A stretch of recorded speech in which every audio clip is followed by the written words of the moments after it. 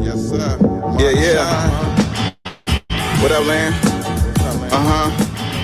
Yeah. What we doing? Bearded conversation, homie, tap in. Why you hating? You already know we locked in. The world's greatest. Broadcasting, laughing, they love it, but don't judge it. Got it off the block, giving it back. Bearded conversation, homie, tap in. Why you hating? You already know we locked in. The world's greatest. Broadcasting, laughing, they love it, but don't judge us. Damn. Got it off the block, forming a dynasty from a rock. Laid back in the cut, press play, can't get enough. Yo, let's chop it up in every location. A bidded conversation, opportunity keep knocking like child support payments. Started from the bottom like basements, now we famous. Podcast official, the topic will probably hit you from a distance like a pistol. Subscribe so you can listen to survival of the fittest. We talking it how we living it, rolling like a dealership, managing several businesses. T-shirts, podcast, no, you don't need a membership. Just follow us on YouTube, knowledge supreme, infinite. Chicago got a different exotic, let's talk about it. Going live, check your notifications so you can holler. Or leaving in the comments, debate it, just being honest. Chicago topics, worldwide views, we supersonic. Big Angus Conga, circle back round like every week. Tell a friend off the block, it's where we meet. Bearded conversation, homie, tap in. Why you hating? You already know we locked in. The world's greatest. Broadcasting live and they love it, but don't judge us. Got it off the block, giving it back to hood lovers. Bearded conversation, homie, tap in. Why you hating? You already know we locked in. The world's greatest. Broadcasting live and they love it, but don't judge us. Got it off the block, giving it back. Come on. The hood lovers, got it off the block, giving it back. The hood lovers, broadcasting live. Off the block, giving it back. Bearded conversation off the block, giving it back. Bearded conversation off the block, giving it back. Bearded conversation off the block, giving it back.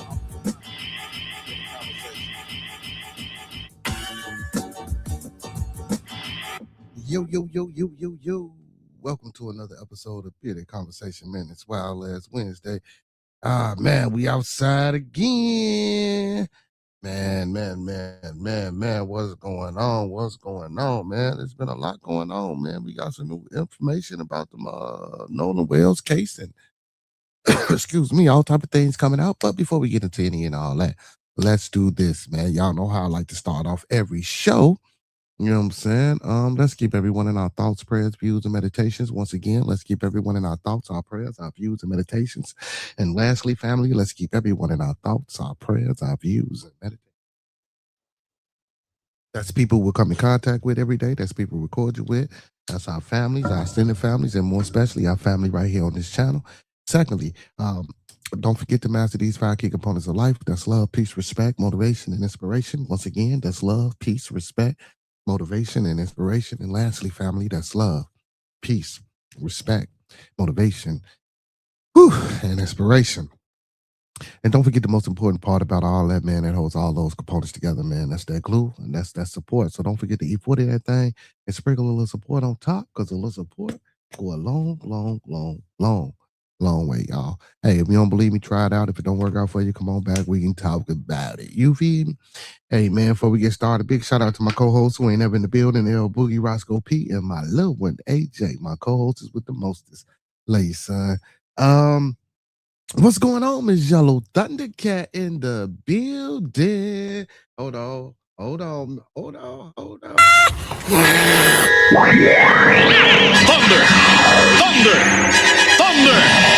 Thundercats! Ho! What's going on, Miss Yellow Thundercat? How you feeling, beautiful? How you feeling? Yes, ma'am, all is well. Yes, ma'am, all is well. You see, I'm gonna take back. Oh, you on the clock? Okay. That's right. I forgot you did say you was, you know what I'm saying, doing your thing. I'm glad. Hey, man, what's going on? I'm glad to see you, man.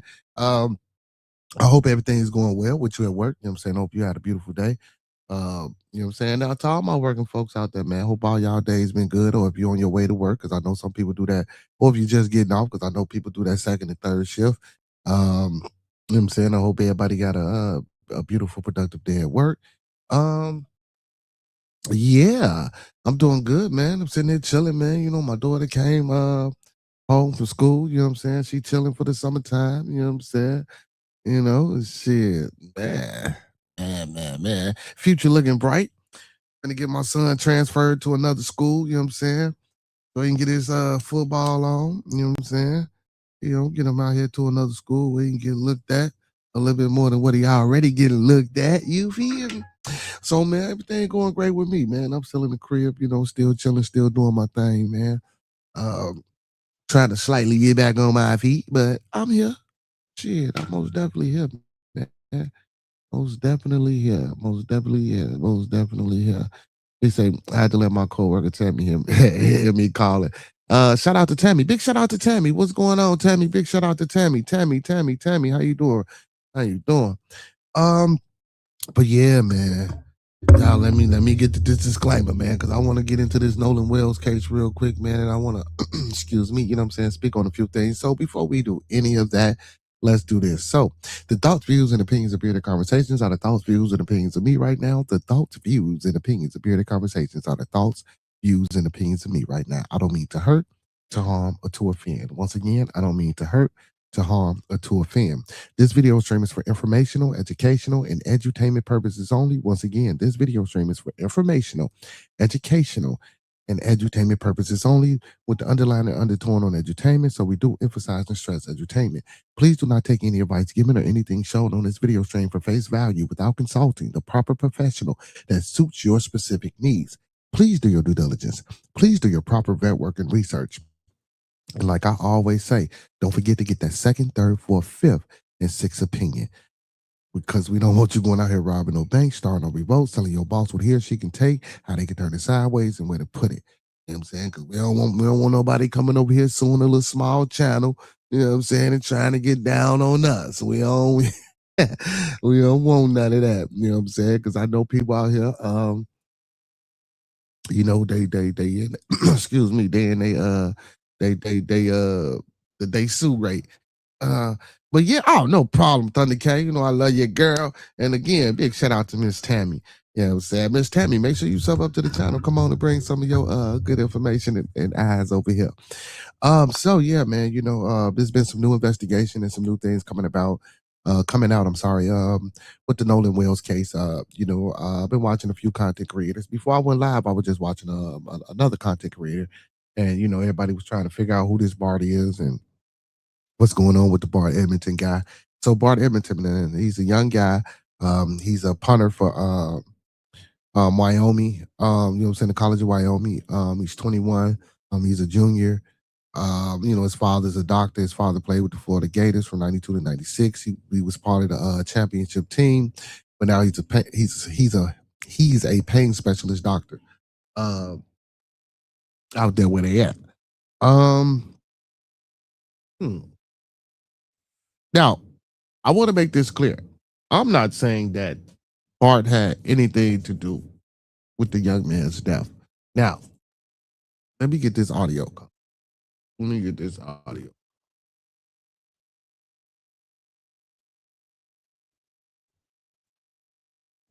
Give me 1 second, y'all.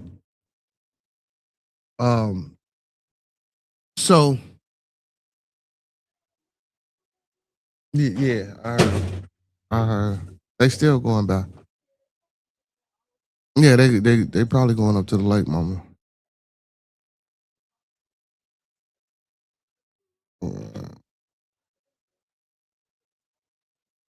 That's them going to the lake.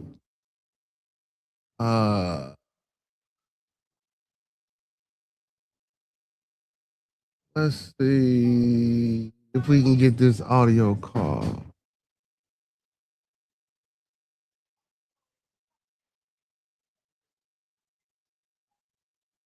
No, that door locked. Don't close it all the way. He ain't gonna be able to get out of there. That door locked. Don't close it all the way. He ain't gonna be able to get out of there.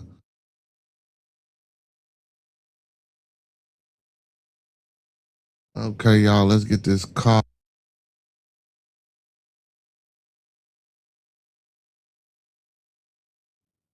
Okay, y'all, let's check out this call real quick.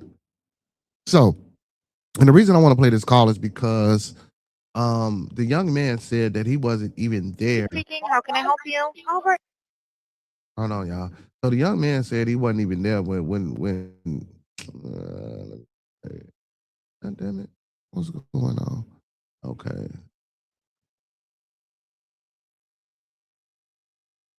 So Bart claims that he wasn't even there when oh my goodness. Let me see. Okay, he claimed he wasn't even there when all this was going on. He claimed that he was in Wyoming and he said he's been in Wyoming for the past year. But in his audio call that I'm about to play, we can hearly state that they call this young man voice in the background. Let's listen. CITO Assistant, Vicky speaking. How can I help you? All right, of course. How far is the water coming up, sir? No, we do not need that. All right. Oh,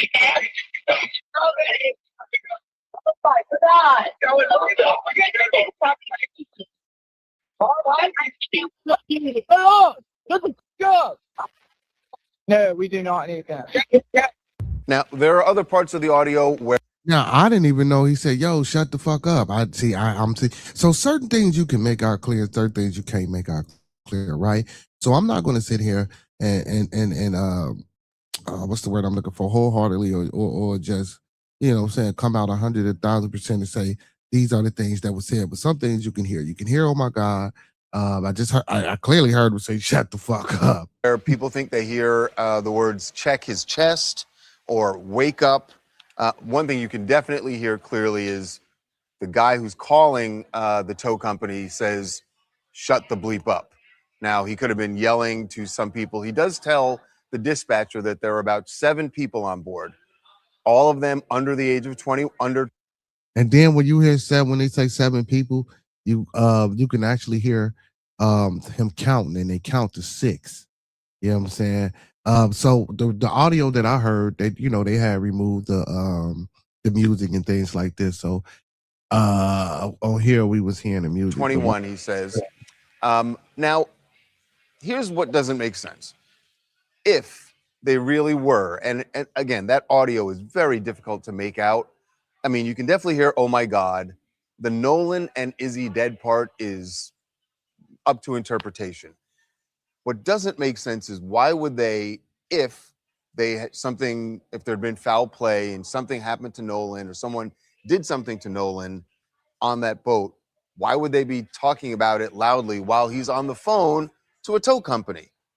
Just doesn't add up. People we've spoken to in Ocean Springs, Mississippi. And again, that's not true. I hate when they keep saying this bullshit. First of all, if something going on, like if it happened, bam, oh shit, we call grandpa. Cause why the fuck was his grandfather? Sorry. Why was his grandfather? Why did his grandfather just get off the phone with the captain and say they don't need any assistance? So first of all, let's just say I'm on the phone, some shit happened and I'm on the phone, right? And I'm making a phone call and we got people in the background. See, they hysterical, right? They going, whatever they going, they don't know what's going on. So of course they're gonna be still doing their activities in the background, regardless of whether you was on the phone or not. Because if some shit happened, regardless of whether you're on the phone, like if a motherfucker do like if my homie on the phone and I just still off a motherfucker, there's a lot of commotion, you're going to hear that, man. Even if you're going to hear that. So now I get what he's saying. If they just did this shit, why would they call alibi? I'm not saying that's what they did, but we're speaking hypothetically. If this was something that really happened, they doing this shit for an alibi.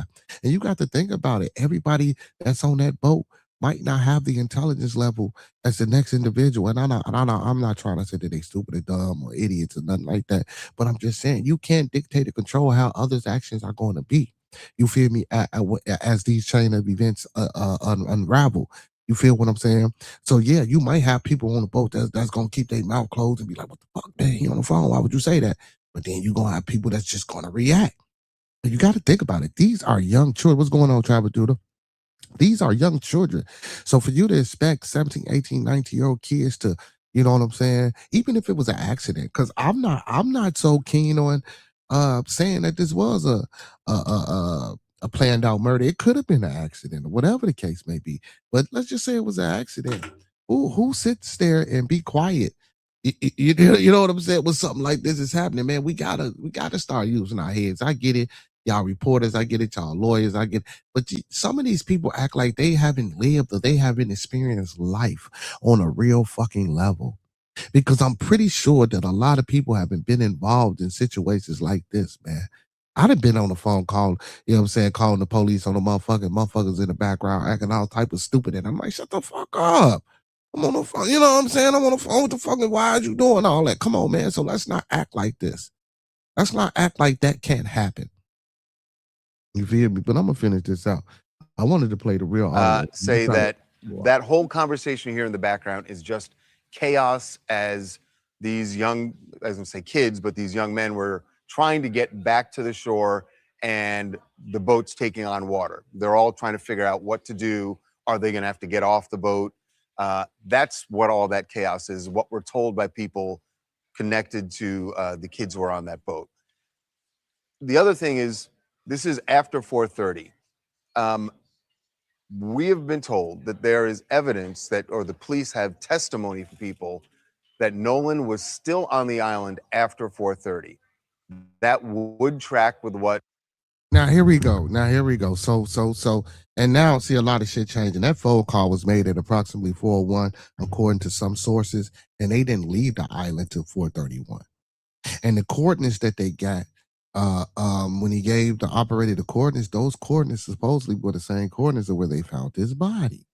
You feel me? So now again, I know it's a lot of misinformation, and I know it's a lot of things coming out, and of course, public opinion, and people are going to speculate, and people are going to say this, people are going to say that.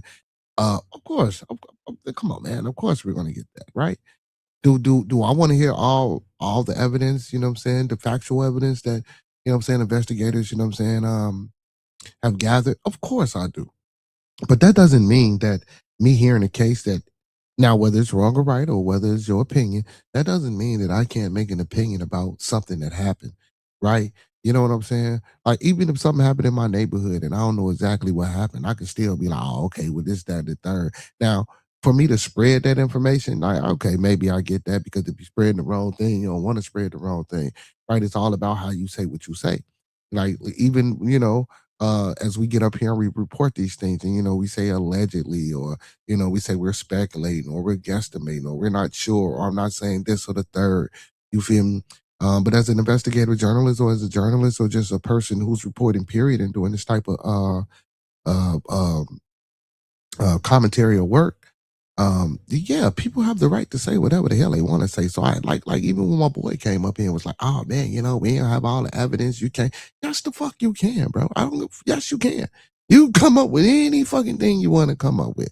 Now, what I will say, I do understand that there's a law, and I do understand there's policies and standards and orders that you have to follow, right? Yes, I do understand that, and yes, I do get that. But that doesn't mean that some bullshit can't be happening within this realm of understanding the acts that has been committed upon this young man. And let's just say, like I say, let's keep it as an accident. If it was an accident, why did nobody come out and say, well, this was an accident? Look, woo out the bam, this, that, and the third. Now, a lot of people have been trying to figure out, well, who supplied the alcohol? Where did they get all the party favors and shit from? How did they get it? So supposedly this 21-year-old guy, and I'm not saying that he did or he didn't, but it's easily can track if he paid with it with a credit card or if he paid with it with cash. You can find the store and you can find out what he purchased and you can see, woo up the bam, right? And again, they say they was friends. But again, like they say, Bart said he was in Wyoming. Bart said he hasn't been there within a year. So if that's the case, I wanted to get to the let me see if I can find a better audio where they holler out his name. So now it goes from you being in Wyoming for a year and you were never on Horror Island, to them calling out your name, to your name being on some documents that matter of fact, his name was on, they say his name was on, I believe it was the boat report. Let's see. Let me see if I can find that whole audio. I played it the other day.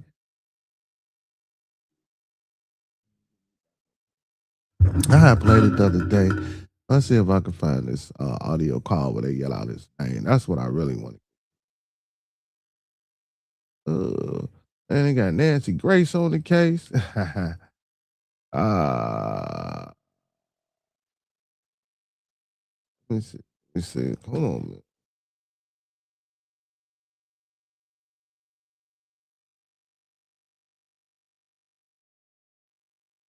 To form your LLC, it's called Taylor Brand. Let me see. Give me 1 second. I'm sorry. I apologize.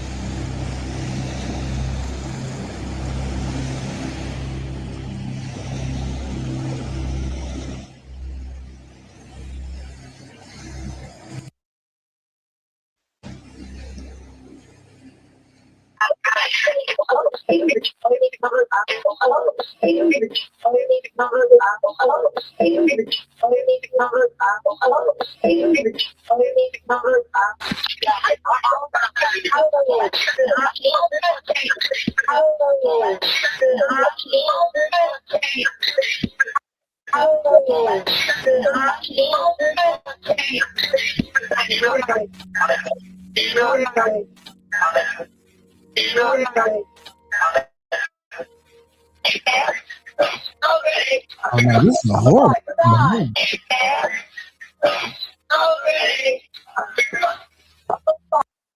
No, that's a horrible audio. That's not. What the fuck? What are y'all doing? See, I know what they doing. I know. I should have said that shit. I know what they doing. Now all of a sudden we can't get the audio. Let me see. Let's see. Now this audio is just hard to find, right? I'm telling you, the audio hard to find because that boy name was in that motherfucker, right? And he coming out saying that he's suing people for saying anything about mentioning his name. But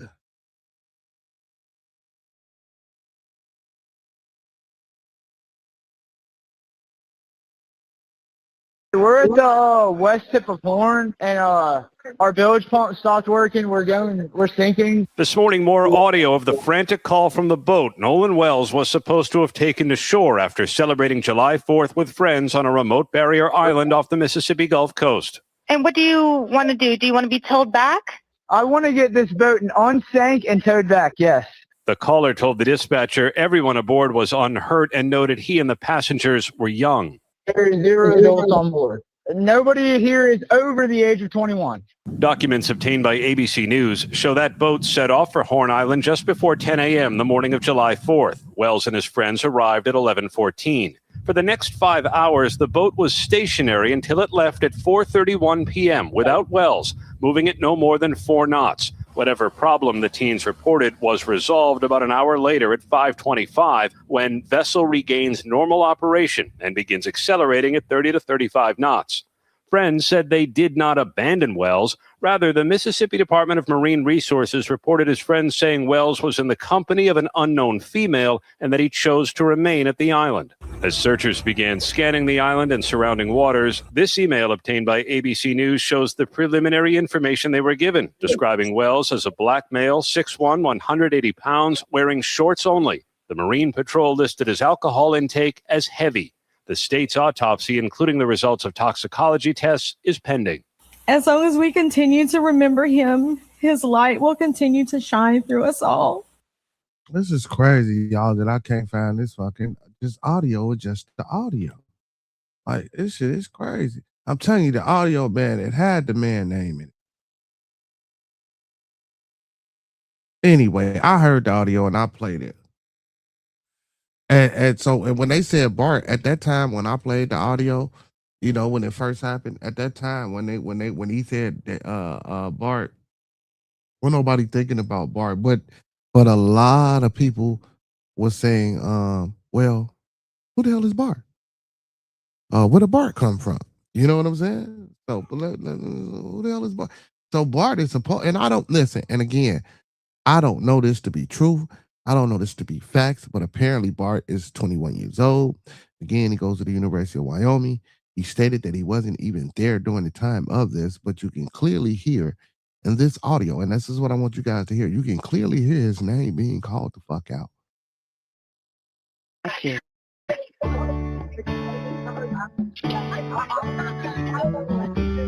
This music, that's how this is.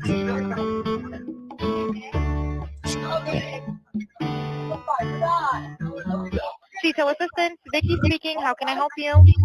Hey, we're at the west tip of Horn, and our bilge pump stopped working. We're sinking. Can y'all please come? We have a membership.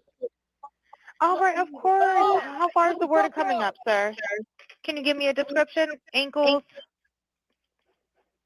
Right there, right after he said, "Man, shut the fuck up," and then you heard a motherfucker say, "Damn it, Bart." You go back just a little bit. Water coming up, sir. Can you give me a description? Damn it, Ankles? Bart. Hello? Two wheels. What up, Yeah. bro? Yes. How far is the water coming up, sir? It's coming up. It's Now, so we hear the name Bart. Now, mind you, okay, and let me tell y'all this, because I don't want to, because this is the thing. Like when they came up with the name Bart, he's not, of course, you know, because you know they gonna say this. He ain't the only Bart in the fucking world, right? So just because they said the name Bart, don't mean necessarily that they was talking about this Bart. You know, because they could try to play that. They could try to say, well, you know, shit, you know, we know a couple of Barts. You know what I'm saying? That Bart is not the only Bart in the world. You know, is that Bart over here and that Bart over there and woo up the bam. So I want people to understand that too as well, because we don't have to be. Oh yeah, we back in here. We back in here. We back in here. What's up, little bro? Two Hills is in the building. Hey man, let me apologize right now to my little brother, man. I want to give a public apology, man, to my little bro Nike fam A1, J Dub. And also, man, the brother PJ Ellis, man. I wasn't there yesterday doing the show or the interview, man. But I hope, man, if y'all locked in with us, man, like I say, make sure y'all tap in to our wrestling program, Two Hills STS, you know, most of the time every Tuesday, 5 p.m. Central Time. Lil bro, make sure you put the link in the chat so if they ain't watched the interview, they can get back to it and watch, you know what I'm saying, the show, the interview and the show from yesterday. And tell John, no, I'm still messing with y'all, man. You feel me? It ain't like that. Oh, man. But yeah, man. So, and again, like I was saying, you know, he ain't the only person named Bart, right? So I just don't want to assume that he's the guy. And again, just because his name is mentioned, I also want to state that that doesn't mean that he's, you know, the person that did anything. So supposedly Bart helped a guy named Bart helped him, you know, saying with a toe or whatever the case may be. So so again, if Bart helped him with the toe, this is what I want people to understand. If he's helping them with the tow and he's calling from his boat, that don't Bart wasn't on the boat with them. Bart was in his own boat. So for people to think that Bart could have possibly did anything, I want to try to stop that or shut that down right there. Because if Bart was on his own boat coming to assist in the tow. Now, here we go, because we can paint this picture. Well, we don't know what happened before the phone call was made, and maybe the boats was already linked, and then and Bart jumped on, and Katie. I mean, because what I'm saying is because even my brother, man, Monk was trying to say, man, I told you, man, it could have been about this girl. He just sent me a few clips. You know what I'm saying? He got at me earlier today. You know what I'm saying? About, you know what I'm saying? Because we had this conversation prior. Now people trying to make it seem like Bart and this girl Katie had a thing going on. Which again, I don't know that to be true. The young man has came out and said that I don't know that young lady.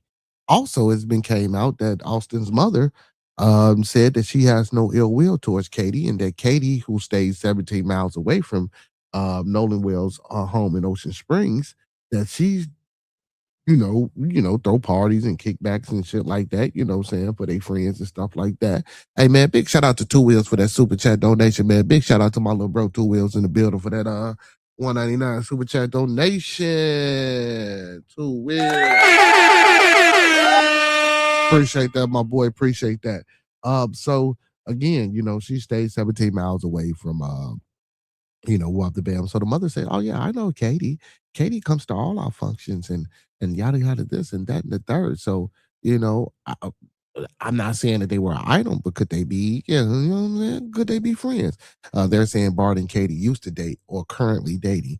Right. So, and again, even with that Tribe, so Tribe, if you notice, it's always been some contention with Travion or Trayvon, whatever the fuck the dude name is, and then Warren. Man, I said something to him. I looked at him when he was with the girl in his arm, and you know what I'm saying? I said he was crazy. Ooh, up the bam, man. Yada yada yada. Then the other boy was like, "Man, I'm looking and he with Katie." Everybody's mentioning about how he looking and he with Katie as if Katie got some shit that you know what I'm saying. She ain't. Now, and again, I could be pushing or I could be trying to, no, and that's not what I want to do. What I want to do is say what I'm feeling and how I feel. Maybe Katie was seeing somebody, or maybe they were weary about. And again, I want to let this be known and perfectly clear that I'm not saying that Bart is the person, regardless of what they're coming out with in the media, or regardless of what we saying in the chat and what we heard in the media. We don't know exactly if Bart and that young lady was dating, you know what I'm saying? So be that as it may. But whatever it was, Bart could have probably been a friend of a person that she was, who knows? It was like, why you with my homie's girl? Any fucking thing. But my thing is, man, at the end of the day, I'm not accusing any of those young men, right? That's not what we want to do. Of course, we want to let the evidence speak for itself. Now, I will say this: I don't think it's fair. I don't think it's going to be a case that's going to be investigated with the totality of equality to really find out who really unalived this young melanated king. You feel me? And I'm gonna say that, man. Be that as it may in the state of Mississippi, man. I'm gonna say that. Now, if this is a black on black killing, of course, they ain't really giving a fuck. They not really whatever, who up the bail. But there's three young white men, man, who being accused or who in public opinion, in the public's eye, are accusing these young boys.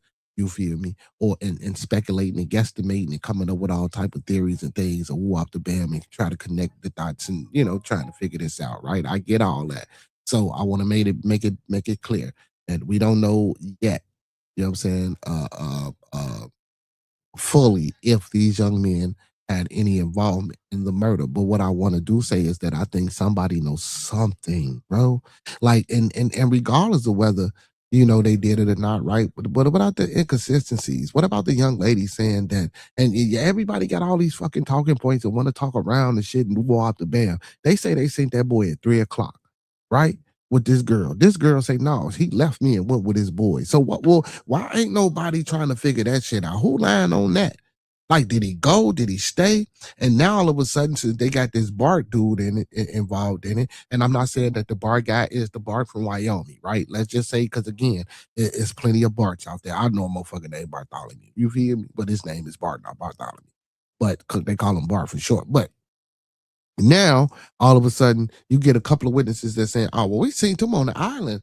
So who are these? Well, and again, they not gonna bring these witnesses out to the public because they claim all these people is getting death threats. They claim everyone is getting death threats. Where are the death threats at, man? Like, we gotta be for real, man. We gotta be for real. We just gotta be for real with this shit. And I do want to look at all the evidence if it's available to the public.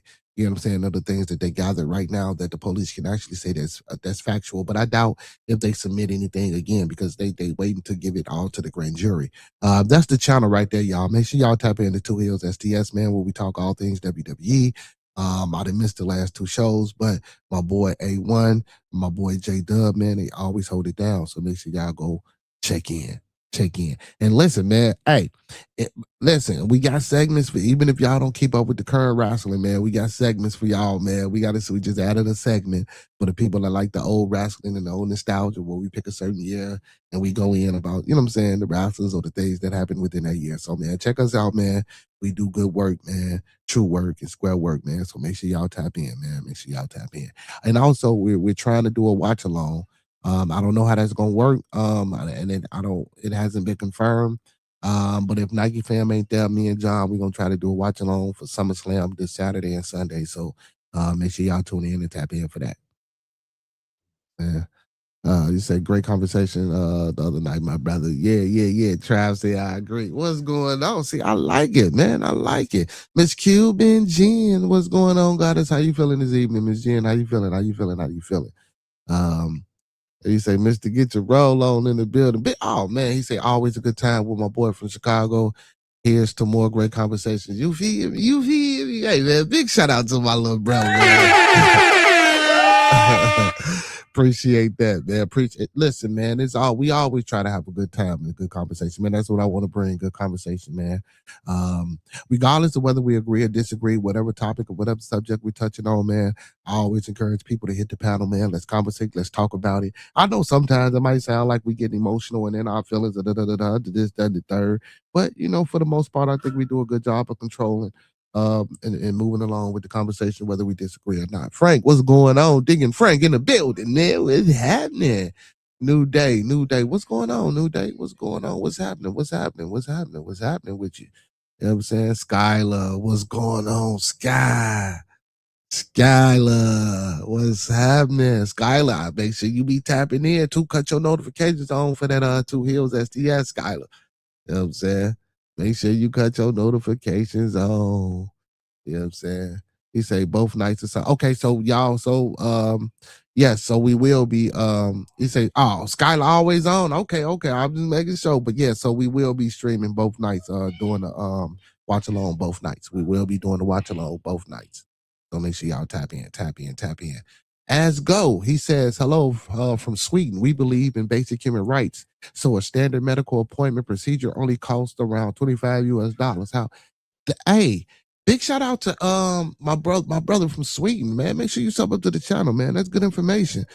So and again, and I said this too, like when things like this happen, we need to be able to, get our own autopsies and things like that, just for situations like this. Because if Ben Crump, Al Sharpton, or they didn't try to make this a highly classified case, you know what I'm saying?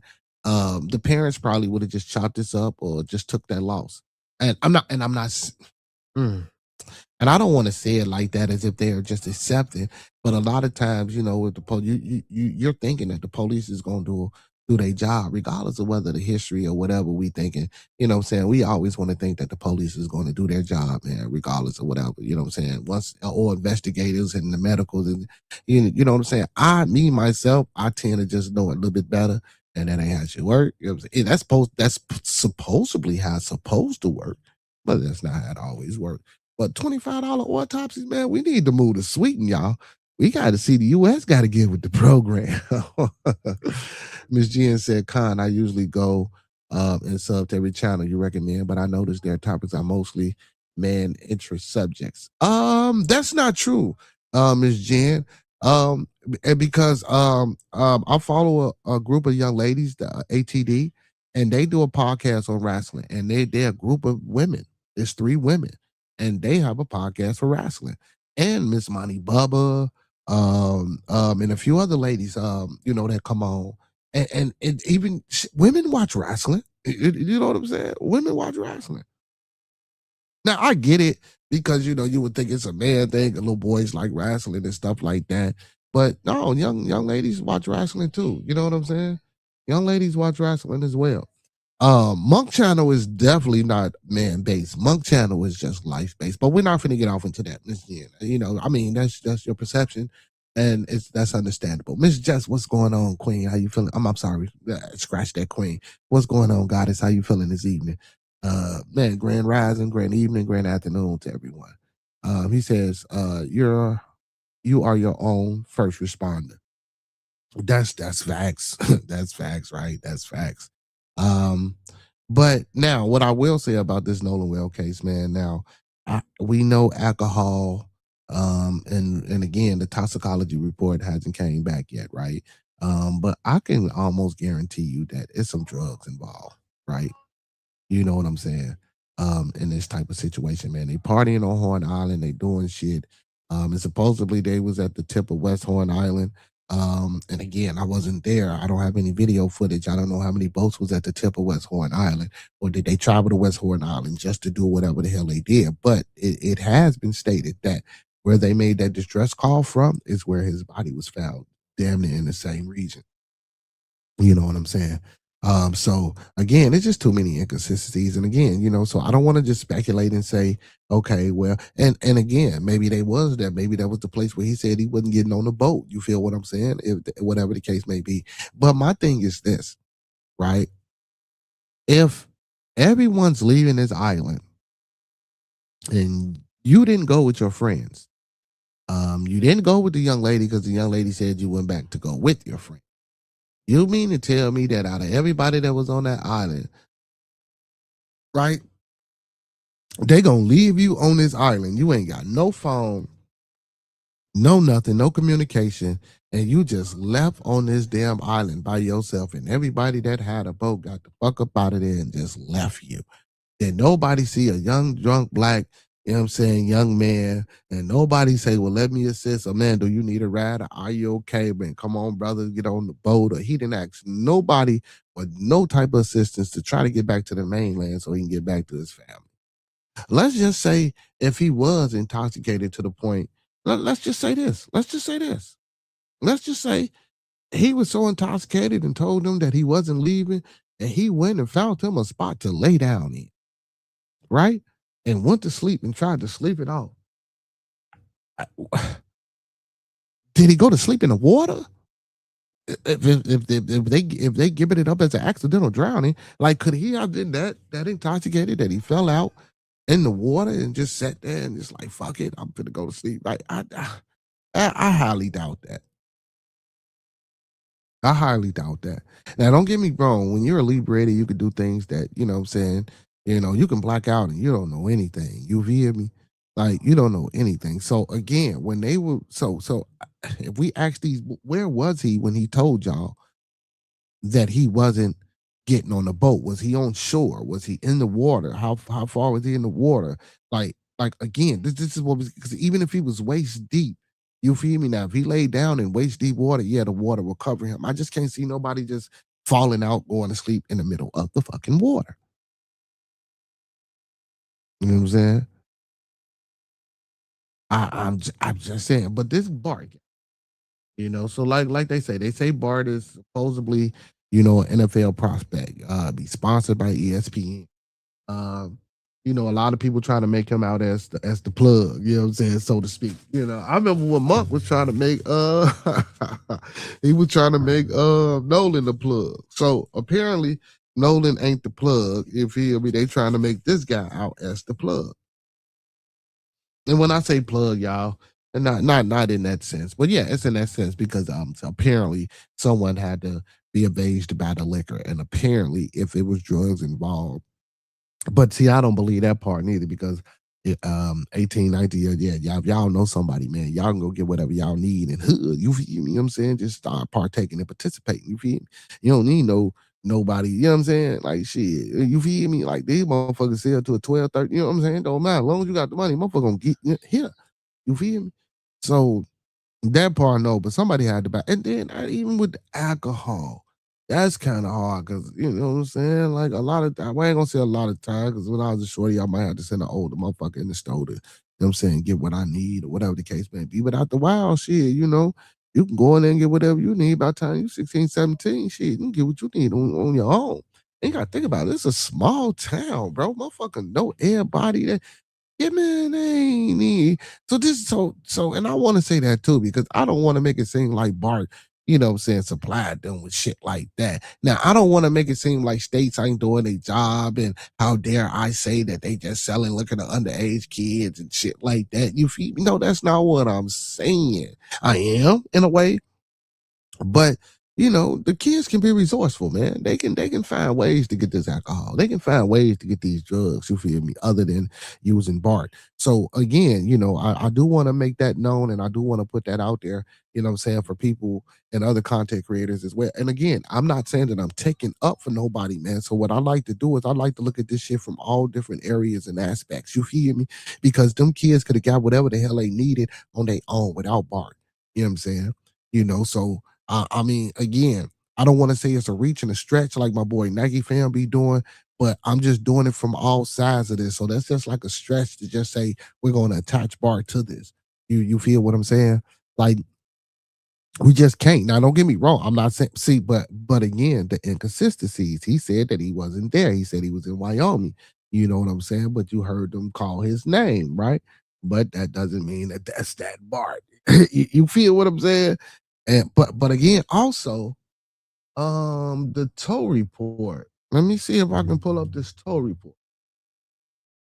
Uh,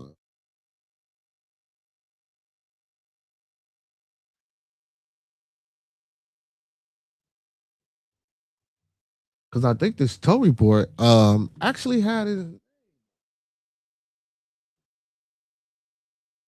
from what somebody showed this tow report and it had his name on it. Let me see. I don't want to see the damn hear the audio anymore. I want to see this tow report. I forgot what I was watching.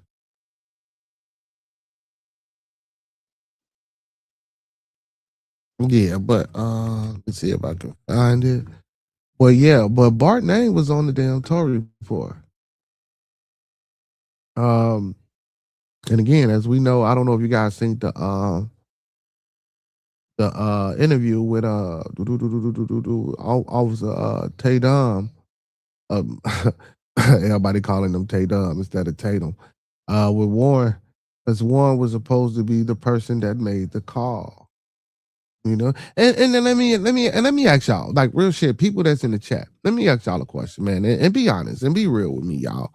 If we all on a boat, man, and y'all with y'all peoples, man, young or not, man, let's just put yourself in that age, man. You feel me? Now listen, don't think about the murder. I'm sorry. Don't think about the unaliving. Like we gonna leave that part out. We gonna say we don't know nothing about that, and that ain't even the case.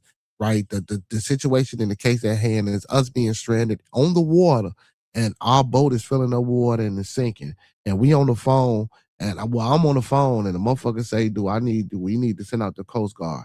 How many of y'all honestly in the chat, if you don't know what the fuck going on with this boat, how many of y'all in this chat gonna say, no, we don't need the Coast Guard if you're on the phone with a CTO operator? Let's be honest. If listen, if y'all would say that y'all don't need a Coast Guard, put a one in the chat. If you would get on that phone and say that I don't need no Coast Guard in 31 feet of water, and you're not sure that, and now mind you, and I'm just throwing scenarios out there, but you yourself not sure if everybody can swim. Even if everybody say they can swim, you might not have seen everybody swim, so you don't know for sure. But motherfuckers saying they can swim. Y'all in 31 feet of water. You feel me? The it's filling up with water fast. The boat. You telling the operator that you're sinking, right? But so now mind you, but apparently this boat is still operable, right? So if the boat is still operable, why not just drive back to shore to get out the fucking water? Is what you know what I'm saying? So you're gonna stay out there and wait for a tow while your boat is filling up with water. And mind you, the pressure from people standing up in the damn boat or being on the boat is going to help the boat sink and fill up with water faster if it's a hole or if it's coming up from the bilge pump in a certain area. Because the bilge pump is supposed to, of course, water is going to get in the boat, but the bilge pump is supposed to pump the water out the boat as excess water come in the boat. You feel what I'm saying? So I mean, who would say don't call the Coast Guard? Like send me Coast Guard, security guard. I don't give old guard. I don't give what type of send me somebody to get me up out of this shit. Send me somebody. What you say, Miss Jen? Miss Jen said I read an article which states that the first call was made to the stepdad of the boy who invited everyone to the boat. Allegedly, this dude has a boathouse near where they were at. GPS shows it in the itinerary. See what I'm saying? See, this is the shit I'm talking about. Why everybody keeps sitting here, and don't get me wrong, because I'm still gonna cover whatever I cover. I don't give a fuck if it was Carmelo Anthony, if it's just Wales, if it's another case that comes up. I'm gonna be open-minded. I'm gonna be optimistic, pessimistic, devil's advocate, and I'm gonna play this thing from all ways. You feel me? And of course, now mind you, yes, in front of you guys, and if I'm doing journalism correctly, I'm going to be unbiased, right? As I'm reporting. You feel me? Because that's how get the conversation to be how it's supposed to be. Oh shit. And get pushed along and the narrative to move, right? But now when I cut this motherfucker off, I could be like, oh man, shit, them motherfuckers did it. I don't give a fuck what I was talking about. Man, yeah, them motherfuckers, they did it, right? Now, mind you, I do know that Mississippi has a history of certain things, right? You know, and I'm not asking anybody to forget, right? Because we know these things. But what I will say, me personally, that doesn't always mean that everyone, what I'm saying, is going to be that way, or even now that everyone is that way. Now we know racism exists. We know it's alive between everyone, what I'm saying, out here, right? But we can't just say everyone that we run into is going to be that way, or every person that we meet is just actually, you know what I'm saying? We can't say that. You know what I'm saying? It's just because, it's the South and we know how the South is and we know the South is, you feel me? We can't necessarily always be like, you know what I'm saying? Now, as a whole, you feel me? As a whatever, if that's how you feel, I'm not saying you're wrong. You know what I'm saying? And I'm not saying you shouldn't feel that way, because throughout history, we know what the fuck it is. We know how it is. We know what's going on, right? You know what I'm saying? I mean, we just do, And again, these type of things, unalivings, have been happening since the beginning of time. You feel me? I like to say it's not a racist thing, because listen, they conquer and take over their own people. You feel me? We as a people are so caught up into the race thing, you know what I'm saying? Because we had a little brief stint in history where it was happening to us and it was horrific to us. You feel me? You know what I'm saying? But they do this type of the shit that they do to us, they do it to their own people before they even came in contact with us. You think slavery just started when they started shipping motherfuckers over here from Africa, or shipping motherfuckers from the Americas to Africa? Hell no. No, listen, it might not have been called slavery or however you want to try to pull it or play it. But god damn it, that shit has been here forever. If I'm going in, you can call them prisoners of war. You can try to clean this shit up and make it sound good or whatever the fuck. If I got a kingdom, goddamn it, we running through kingdoms and we killing motherfuckers, guess what? We enslaving them. We put them in our dungeons. We put them in our traps. We put them in wherever. We beating their ass. We making them work for us. If you don't want to work for us, we gonna slit your fucking throats, hang you upside down, and get rid of you. Maybe eat you for meat. If not, give you to the animals. History. Just pick up a fucking history book and read history. I'm not telling a fib. So the social construct of identity, you feel me, is a modern construct. It's a modern thing, right? You feel me? This transatlantic slave trade, I'm not well, we gonna say modern, 16, 17. You know what I'm saying? It's a modern thing in history that since we have evolved could be recorded and documented, you know what I'm saying, and observed, you know what I'm saying, through certain people and through certain lineages. You feel me? We wasn't around in the 1 BC and all that shit. So, a lot of that is kind of hard to, you feel me? You know what I'm saying? It's like, yeah, even, and I'm going to take it back, even as far as the Roman empires and the Greek empires and the wars and the Marges and the 300s and the Spartans and all that shit, like, a lot of that shit just be seeming a little bit, you know what I'm saying? Because that's for us, or for most, that's unobservable history. You feel me? That's these archaeological findings and anthropology and archaeological findings and things like that. What we won't say is that shit is speculation too. That shit is a theory too. It's still a science and it's still accredited, but that shit is still a theory too, because they find things in order to make out something, or put things together to paint a picture or a narrative to put in front of us as history. You motherfuckers don't know what the fuck really was going on. What you can only speculate and guesstimate from findings, from certain writings and scripts or manuscripts. We don't know if that shit's really the truth. We can only formulate or guesstimate ideas. You feel me? I mean, I listen, I could be wrong, but that's just my opinion. My opinion. Um, Skylar says, formula was lost a long time ago. Race or gender is whatever it is. We all work best when we work together. If we figure out we can start conversations to make things better for all. Yeah, okay, and I agree with that. You know, Skylar, yeah, but that's not everybody's understanding. You feel what I'm saying? That's not everybody's understanding. And a lot of times when I hear people say, well, why is it a race thing? It's a race thing because that's what listen. I'm not saying that I hate you or you hate me. But for the overall consensus, it's always going to be a race thing because that's how it's pushed. That's how it's painted. That's the narrative. From the reporters reporting to the public to the public opinion, it's always going to be like that. The only way this wouldn't be a race thing is if this motherfucker just started all over again with new, fresh people to get rid of that concept or idea. But I guess what? I guarantee you it'll come back. I guarantee you it'll come back. Because somebody gonna be like, why isn't that person like me? Why don't that person look like me? So what is that person? Where does that person come? See, our minds wander and flow. We've been wanting to know too much shit. You know what I'm saying? KC, what's going on? We're gonna be wanting to know too much shit. So it's gonna be hard to get rid of that understanding of what racism. And listen, and let me tell y'all this. I don't have a problem with being a racist.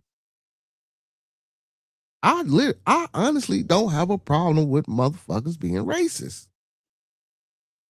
What I have a problem with is the prejudice and bigotry. You feel me? Who don't want to be for their people? Who don't want to love their people and want the best for their people? That's all a racist is. An actual definition, if we break down the word raw and ist, which is a suffix, and it has a meaning. You feel me? And then when you put these words together, you feel, you know what I'm saying? It means something. So we go off modern interpretation of what people say. You know what I'm saying? That's how we get our understanding. That's how we operate in today's world.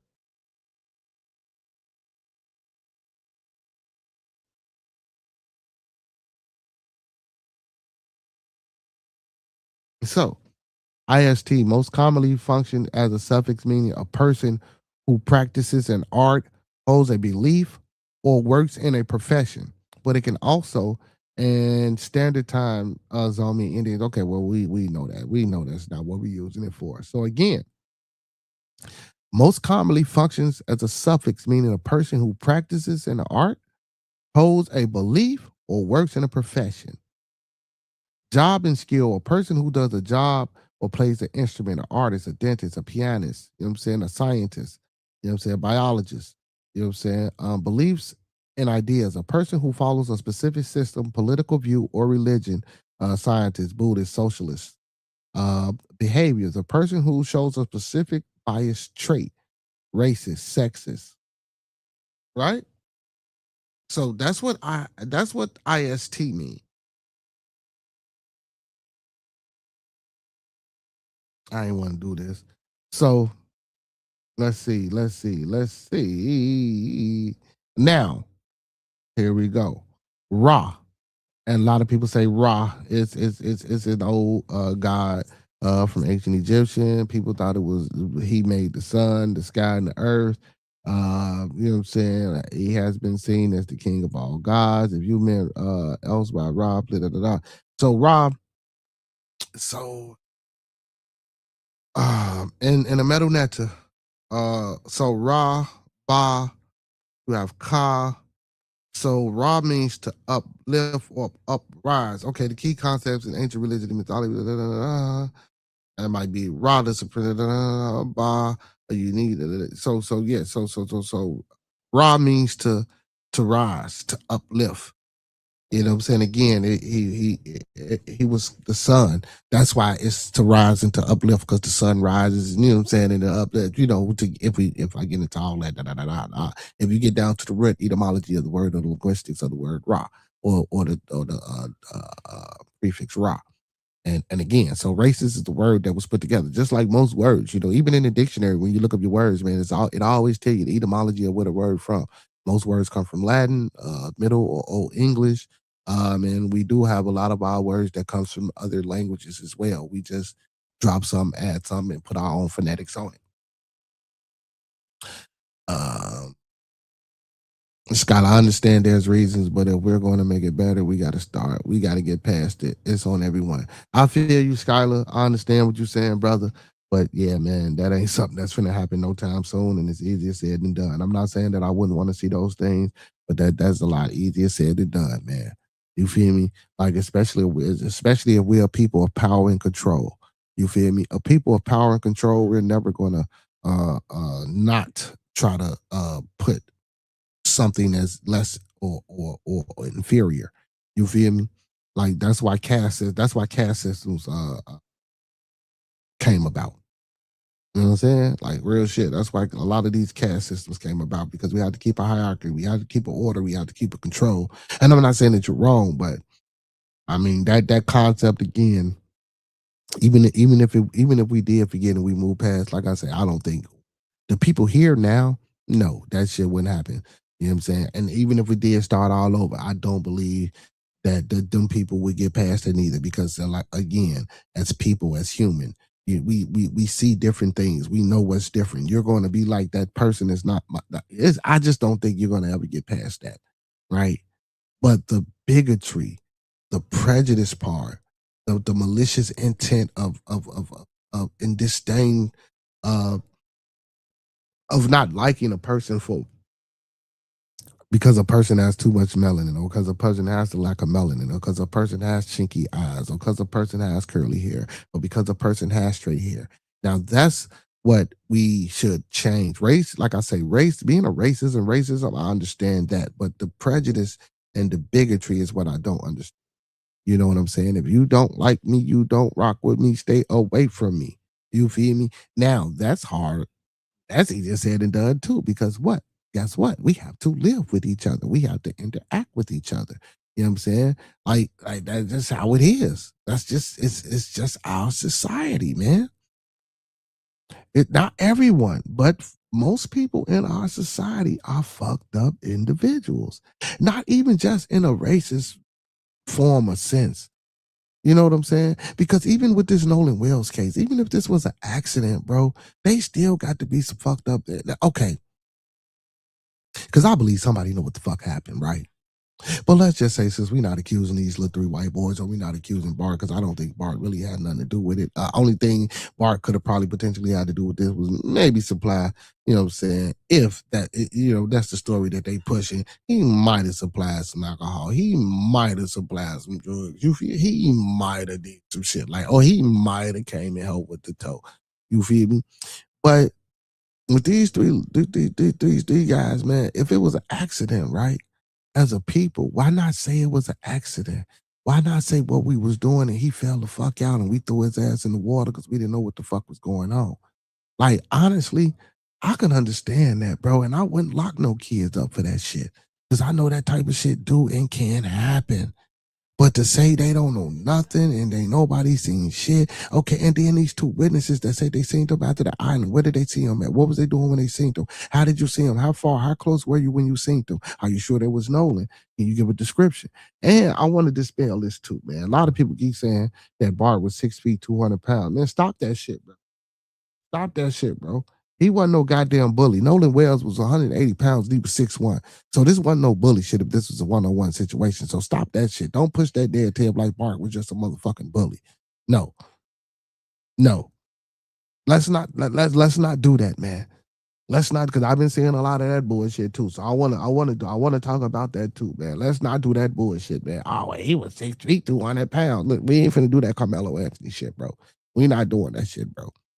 The Nolan Wells was 6'1", bro. He was 6'1", 180 pounds, bro.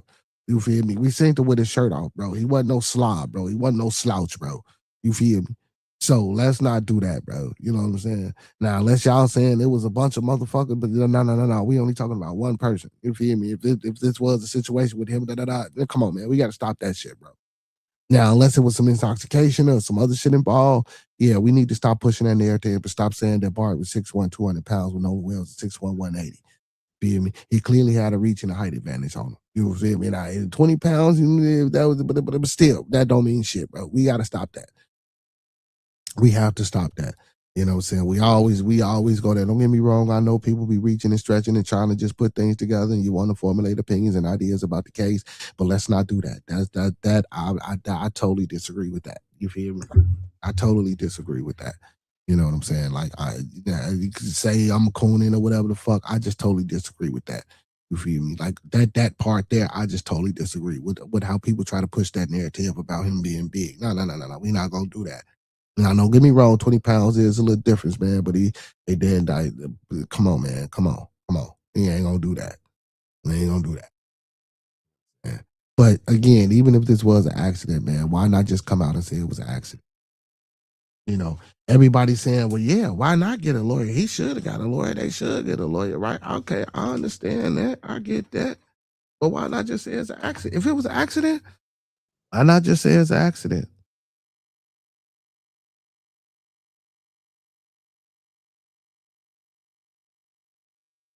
The only reason I would think that we wouldn't come out and say, and mind you, this is our best friend.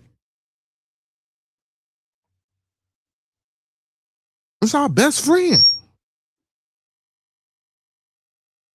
So if it was an accident and this is our best friend, why not come out and be like, man, this was an accident?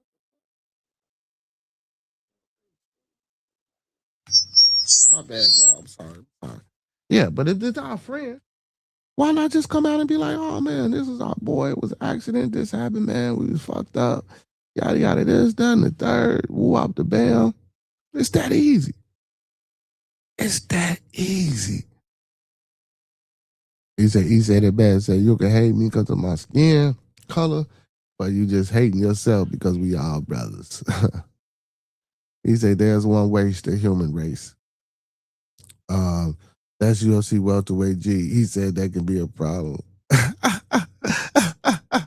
No. Okay, yeah. Okay, too. Okay, like, I get it, y'all. I feel what you're saying, right? I feel what you're saying, right? Yeah. But come on, man. Listen. And I'm still not pushing that because, bro, I done got down with motherfuckers way bigger than me, bro. And man, you feel me? You know what I'm saying? I done got down with motherfuckers taller, way more. You feel me? You know what I'm saying? Thought it was sweet. You feel me? Get the fuck back up off me. Oh, now you want to grab, you want to tussle, you want to wrestle. Oh, yeah, I was all state wrestling. You want to do that too because you think you big? Oh, yeah, you got me, but you can't do this though. You feel me? Like, so that's why I say, bro, that 20 pounds, yeah, it means something. But then again, though, bro, if you nice with your shit, you feel me? It don't mean nothing. Because a motherfucker ain't got to get close and touch. Because you got to think about it. Let's just say if he wasn't, we going to take alcohol up out of this.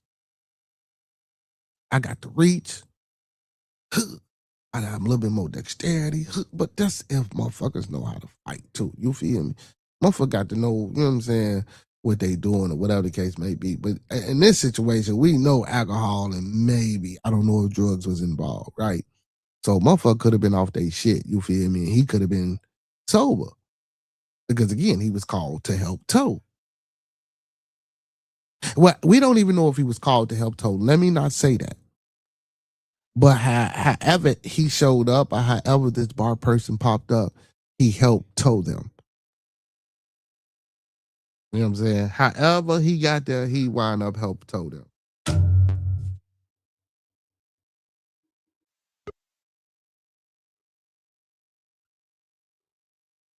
Mm. What's going on, random Australia? How you feeling today, my boy? Good man. How are you? I'm good, and you? I'm good, and you? I feel like it was an unfortunate accident, but since the boy was involved, do you know, respectively, man, you know anything about what we talking about? Nah, I just tuned in. I didn't hear what you were saying. Okay, with the Nolan Wells, well, I'm not doing like I only want people up on the panel that can give a you know what I'm saying, insight or a little information about what they talking about because I don't want the floor of my show to be, you know what I'm saying? I don't just want you sitting here and you don't know shit. You feel me? All good, all good. Mm. So Ms. Jen says, I feel like it's an unfortunate accident, but since the boy was involved in it, it has to back up for the law. What? Hold on, let me read this again. I feel like it was an unfortunate accident, which it could have been, Ms. Jen, but since the boy involved in it has the backup of the lawyer, higher influence, they're just covering up a real story to keep them out of prison for manslaughter. But see, Ms. Jen, even so, listen, I get what you're saying, but in the case of an accidental death like this, if it was drugs involved and these boys are 18 and they the age that they are, I don't think no respectable judge would honestly really lock them up. Now, yeah, okay. What I'm talking about, and you saying manslaughter, so we talking about like if if he was out there doing drinking and doing drugs on, and I'm not saying they was doing drugs, but we just gonna say they was out there partying. Let's just say they was out there partying. He was partying on his own cognizance. You feel me? He was out there doing what he wanted to do on his own. You know what I'm saying? You know, we all could have came up or collaborated a story where we was like, man, we told him to slow down, we told him to chill out off the band. But did you know? Oh yeah, we knew. That's why we were trying to leave, and that's why. See, it would have been better if it was an accident. And if they came out with the story, how they came out with the story, they wouldn't have did no jail time, in my opinion. You feel me, Miss Jen? I don't think if they'd have did this the right way, I don't think they would have did no jail time. You know what I'm saying? For a cover up, if it was a true accident. Now, an accident in the case where you were talking about, well, I would think they would probably potentially, and I'm not a lawyer, I'm not a judge. So, I mean, I'm not saying that, what I'm saying is all the way completely true unless they was in an altercation with each other and the motherfucker pushed him and he slipped and hit his head and that type of yeah, I can see how some things can be misconstrued or how some things can be taken the wrong way. You feel what I'm saying, Ms. Then I can see how that could be. You said Two Fullery said something shady played out, but who knows what really happened. Um, but they serve time. The man inside will get the details. Yeah, see now, and that's true. See, and that's a lot of see, and a lot of people don't know that YouTube. I mean, YouTube too, foolery. When they go to jail, yeah, a lot of them do a lot of talking, and a lot of shit do come out. But see, but then after a while, though, a lot of times, a lot of that information ain't really. You feel me? Unless a motherfucker trying to beat a case to get off another case and shit like that. That it had to be. But in this type situation because how young they are, if they were in jail and people was pressing them to talk or whatever the case may be, you might could get some shit or you might can put some shit. But we don't want to do that, man. It shouldn't even have to be that serious. But what I do think though, honestly, I do think those kids should have been put in handcuffs. I do think they should at least when I'm saying you went down to be questioned because I'm gonna tell you, man. Like we keep saying this race shit. If it was three black boys, them boys would be in jail right now, regardless whether if my mama was a judge or my daddy was a lawyer or my father was a doctor. They'll be in fucking jail right now. We'll be talking about this same case about them three melanated young men being in jail while they investigating the case. Why aren't these boys locked up? Why aren't they putting pressure on them? They still living their lives, doing what the fuck they want to do. They probably outside partying, kicking it right now. I guarantee you that's what they doing. All this about they getting theft. Man, they in Ocean Springs. They in their own fucking community, man. Let me, what is the population of black folk? Let me see. Hold on. Now we know 38.7 is the population of black folks in Mississippi. Let me see, what's the population of black folks in Ocean Springs? Just to be, let me see.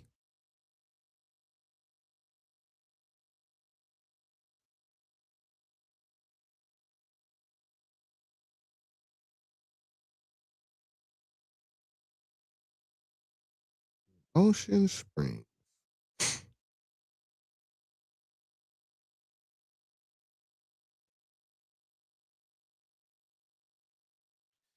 Black or African American population in Ocean Spring, Mississippi, out of 100 is approximately 7.4 to 7.9%. The total city population translating to roughly 1,380 to 1,420 residents based on recent U.S. Census.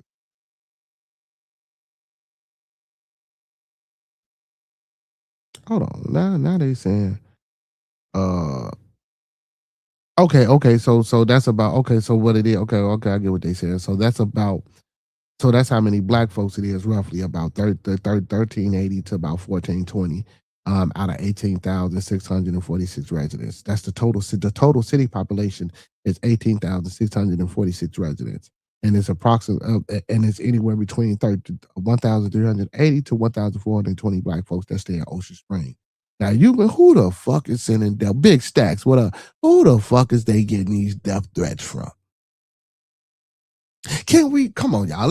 Come on, y'all. Come on, y'all. Come on, y'all. Come on, y'all. Like, come on, y'all. Come on, man. Let's just give it 2,000 black folks out of 18 or 20. We don't round it up 20. 18,000. Come on, man. Who sending the death threats to them? That they saying they got the FBI on alert. They got the CIA on alert. They got the military and the sheriff's office on alert. Have you heard this shit? And then Bart then came out and said, man, he got the lawyer. They saying if anybody speak out or say anything on my name, woo, I'm suing people. It don't matter how big or how small. I'm suing radio news, small creators, whatever the case may be. He's suing people and this, that, and the third. You know what I'm saying? And then I was just on one channel before I went live, and they was talking about how he actually sued one lady, and she actually took her information down, and it was saying like, man, have y'all saying, I like how we say allege and speculate and all that shit. You can't use those words. Even if you use those words, you can still get sued and all this, that, and the third. I'm like, wow. See though, what's going on, my boy? He said, what is considered an accident? Horse playing. Yeah, horse playing could be considered an accident. What if they was fighting, you know what I'm saying? Joking around, tribe, you feel me? Motherfucker got stuck, hit his head type shit. You feel me? Now, they could try to prove some type of negligence towards that because your actions was the reason why, his head was hit or whatever happened, right? You know what I'm saying? But in the case of him, of his own validity, taking things and putting things into his system, and they wasn't forced down his throat, or they wasn't forced, you feel me? Did nobody, you know what I'm saying, make him grab a beer? They didn't hold him down and pull the beer down his mouth or whatever, you know what I'm saying, they was partaking in. You feel me? So that's why I say if it would happen like that, maybe. He said, shoot, my cousin would have scooped one of them up and threw them by now and got a full confession. Tube is a fool. He said, not saying that that's the right thing, just saying what would happen. Yeah. But because I'm saying, I don't, we don't want to. You look, they out here suing people and shit, man. Hey, man, make sure y'all hitting that like button for your boy, man. Make sure y'all hitting that like button for me, man. Make sure y'all sharing your boy out. Hit that like button. Also, man, we got memberships, man. Make sure y'all grab one of them memberships. Like the video, man. Thumb up the video, man. Like the video, man. Thumb up the video, man. Like he said, you feel me? Yes.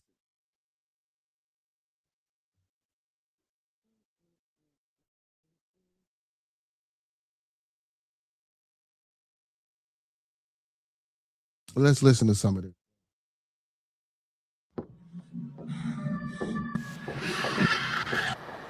First one says, Nolan Wells' friend Bart Edmonton suing all content creators for accusing him of murder. Like, share, and subscribe on your mofos, man.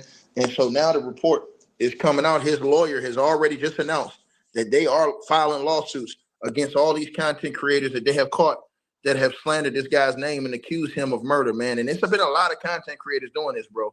And I try to tell you guys, y'all don't want to play this game. You're gonna fuck around and lose all your money.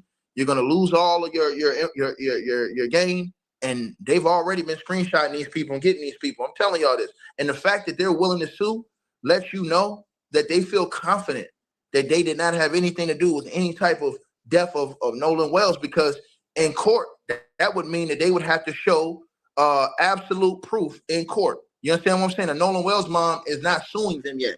Nolan Wells' mother has filed legal paperwork to get subpoenas from everybody's personal information. That is not a lawsuit yet. They're only filing demand letters. Hey, big shout out to Tool Foolery, man. Appreciate you. Thank you, Tool. Thank you, Tool. Big shout out to Tool Foolery, man, for getting on one of them membership calls. And subpoenaing people's paperwork. That's different from a lawsuit. Bart Edmonston, his lawyer just announced they're filing lawsuits against the people that who have accused him of murder online, the content creators and those people.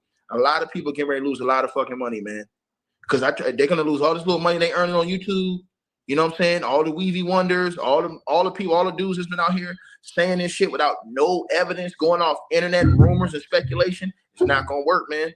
It's not gonna work, man.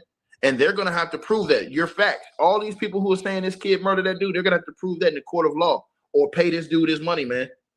That's the effed up. That's why I told people. I said y'all need to wait till Ben Crump and the independent investigators, along with the FBI, come out with their findings before y'all run on the internet and say shit. Everybody got mad at you, no ticket, but you ain't. All right, now for me, okay, now I haven't really heard anyone say that's what he did. And like I say, as I started my program, when we talk about this Bart, like I don't know why. Again, that just because they said his name, he's not the only Bart in the world, right? And again, if he was towing the boat and if they was making a phone call, right? If Bart was towing the boat, that don't mean he was on the boat when that shit happened. If he was pulling up to tow the boat, but he said Bart pulled the plug, so maybe he was just arriving. Listen, I don't know. And again, who's to say that it's Bart Edmonton that they're talking about? Now, again, I haven't heard any content creator said that he was a murderer or that he did it. Now, what I have found is that people try to make it seem like him and this young girl Katie had a relationship, or that they knew each other, and things of that nature, and that he could have been, saying, the man of the town, because saying he a future NFL prospect. He 21. Saying he plays football. But Nolan played football too. Nolan was in college playing football, doing his thing as well, and he could have been popular. And then if Katie was the prize, who listen, we don't know if Katie was a prize. You know what I'm saying? That's what I'm saying. So everything is all speculation. You feel me? So that's why I'm saying I'm not necessarily saying that these young men, had anything to do with the death, but all I'm saying is that somebody knows something. Now, again, regardless of whether but the inconsistencies, bro, like the inconsistencies that's steady coming out about the damn case, bro. And of course, and like I stated earlier, regardless of what the fuck he's saying, you know what I'm saying? Because you just can't say people can't. Now, if it's just the public opinion, yeah. But now it's different. When you cut this camera on or you cut this audio on and you get on here and you just get to spewing things out your damn mouth, yes, you do have a freedom of speech, right? You can say what you want to say, right? But you do know defamation of character, slander. There are a lot of things that you can get held to. Even some of the words that we spew out and we say on here before, we get to really get into what we like community guidelines on YouTube. So it's a lot of things that you can and can't say. So freedom of speech is not really, of course, we know that, right?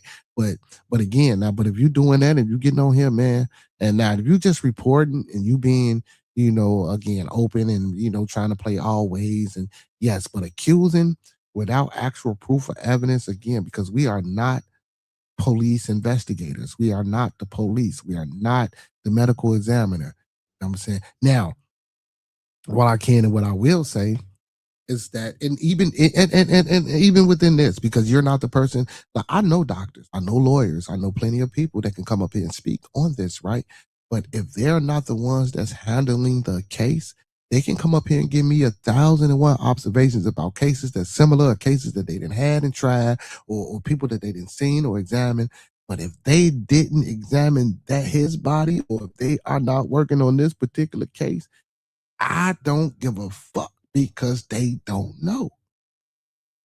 And it's kind of crazy to say that and to try to dispel public opinion when we still don't know because we not the motherfucking investigators. And who's to say that this so-called, town in Mississippi isn't one of those type of places where, hey man, certain things get swept under the rug. I'm just, come on. We just don't know that. Now we do know the history of the state of Mississippi.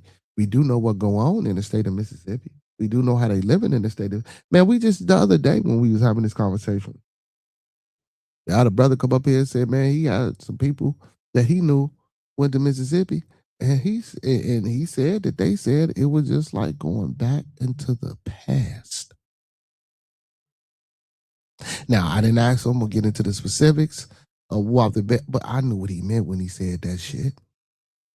And now, don't get me wrong. I ain't saying he went all over Mississippi, right? Because yes, well, guess what? You go to some places that ain't like that. Come on, man. We know that, man. Come on, y'all got to stop with that shit. But we gonna stick to the places where they said they went. He was like, it was like the past, bro. And I knew what he meant when he said the past.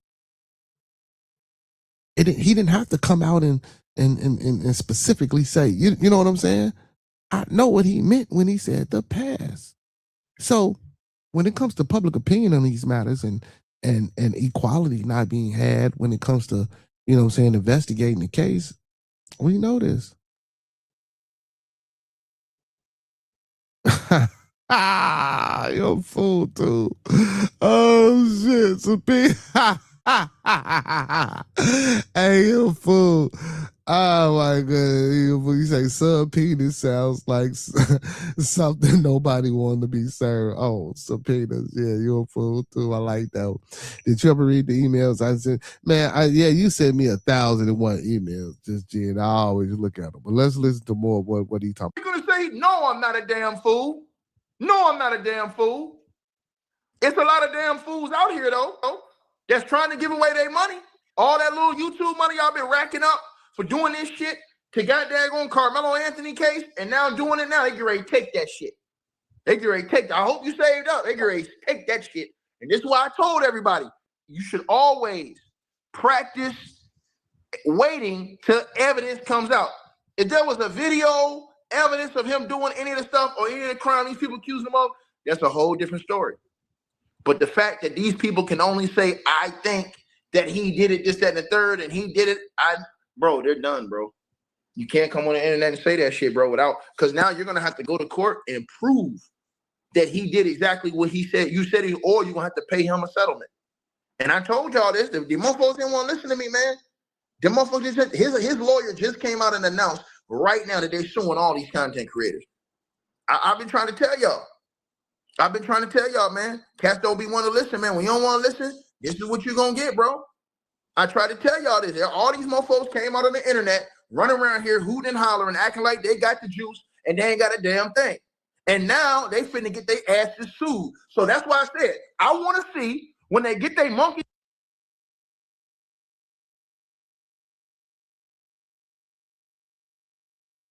Yeah. He going off into some other shit and all that shit and da. But yeah, but apparently Bart can put some shit out about, you know what I'm saying, people talking and speaking on his name and saying that, you know what I'm saying, that he was the one that unalived the man or that he had anything to do with it and people calling him a murderer. He's saying he's suing people. And my thing is this, man. Like,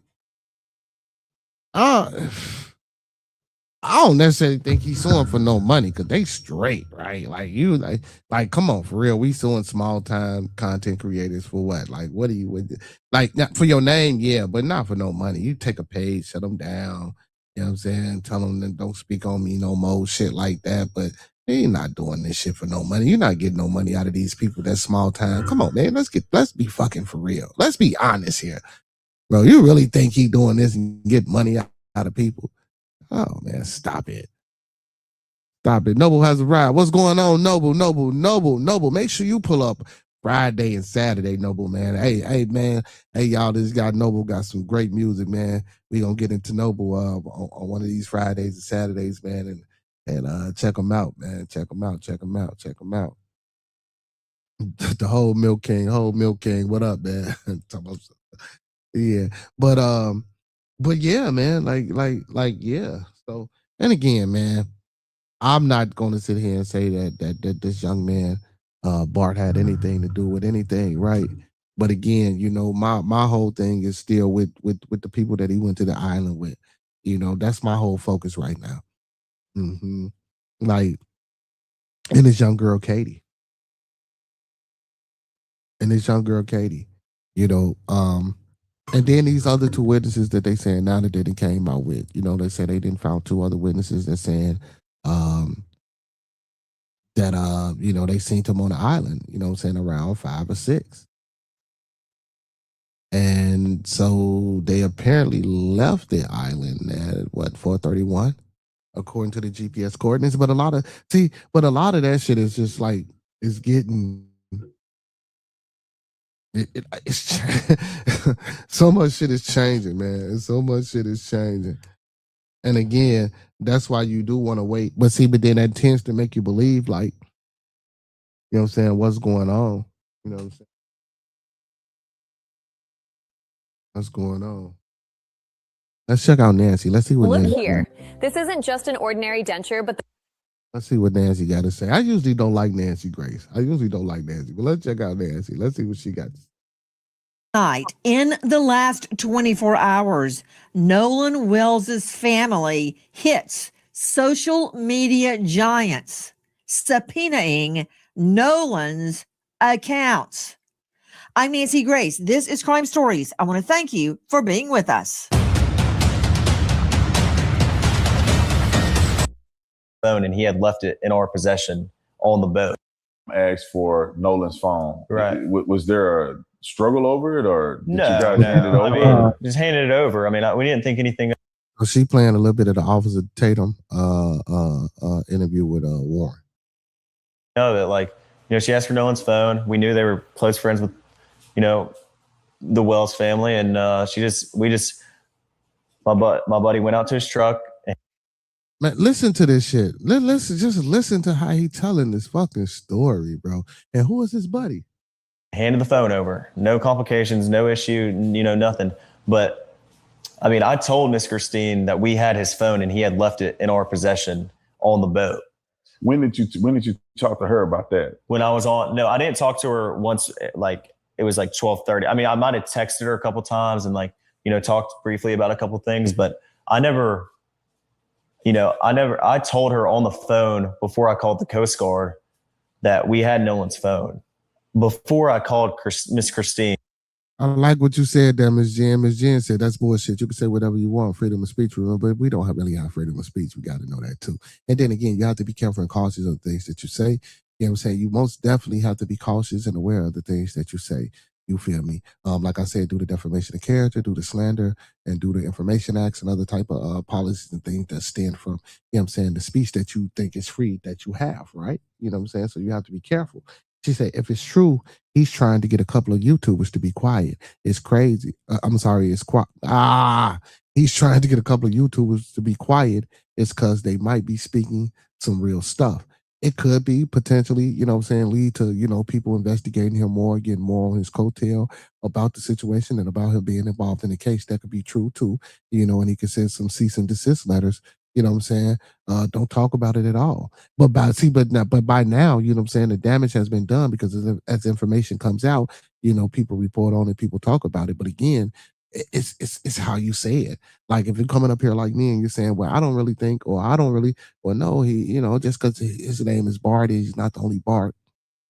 You can say certain things and get your point across that way. And of course, you could be sarcastic, or you could be spewing out rhetoric, of course, and and at the end of the day, you could really be meaning that you know what I'm saying. But see, but when you play it like that, you really can't say, or you really don't know, and you really can't be like, okay, well, I need you to stop talking about me or saying anything about me in that way.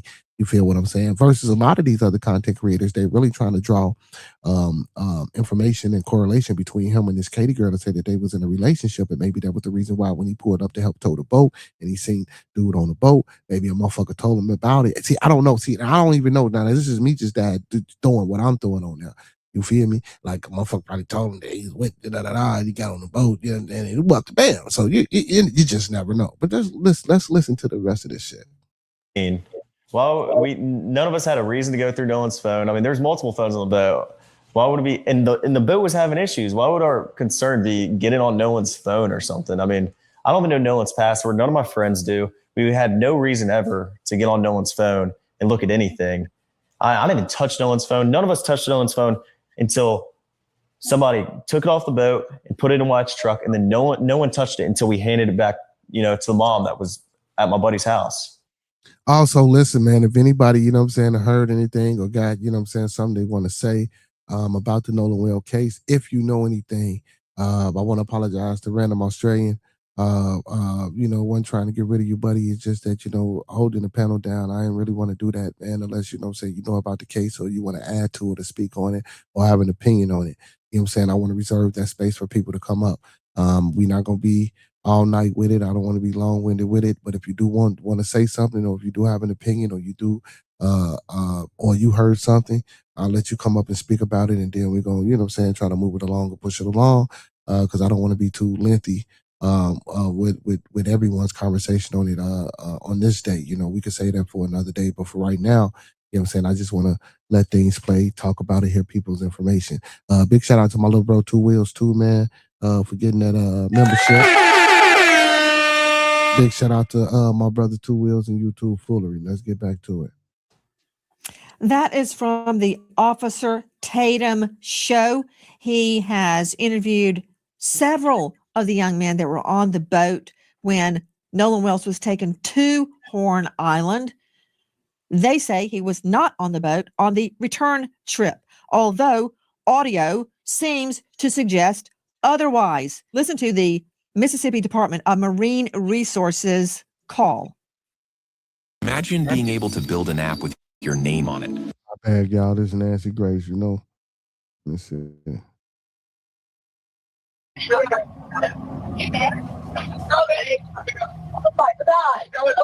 Tito Assistance, Vicky speaking. How can I help you?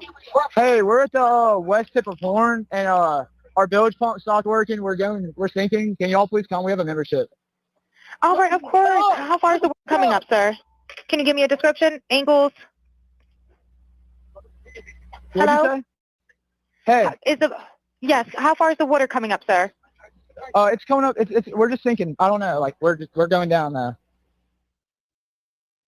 All right, well, let's get you going. Membership number or phone number listed on the account, sir?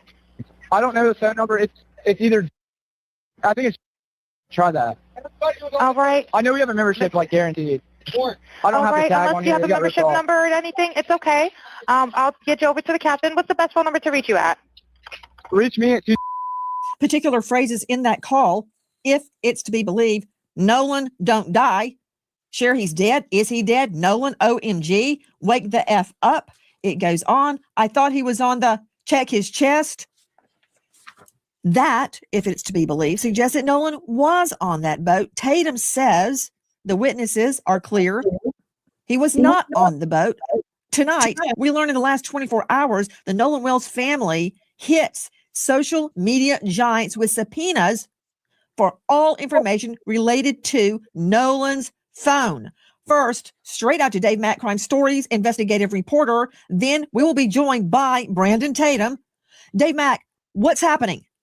Right now, Nancy, the family of Nolan Wells has announced that they are going after, they have subpoenaed documents for Nolan Wells' phone. They've gone to the media giants like, TikTok, Instagram, the meta companies, everybody that Nolan Wells used to push out videos of what he was doing and pictures. And they're trying to, they believe that some material was deleted from Nolan's phone. And this is what they're trying to prove with these subpoenas, to get all of the information, as well as, by the way, the location tracking app Life 360. So you got Snapchat, WhatsApp, TikTok, Meta platforms, and Life 360. All of this, the court documents already filed, Nancy. Nolan Wells's family slapped subpoenas on multiple social media giants seeking his account information and data. This into the investigation of the teen college football player's mysterious death. They were issued in the last 24 hours, including Snapchat, WhatsApp, TikTok, Meta platforms, Life 360, and these are according to court documents demanding the companies turn over all materials info related to Nolan's accounts. This includes current and prior usernames, passwords, email addresses, phone numbers, even displayed names. They want IP addresses associated with every account, all communications, chats, posts, stories, and info. His cell phone has become a critical issue. Jerry's, what up? Jerry's, what up? In the probe into Nolan's death. What happened to Nolan? Now, his mother, Christine, says when her son's phone was brought to the family, they had concerns because there were no pictures or videos on either of his Snapchat accounts. Triggering their fear, items may have been deleted. That's what's happening. There's been a lot of controversy. Were photos, were texts deleted, were snaps deleted? We've been trying to figure it out, but we're seeing through a mirror darkly. We don't know. But according to experts, a trail will be left if anything has been deleted, even if you delete it from the deleted file. Now, joining us, special guest, Brandon Tatum. You know him well. He's a former police officer with Tucson PD. That's what impresses me. What impresses a lot of other people is he is the star of The Officer Tatum. Officer Tatum, thank you for being with us tonight. Question to you. You interviewed, as we played at the get-go, several of Nolan's friends. Did they show you photos, videos, snaps of that day on Horn Island? Well, thank you so much for having me on. I spoke to 4 of the boys that are originally accused of being involved in Nolan Wells' death. And they did show me a lot of evidence. I want people to be very clear with this. I spent my career putting people in jail. My career is based on getting justice for people who have been done wrong. I've never been a defense attorney. So me going out and doing this was to find out what happened to Nolan Wells. And in talking to these young men, the burden of proof is they're going to have to prove to me. I'm not going to listen to what they say out of their mouth. They're going to have to show me. And in many cases, they showed me videos of Nolan on the island. They showed me videos of the boat when they were getting towed out, which is consistent with, kind of similar to what the phone call was. I mean, they showed me pictures of them with Nolan. They showed me phone records of them calling Nolan's mom and all of the above. So they seemed very consistent. They seemed very genuine. And they also proved to me some of the things that they had told me in the interview that I had with them that I have uploaded on my YouTube channel. Officer Tatum, are you telling me that they had reception on Horn Island? Because many people are saying, well, the reason that there's nothing on Nolan's phone of that day, like there's no pictures, there's no snaps, there's no text, there's no anything, not because it was deleted, but because he didn't have reception. But you're telling me the other boys did have snaps, photos, videos, and reception? Yeah, no, Nancy, let me clarify this for you. It wasn't that they uploaded this online. They showed me videos and things that they took from the boat during the outing on 4th of July. I was personally out at Horn Island. I rode out there on a boat, and I didn't have great reception there. And I left my phone in the boat when I got into the water and we were actually going out to do interviews. Objection. You've been in court long enough to know you're going to get objections. You said you didn't have great reception, but you did have reception, did you not? No, there was reception there. It just wasn't great, and it wasn't great enough for people, in my opinion, to upload. You can make a phone call potentially, but you wasn't going to upload data to a social media account. Now, could people take the steps to do it if they're dedicated enough? Yes, but it doesn't appear that would have been a frequent thing. What'd you say, Two Wheels? Say, get his ass, Nancy. Given the fact that you probably had 1 or 2 bars out there. And I heard evidence of that. Not only did I see evidence of it when I went out there myself personally with my cell phone, when I listened to the CETO call, you could tell that the call dropped out several times. It seemed like they were having trouble at times hearing each other. So it is consistent. And anybody that travel out there that have gone to the 4th of July celebration, they know that the reception is not very great. So the videos that they showed me in call logs were things that were not associated to social media, that they never posted on social media. It was, pictures and videos that they took on their phone. Okay. Let me refine my question. I take it from your last answer that the answer is yes, you had reception on Horn Island. Yes, I did have reception on Horn Island. We just played that CETO call. It's 2 words, SEATOW, and it's kind of insurance that people have that are boat goers. And if you have a problem, CETO will come and. And I want this to be clear too, because a lot of people keep saying that it was a 911 call.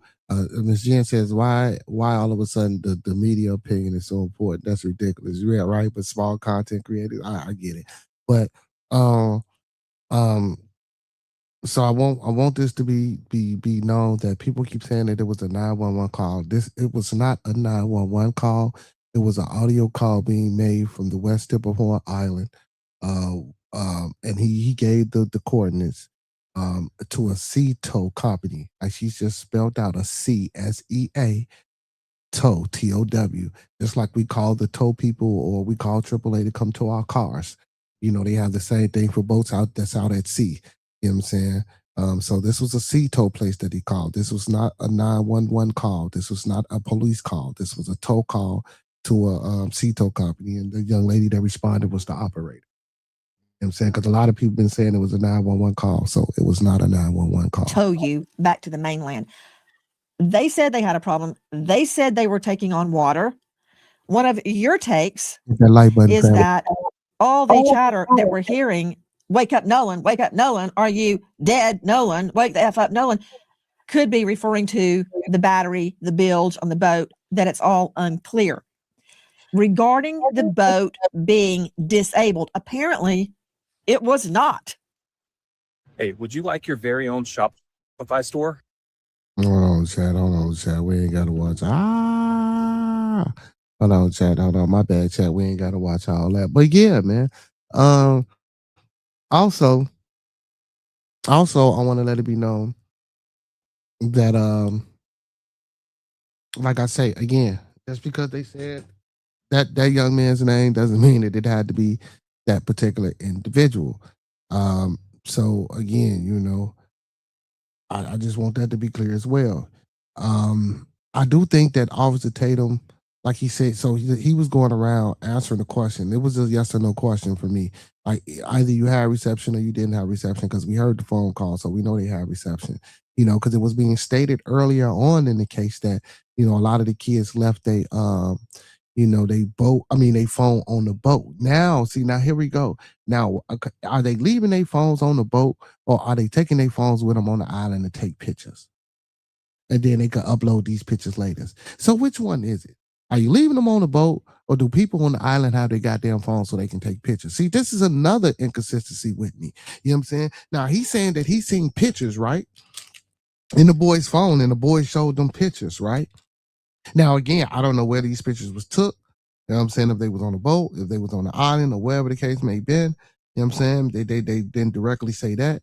But again, it was told in the beginning of this case that a lot of people leave their phones on the boat. So which is it? Did they leave their phones on the boat, or did they take the phone on the island to take pictures? So first, at 9:56 a.m., the boat leaves the original dock. So now this is, as we can see, this is the itinerary. Yeah. Like these boats got GPSs and coordinates locks in them. And then and 9 times out of 10, I'm going to say, like, yeah, you know, these kids, they able to use, you know, their parents' boats or whatever the case may be. So, you know, of course, you know, just like your car, you know, your car got the OnStar and shit like that on it. You feel me? You know, you operate that because you never know what could happen and shit like that. You feel me? So this is like supposedly the itinerary. And see, and here again, like I said, they made the distress call. I said 401. I stand to be corrected. They made the distress call at approximately 4 o'clock, as you can see. They said they made around 4 o'clock the distress call. They didn't leave Horn Island until 4:31. So you mean to tell me they sat in that water for over 31 minutes with water filling up in the boat? I think not. I think Miss Jen says, I'm talking about the tow company. They have to let the Coast Guard know. She says you got to advertise authority for that. Yeah, so yeah, and you do have to let the Coast. What she said, there's a video of them that was uploaded and then erased the day after. So yeah, so but again, like you said, so certain parts of the island or certain parts in the water, you get better reception. Um, I was supposed to play the Warren interview where he did mention that on certain parts of the island that you did have better reception than other places. Uh, T Empire. Number one says they do both. They take the phone out and take pictures and put them away. Okay. And I would imagine so, T Empire. I would imagine so. I would imagine that some people would leave their phones and some people wouldn't. Don't get me wrong. I know I'm just saying that. But in this case, just like how they say, well, Nolan left his phone on a boat. Like if everybody else taking pictures and you would, I just doubt that. You know what I'm saying? That's just all I'm saying. You feel me? And in some cases, I do understand. Like I ain't gonna lie, I'll probably leave my phone on the boat too, because I'm gonna jump out in the water and I ain't got no protected case. I'm not just gonna fuck up my phone. You feel me? Especially if it ain't waterproof. You know what I'm saying? Arrives at Horn Island at 11:14. So at around 4 o'clock, there is a call to the Coast Guard about the boat. NBC News got a hold of it. We're sinking. Can y'all please come? And is everybody on board in good health otherwise? Yeah, everybody's on board. Everybody's on board.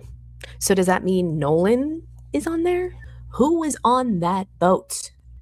Now, I'm not gonna say that. Now, that's just reaching. Like when they say everybody was on board, of course he's talking about his friends and the people that he came with. I'm not just gonna necessarily put Nolan on that boat with them. You know what I'm saying? Just due to the fact because they said, "No, well, we left him behind," and then a girl said, "Oh, well, no, he went to the boat." So since we don't know the actions in between that, we can't just say that Nolan was on the damn boat with him. You know what I'm saying? Like we just can't, y'all. We can't. We can't. Excuse me, brother. Got a little comment in at the end of the thing. I'm gonna get to that in a minute. So Ms. Jen says, see if you were keeping, if you were keeping, if you keep ignoring my emails, you missed out valuable information. So glad to share with you. No, you didn't miss out. Now, not saying that video, man. Miss Jen sent me a video about them possibly the dumping and throwing Nolan out of the boat and shit like that. I don't believe that shit at all. Miss Jen, that's just a far stretch. You feel, but I'll pull it up and I'll show the people this video that you said, but I don't know about that video, bitch. Yeah, I don't know. And Shadow Bear, make sure you sub up and make sure you share me out, man. We love the trolls over here, man. You feel me? I appreciate you, my boy. I appreciate you. But please save the comments, man, for somebody else chat. Yeah, but Miss Jen, I seen that. I seen that, Miss Jen. I seen that. 4:31, the boat leaves Horn Island and it is towed approximately 3 miles, and then the tow ends. So after 3 miles, they go back to the original dock, okay? They arrive at 5:44 p.m. So it looks like this is where Horn Island is, and this is where the original dock is that I am referring to. I looked it up, and El Camino Real Road is in Gulf Hills, Mississippi, which is right above Ocean Springs. So I'm wondering if this is the house where they got the phone. Now, the boat travels to Fort Bayou. At 6:06, the boat returns to the original dock. Then, from the original dock, the boat goes back to Fort Bayou, and then they go to the boat launch, and it is put onto the trailer and moved by the vehicle. Did they drop people off at the original dock, travel to Fort Bayou, pick somebody up, and go back to that original dock? And then from there, why was there an hour and 13-minute time gap? This boat was sinking hours before, and then they're just having it docked for an hour and 13 minutes. You would think they'd want to get that boat out of the water ASAP. Cartoons make complex ideas easy to understand and are incredibly... Yeah, and that's another thing. Like I said, if they were sinking, hell yeah, give me about this water. That from the real TikTok detective. The boat wasn't sinking. They told Cito it was sinking. What's the truth? Was it sinking and they repaired it? Now, I'm shocked at Nancy because y'all, I really don't do the TikTok shit, man. Like TikTok, a lot of that TikTok shit be, listen, I'm gonna keep it 100, man. A lot of that TikTok shit be wrong, y'all. I'm gonna tell y'all, man. A lot of that shit be wrong. Did they have a leak and they repaired it and kept on SOP? Brandon Tatum joining us, former cop, now star of the Officer Tatum. Did the young man explain those travels we just identified? Yeah, 100%. They did that. I wish that people on the internet would have had an opportunity, and they can go look at the interview that I did with Warren, but they had an opportunity to actually talk to these young men to get this in perspective, because some people have no idea how boats function and how they work.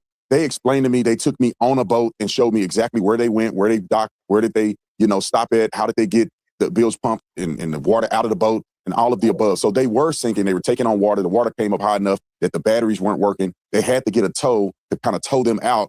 Where you can see the young lady saying about 3 miles out.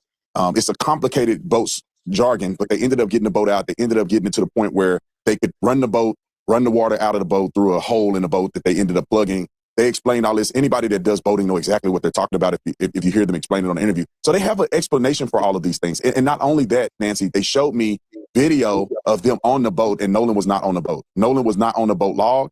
And there are people who saw Nolan on the island closer to around 6 p.m., which is far after they left, far after this phone call was made. I saw text messages from the young lady that Fambo, what's going on? Fambo said whoever did this to Nolan Wells should be charged to the max. I stand on that. So we got a comment. Sing what you want. He said 3 killed, 14 shot Chicago in one night. Who gives a shit about some dumb black who couldn't swim? Respectfully, brother, fuck you. You know what I'm saying? You know what I'm saying? Fuck you for that the end of the comment. Fuck you. Man. Fuck you, right? Now, but to answer your question about the 3 being killed and 14 shot in Chicago, I absolutely stand that is just as important as Nolan Wills being unalive. I'm going to sit here and say 1,000,000%. I hear you and I understand. You know what I'm saying? And I agree with you. You know what I'm saying? Wholeheartedly. Like I said again, 1,000,000%. But right now, we're talking about Nolan Wells. You feel me? So I'm from Chicago actually, and I always report and talk about unalivings and deaths and things of that nature that happen in my city.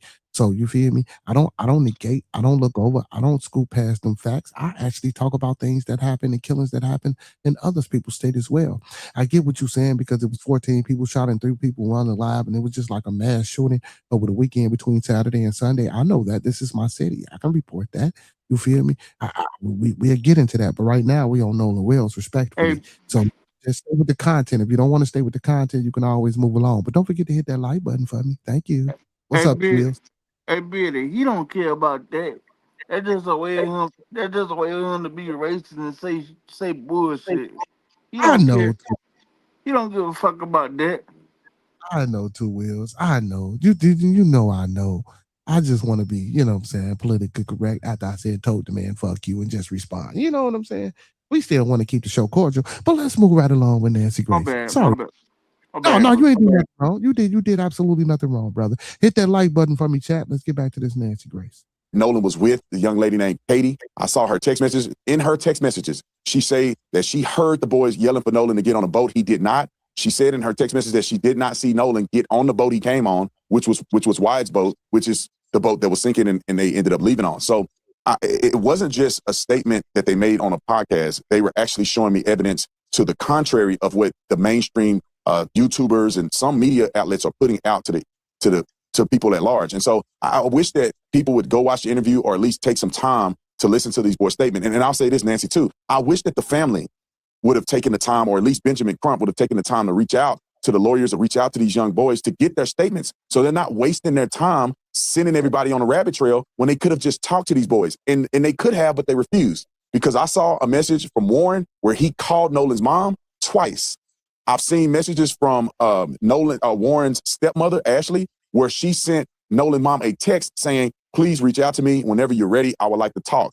Other parents I saw messages from who reached out to Nolan's mom saying, we need to talk. Can we talk? I'm available if you need to talk to us. I do not understand at this point why Benjamin Crump would go out and put misinformation out online when he had the availability to talk to these kids and clear these things up like I did before he presented this to the public. We also reached out to Benjamin Crump 4 times. And on the 5th time, they come back and tell us that the family is not doing interviews. We didn't ask to talk to the family. We asked to talk to the attorney, Benjamin Crump. Why? So we can come together as a community and solve what happened to Nolan Wells, not create and stoke division, which is what I've seen from Tatum, Benjamin that Crump. is exactly what we're trying to do.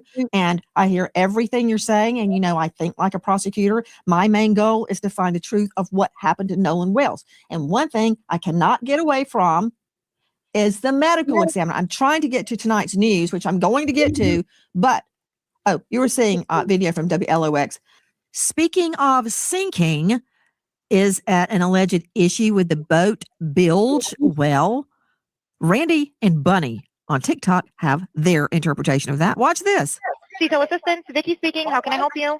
Hey, we're at the west tip of Horn, and our bilge pump stopped working. We're sinking. Can y'all please come? We have a membership. All right, of course. How far is the water coming up, sir? Can you give me a description? Ankles? Hello? Hey. Yes. How far is the water coming up, sir? It's coming up. We're just sinking. I don't know. Like we're going down now. That from Randy and Bunny on TikTok. Joe Scott Morgan, very quickly before I can get into why the family believes they need subpoenas to social media giants to get the truth about what happened to Nolan's phone. Anybody can say anything after the fact.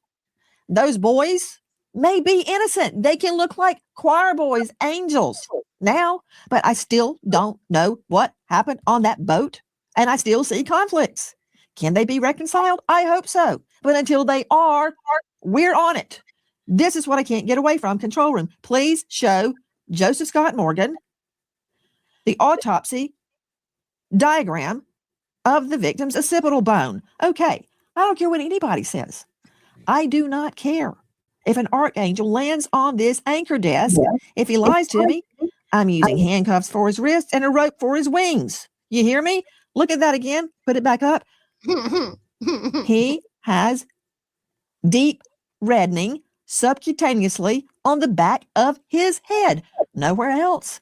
It's not on his neck. The back of his neck anyway. Don't see it on the back. Don't see it anywhere else on the body. So I really don't want to hear a lame explanation that it's lividity of the blood sinking to the back of the body. Number one, the body was on its face. But that said, they kept the neck and the lungs. Lungs to see if he drowned. Neck. Why would they keep his neck? I can't get away from. So to give y'all a little bit more info about the occipital bone, which is in the back. Now, mind you, so and if he was laying face down and the pools, they saying so your body can bruise, like, so the blood settles, right? Once blood stops circulating, the blood can settle in certain places in the body, and the occipital region is one of the areas that it could settle around the neck, back, underneath the arms, and the creases of the legs, where your where your knees being and things like that, especially being up on a slab table. You can look this information up and stuff like that and things like that. But apparently, according to this, the size of the redness or the mark that's on the back of the occipital, good goddamn it, it's the occipital. They trying to say that it could have been some type of maybe blunt force trauma versus it laying on the medical examiner's table. And again, because they basically what they trying to say is that it would be red in other regions, and why didn't they specify the other regions where it could have been red at if they were red. Now maybe this was just one that they did and just put out there, and they didn't put the rest of the paper, and we don't know, again, because a lot of this thing from the first autopsy is being submitted to a grand jury. We would have to wait to see exactly what that first autopsy unfolds with the grand jury. This Joe Scott Morgan, and I don't care how angelic the friends appear, and they may be angels. I don't know that yet, but you can't get away from this, Morgan. No, you can't, and we can't get away from it until the investigation is concluded on the part of the state medical examiner's office and the authorities. And in Mississippi, and I can promise you this, as the day is long, they're not going to release this information because it's an ongoing investigation. I know everybody wants it. Now, what we do have is a second view. We've got a second set of eyes on this. I know plenty of medical people. I know plenty of doctors. I know plenty of morticians.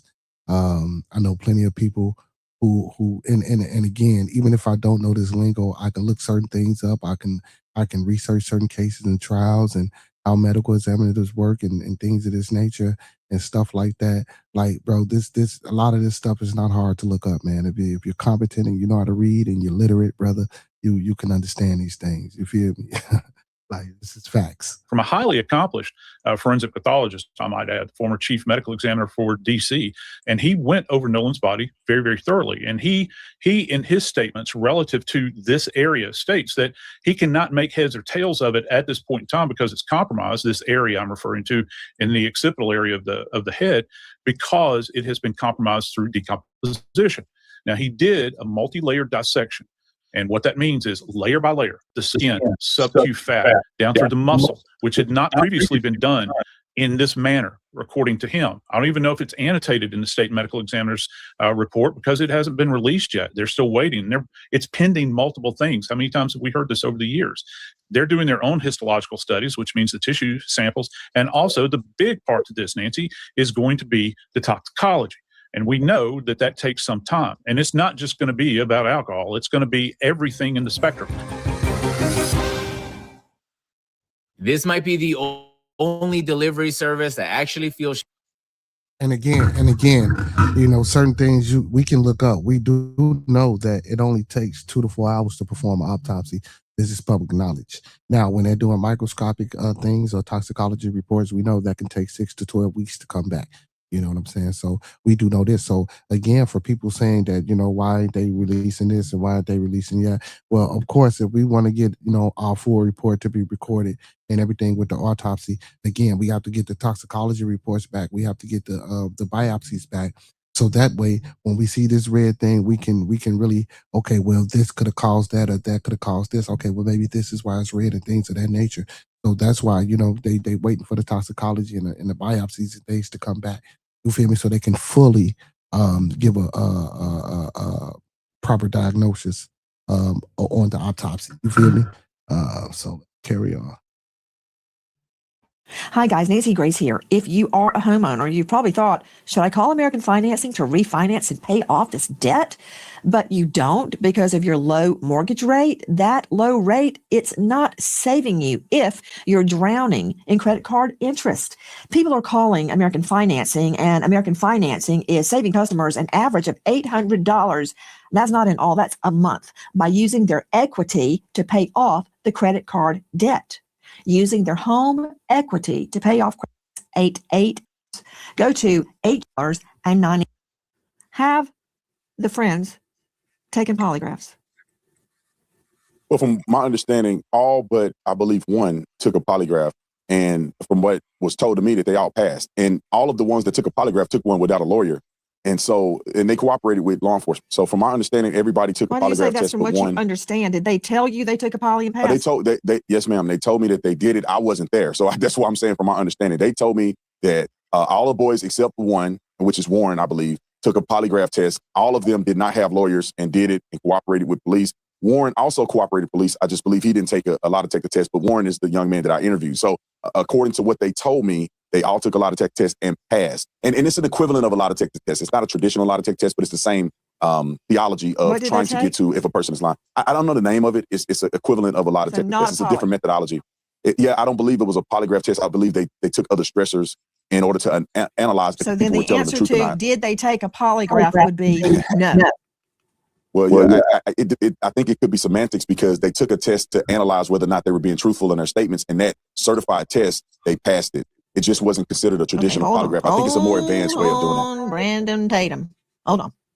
In a nutshell, Joe Scott, there's a difference between a polygraph, which measures all sorts of body signals, your sweat, your breathing, your heart, your blood pressure, all sorts of things, and an audio verification test. Big difference.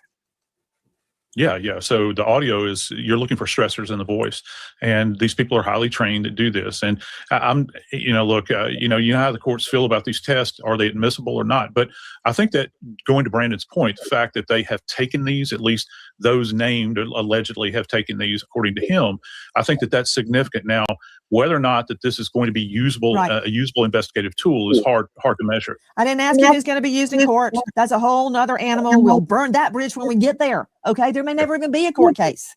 First, I got to find out what happened to Nolan. Okay. So let's not put the cart before the horse. You've got eye detections tests. I don't put any stock in that as to whether somebody's lying. You've got nonverbal communication experts claiming they can tell. You've got brainwave analysis. You've got all sorts of things. I want a poly. Right. I'm not saying they did anything or they didn't do anything. Go, strap up, take me a poly. Officer Tatum, star of the Officer Tatum on YouTube. I've been told, but I can't verify, that the boat in question has been searched by scent dogs and cadaver dogs. Is that true? I'm not familiar if that's true. Let me just clarify. The test that they took was a voice stress analysis test instead of what we call a traditional polygraph test. But I'm not familiar with the cadaver dog searching the boat. I wasn't informed that that was the case. But I was told by the boys that they did not wash the boat off or do any of those things that they were accused of doing, after this incident. Right. And I say, based on all the things that I've heard, it appears that they've been very truthful with me and law enforcement. They've already communicated with law enforcement very early on. Okay, Officer Tatum, coming from you, I do give that credence because you were a Tucson PD. I've had people sit down, look me right in the face and lie, and they are so convincing. So I don't know who's telling the truth. I don't know what happened, and that's why I really resent people suggesting the investigation be shut down. We're not doing that until we know what happened. Officer Tatum interviewed multiple of the young men on that boat. Now, let me address what's happened in the last hours. The family is not buying what they are saying, that nothing was deleted. They're not saying they're lying. They're not saying they're telling the truth. They have hit social media giants with subpoenas once and for all to get everything there is to get about Nolan Wells Digital. Okay, straight out to Dr. Jim Jones, joining us out of Virginia.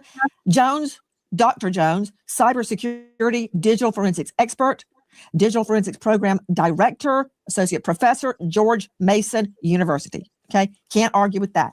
Okay, Dr. Jones, what will the evidence reveal? Let's just start on Nolan Wells's cell phone.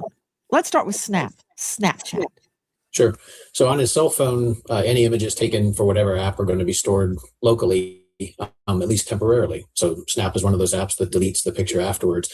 The key here is that when digital files are deleted, the data does not immediately go away. So the data is left intact at least for fractions of a second, sometimes hours, days, weeks. So what they'll find, assuming that they have access to the unencrypted data on the phone, is they will find bits and pieces of old text messages, videos, pictures taken, and that might reveal something that they can timestamp to the event in question, yet the picture is not still in the active files. That would suggest a deletion. Okay, hold on just a moment. Let me see, Jones. Dr. Jones, I'm just a trial lawyer. I need you to explain carefully what you just said. Let me ask you some pointed questions. Snap is different, very different. Hold on, Doctor. Let me go to Tanya Jordan, Chief Parent Officer at Bart Parental Controls, author of Parenting in a Tech World. Snap is a whole nother can of worms. The other night, example, my son and I, John David, we both love Kung Fu. We're watching the ultimate Ip Man, and I fell asleep. It was 2:00 in the morning. I woke up and I looked at him. He's furiously on his phone, and of course that raises a red flag. Why is your son on the phone at 2 a.m.? I said, son, what are you doing? And he said, I'm responding to a snap. I'm like, let me see. Who's snapping you at 2:00 in the morning? It's some freaky dude in his underwear on the other side of the world.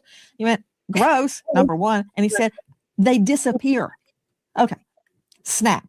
What is it? Snap is an app that was developed to send disappearing nudes many, many years ago.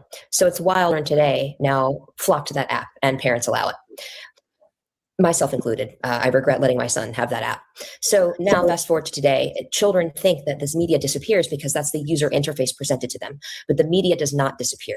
Children sitting on either side of them can take a picture with their phone, and that data lives on Snap servers because, as we know, law enforcement has had a heck of a time subpoenaing them and getting access to it. Okay, that's gibberish. So does a snap disappear? A snap appears to disappear to a user. So if I send a snap, and let's say, Nancy, you send me a snap, when I open it up, it disappears from my view. But that media, that photo, that video that you sent me, it is still alive in Snap's ownership. Okay, so what that means to me as a trial lawyer is I can subpoena it and I can see it. Yes. Okay, that made perfect sense. Now I get it. So my son is telling the truth that it disappeared. Yes. but not to Snap. Okay. All right. What about WhatsApp? That doesn't disappear.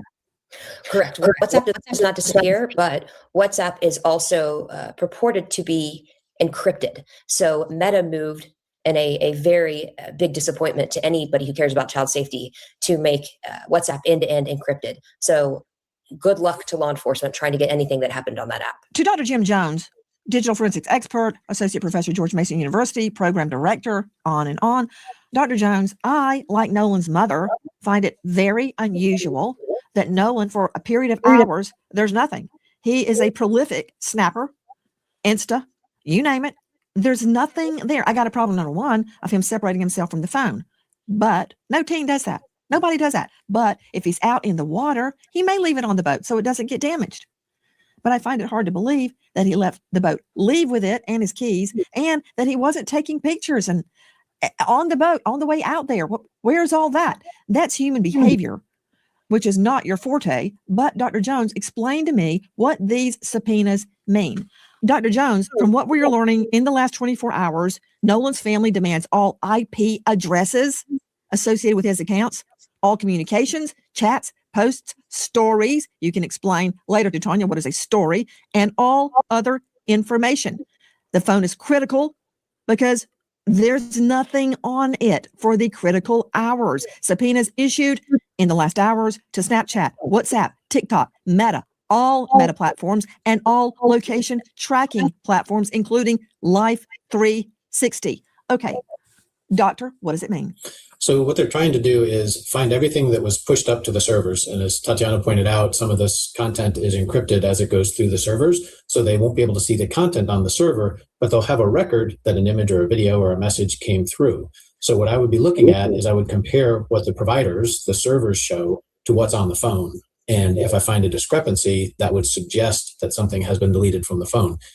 Anybody that had access to the phone could easily delete something on the phone, much harder to delete what's being held on the servers.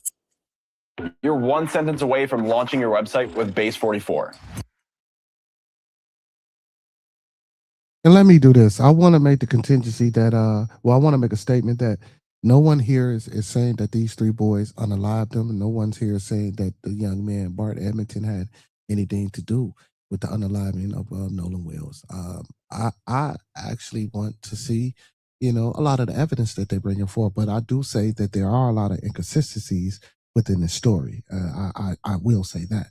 Now, anyone that's listening or that's going over it, if you want to try to say it's a race thing or not, or you saying, well, why are we doing that? Okay, I get that fact. But now, but get rid of all that.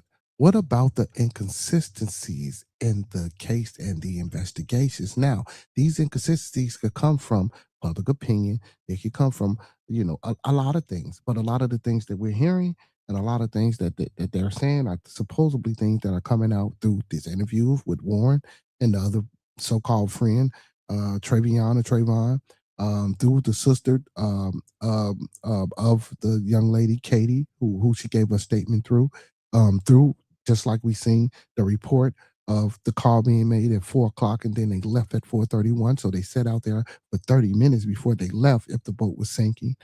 From the video that she showed with the young lady with the bills. And again, I'm not a boating expert. I don't get on boats like that to know anything about 22 or 24 foot crabs in the water. You feel me? You understand? So again, I would have to get a boat specialist up here to go over with you guys, you know what I'm saying, how that works and how that operates. I assume his phone had a password. There are certain things that you need the password to do, such as delete activity.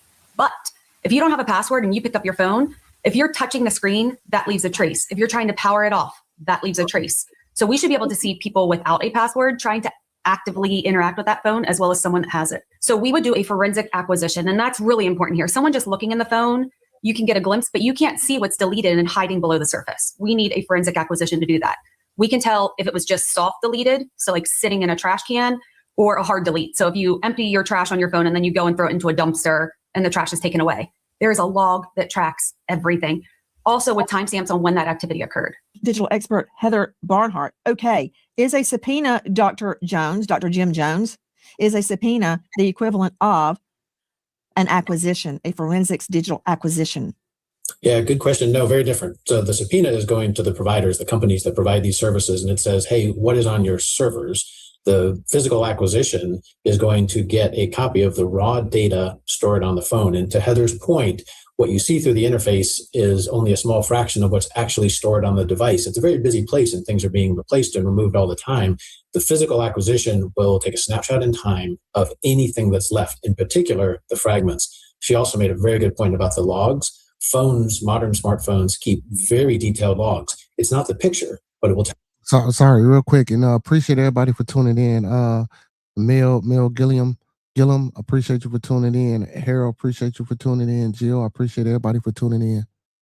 Tell you that someone deleted a picture, and you may even have a timestamp or other metadata that would help you know something about that content, even if you can't see the content anymore. So, Dr. Jim Jones, if I delete something, let's just pretend it's a text. We delete a text. Then you go to the deleted file and delete it from the deleted file. We can't see it, but there is a record of that, and it is very likely revivable. Yes, to the record, for sure. There's a record of that action happening. Revivability depends on how long it's been since it was deleted and what else the phone has been doing. So it's a very unpredictable process. Think of it as something that decays over time. Sometimes that decay is very rapid, sometimes it's slow. And we know there's a difference in retrieval time on an iPhone versus an Android. It's a very delicate process. John Mobley, veteran trial lawyer, South Carolina. What is it Nolan's mother wants from social media giants? Everything. That's what they want. And I've been saying this from the beginning. These are the types of things they should have been doing from the beginning. Not press conferences, not grandstanding, not the all show no go, but getting the actual data from the phone so they can get real answers to put all the information regarding what happened in context. They will know if anything was posted, if anything was deleted, if it was communicating with someone. This is the real work that needs to be done. This is how we all get answers. Hi, guys. American homeowners. The FBI has been warning about a type of real estate fraud called free title history report. Plus, or just... They could, based on timestamps of things that got pushed to the server, that would say he did have service. The absence of those records doesn't say that he didn't have service. However, the cell phone provider through the tower records could show that, because every time a cell phone talks to a tower, a record is created. Excellent. The ping trail. Okay, back to Officer Tatum, star of the Officer Tatum on YouTube. Did the young men you interviewed, I believe it was 4 of them, state that Nolan did not have reception, or did they explain why there are no pictures, text, instance, nothing on his phone? Did they have an explanation for that? Yes, ma'am. They didn't mention anything about whether Nolan had service or not, but they articulated the reason why Nolan may not have, certain pictures on his phone. And they had mentioned because Nolan spent the night at their house the night before, because it's traditional for the last few years that they actually went to Horn Island together. But they were saying that they had taken pictures at the house. Some of the pictures that you've seen floated around online were pictures that they took on the boat. But they didn't take those pictures when they got out, out there to Horn Island, because they were having fun. And I would argue that they were drinking, and I couldn't imagine that they want to get underage drinking on camera. So what they had articulated to me, that it wasn't abnormal for people not to snap and not to do a lot of pictures and things like that, because they were focused on. But you told me they showed you pictures and videos. Yeah, so but they it's did not take uploaded. pictures and videos. No.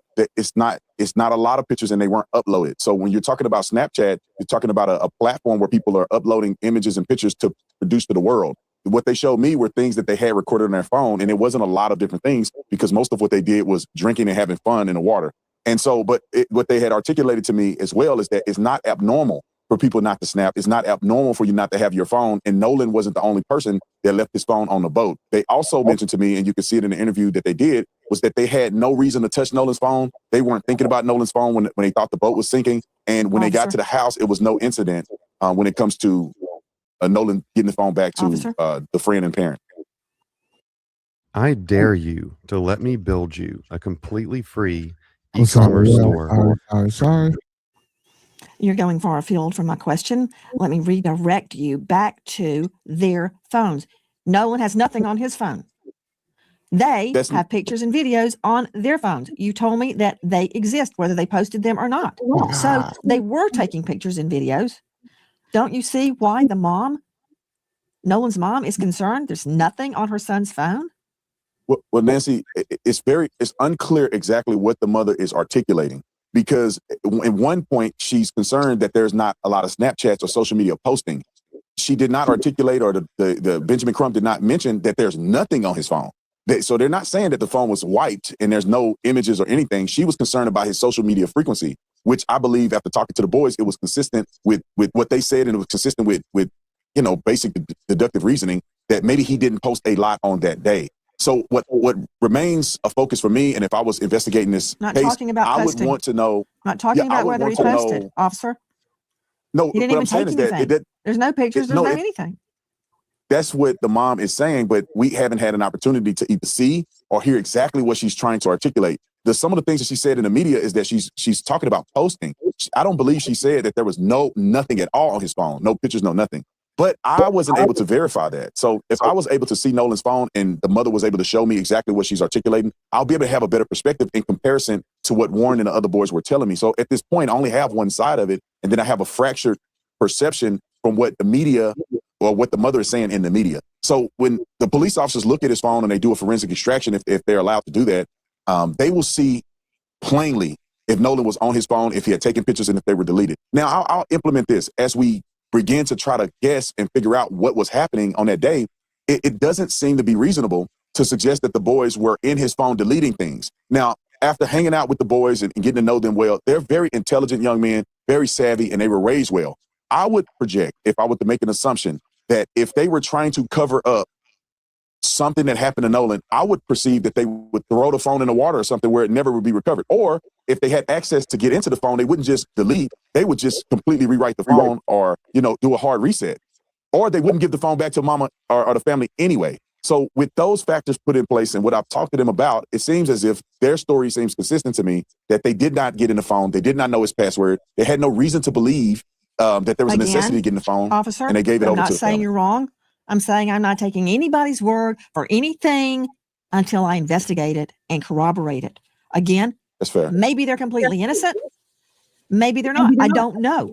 Or maybe someone else had something to do with Nolan's death. I don't know, but I will find out. And you said, I don't know what she said exactly. Well, here is what Nolan's mother said.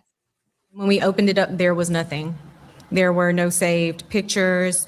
There were no snaps from that day. And we did open it before the 24-hour expiration. So we found that very concerning, only because anyone who's ever been around Nolan will tell you at social gatherings, he's taking videos, he's taking pictures, he's even come up to me when I'm getting ready to go to bed. Hey, Mom, come on, take a picture of me. Like that was Nolan. So that's why we feel that things may have been deleted, was because of the fact that there was nothing in either one of his accounts. Okay, to Tanya Jordan, Bart, parental control officer and author. Do you understand what she just said? I do. Explain it. Absolutely. When a child dies, every second, every hour, every day matters. Families and investigators need timely access to lawfully requested evidence so they can find answers and hold the right people accountable. And Snapchat claims to respond to most legal requests in 2 to 3 weeks, but critics say some investigations have taken months, which delays justice. Meta, Instagram, right? There aren't many kids on Facebook these days. There's no public average for subpoena response times, but it varies. It varies. And investigators have criticized delays in some really high-profile child safety and teen death cases. WhatsApp, we talked about that earlier. Even with a warrant, Meta generally cannot read or produce message content because it doesn't have it. That's what we were talking about with the challenges with encryption. It's not a response time thing, it's the encryption. So I don't know if I answered your question, but I just felt it was really important to be very clear about what we need for justice and what social media companies are not providing in a timely manner. You're very clear. I want Tatum to be right. I want this to be easily explainable when we know all the facts. But we will not stop until we know the facts. If you know or think you know anything regarding Nolan's case, please dial 228-769-3063. If only I could put a keg of dynamite under the social media giant's rear end and get those answers now, I would. There is a $125,000 reward for information leading to the truth of what happened to Nolan. We remember American hero trooper Micah May, Nevada Department of Public Safety, killed in the line of duty, leaving behind a grieving wife, Joanna, and 2 children, Melody and Raylan. American hero trooper Micah May.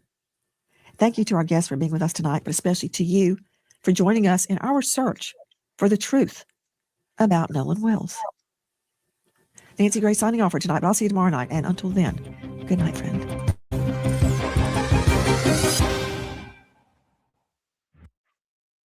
So that's what Nancy Wells has this. I mean, Nancy Wells, Nancy Grace has Nancy Wells.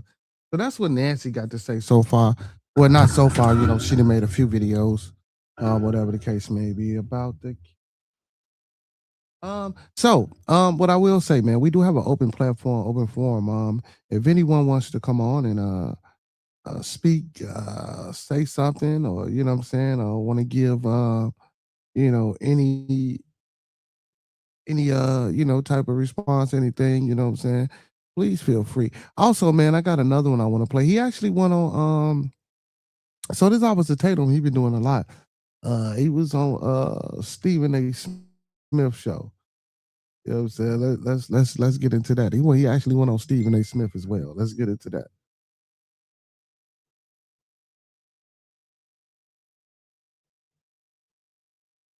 Prosecutor and host of Crime Stories with Nancy Grace, which streams new episodes weekdays on Fox 1. Please welcome for the first time the straight shooter, the one and only, Ms. Nancy Grace. How are you? How's everything, Nancy? Thank you for inviting me. That's a very tough question because all day long I investigate and analyze murder and mayhem. Very often, Mr. Smith, I have people ask, why don't you smile on TV? Yeah, you can't. Wouldn't that be odd for me to smile in the course of reporting on a dead young man or a missing child? So I totally although I have great happiness in my life because of my twins. I got you. Boy-girl twins I had 18 years ago. Wow. Right. That's a lot. That's a lot of reason to be happy. No question about that. Let's get right to this case involving Nolan Wells. You've been all over this case right now. Just as a reminder to the audience, Wells was the 18-year-old college football player from Ocean Springs, Mississippi, who was on a boat July 4th with a group of friends and traveled by private boat to Horn Island, an uninhabited barrier island off the Mississippi coast. Wells was the only black person, so reported, on the boat. When the friends returned to the mainland, Nolan was the only one who did not make it back. Talk to me about this story, Nancy, and what do you make of it at this particular moment in time? I think that it is very murky, and I do not understand, Stephen, the demands on all platforms for the investigation to be shut down. Is it possible Nolan Wells died by accident? Yes, it's possible. Is it possible that there was foul play? Yes, that is possible. And I don't believe the investigation should be shut down until we know the answer to that. I have 2 children, both the age of Nolan Wells. I would be lying on the courthouse steps screaming for justice if the investigation into a death related to them was shut down before I had answers. So I don't understand where all the hate is coming from. Who specifically is calling for the shutdown of the investigation? Just to educate my audience. Well, go online. There's any number of people, thousands of people that think that, quote, this was an accidental drowning. Why are you doing this? You're a race baiter. You're fill in the blank. This has nothing to do with what color his skin was. This has to do with an unanswered question. During my prosecutorial career, I very often was the only white person in the courtroom. That has nothing to do with Lady Justice.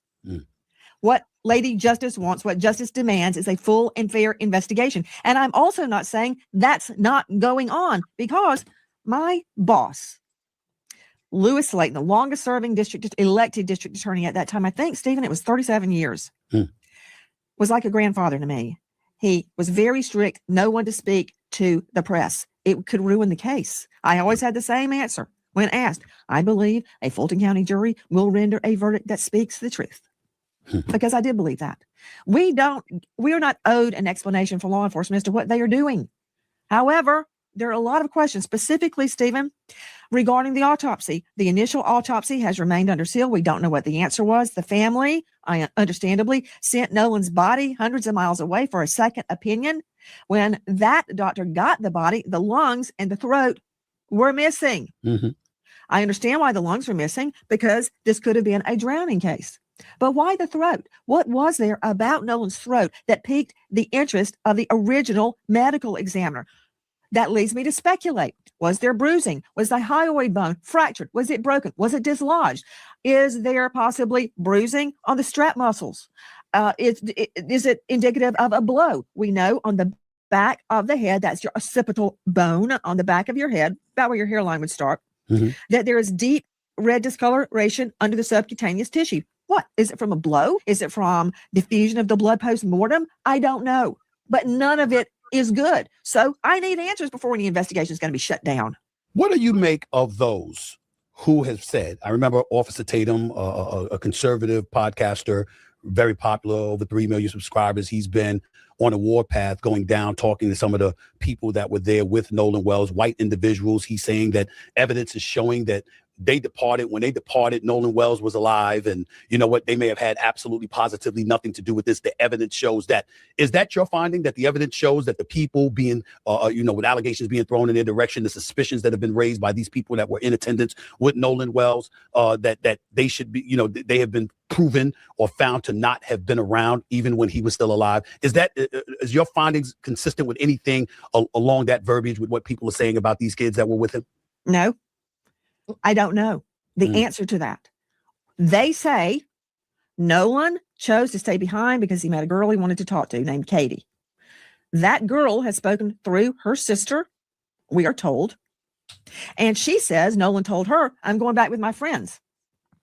So who am I supposed to believe? I don't know for a fact that what the boys are saying is true. I don't know for a fact that what the boys are saying is false. I do know they called SETOW, S-E-A, second word T-O-W, and said that their vessel was sinking. But yet they continued boating around in it for hours after. Is there an innocent explanation? Maybe. Maybe they thought it was sinking. They found the problem and they fixed it. Now, specters have been raised about audio suggesting Nolan had been on the boat on their return. I don't know if that was doctored. I don't know if it's real. I do know this. He went to Horn Island with them. They came back alive. He's dead. I'm going to investigate. You're darn right I'm going to investigate. And my wish is that his friends are innocent and that this was an accident. But it will be a cold day in HELL that I endorse closing down an investigation because somebody said I had nothing to do with that. What am I supposed to go? Oh, okay, case closed. Forget about it, and go tell the mom we're shutting down the investigation because so and so said he had nothing to do with it. Have you received any indication from law enforcement that is their intent, that their desire is to close down this investigation? Have you seen any indication like that at all? For businesses of all sizes, T-Mobile is reinventing business internet with super broadband. Sorry, y'all. Y'all know how they gotta get that command. I've been saying I was gonna pay. You know what? I gotta pay this damn Netflix premium. I mean, YouTube premium, so I ain't gotta go through this shit.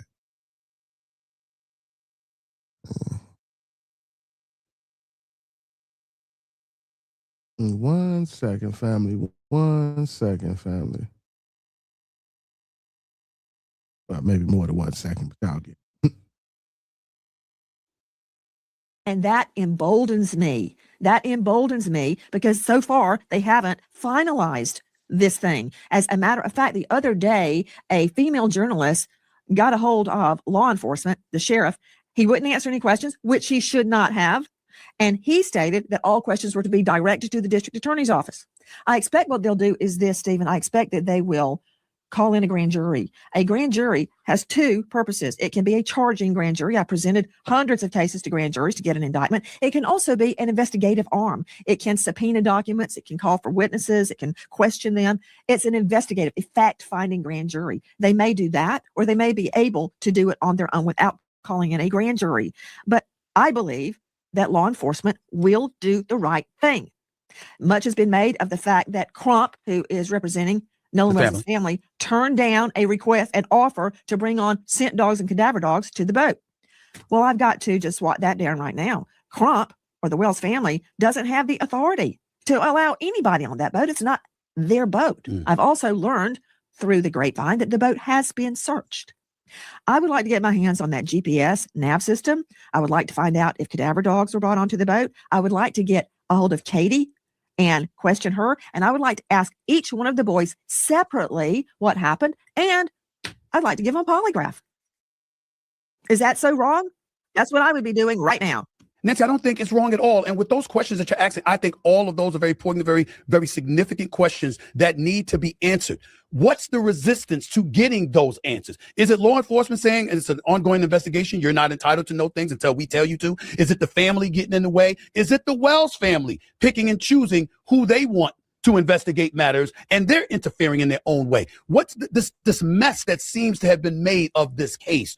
Where does fault lie, if any at all, in your estimation, as to what's impeding progress in this investigation from taking fold? Stephen, I believe a lot of people desire controversy. I think that there are people out there that want to spin it out for their own gain, be it fame, be it money. And I cannot relate to that. I'm a crime victim. I am a victim of violent crime. My fiance was murdered shortly before our wedding. It changed my life and my family's life forever. It even affects me now, how I raise my children every day. I can't lay fault at the family's feet.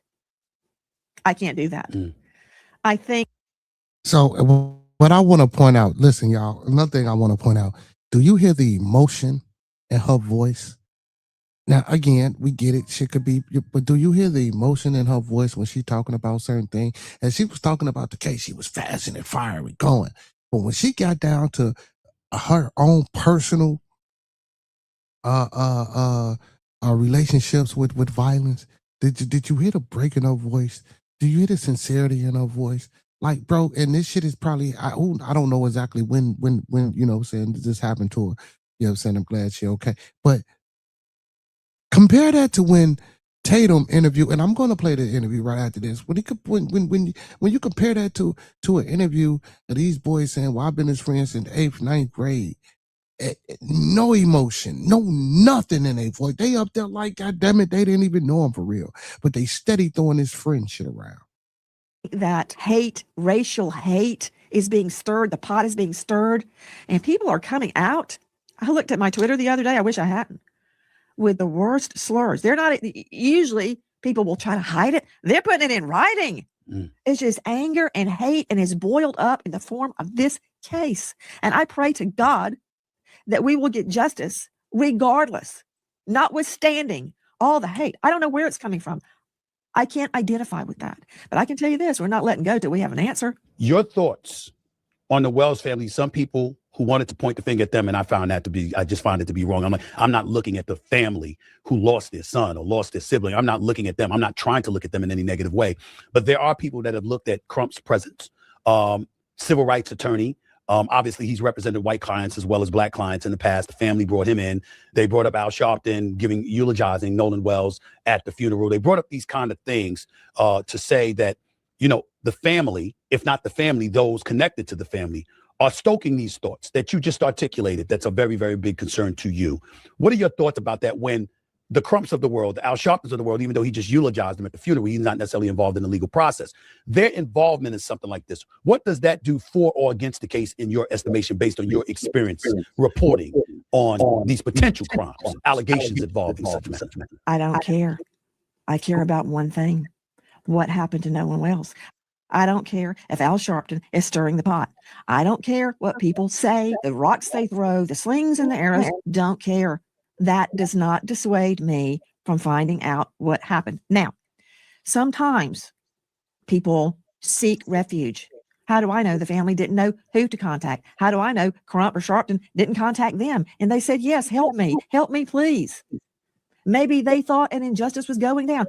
I don't know why they chose Crump. I don't know why they chose Sharpton, but I can tell you this, this is not a Miss Congeniality contest. Nobody's going to get crowned Miss Sweet Potato at the end of this.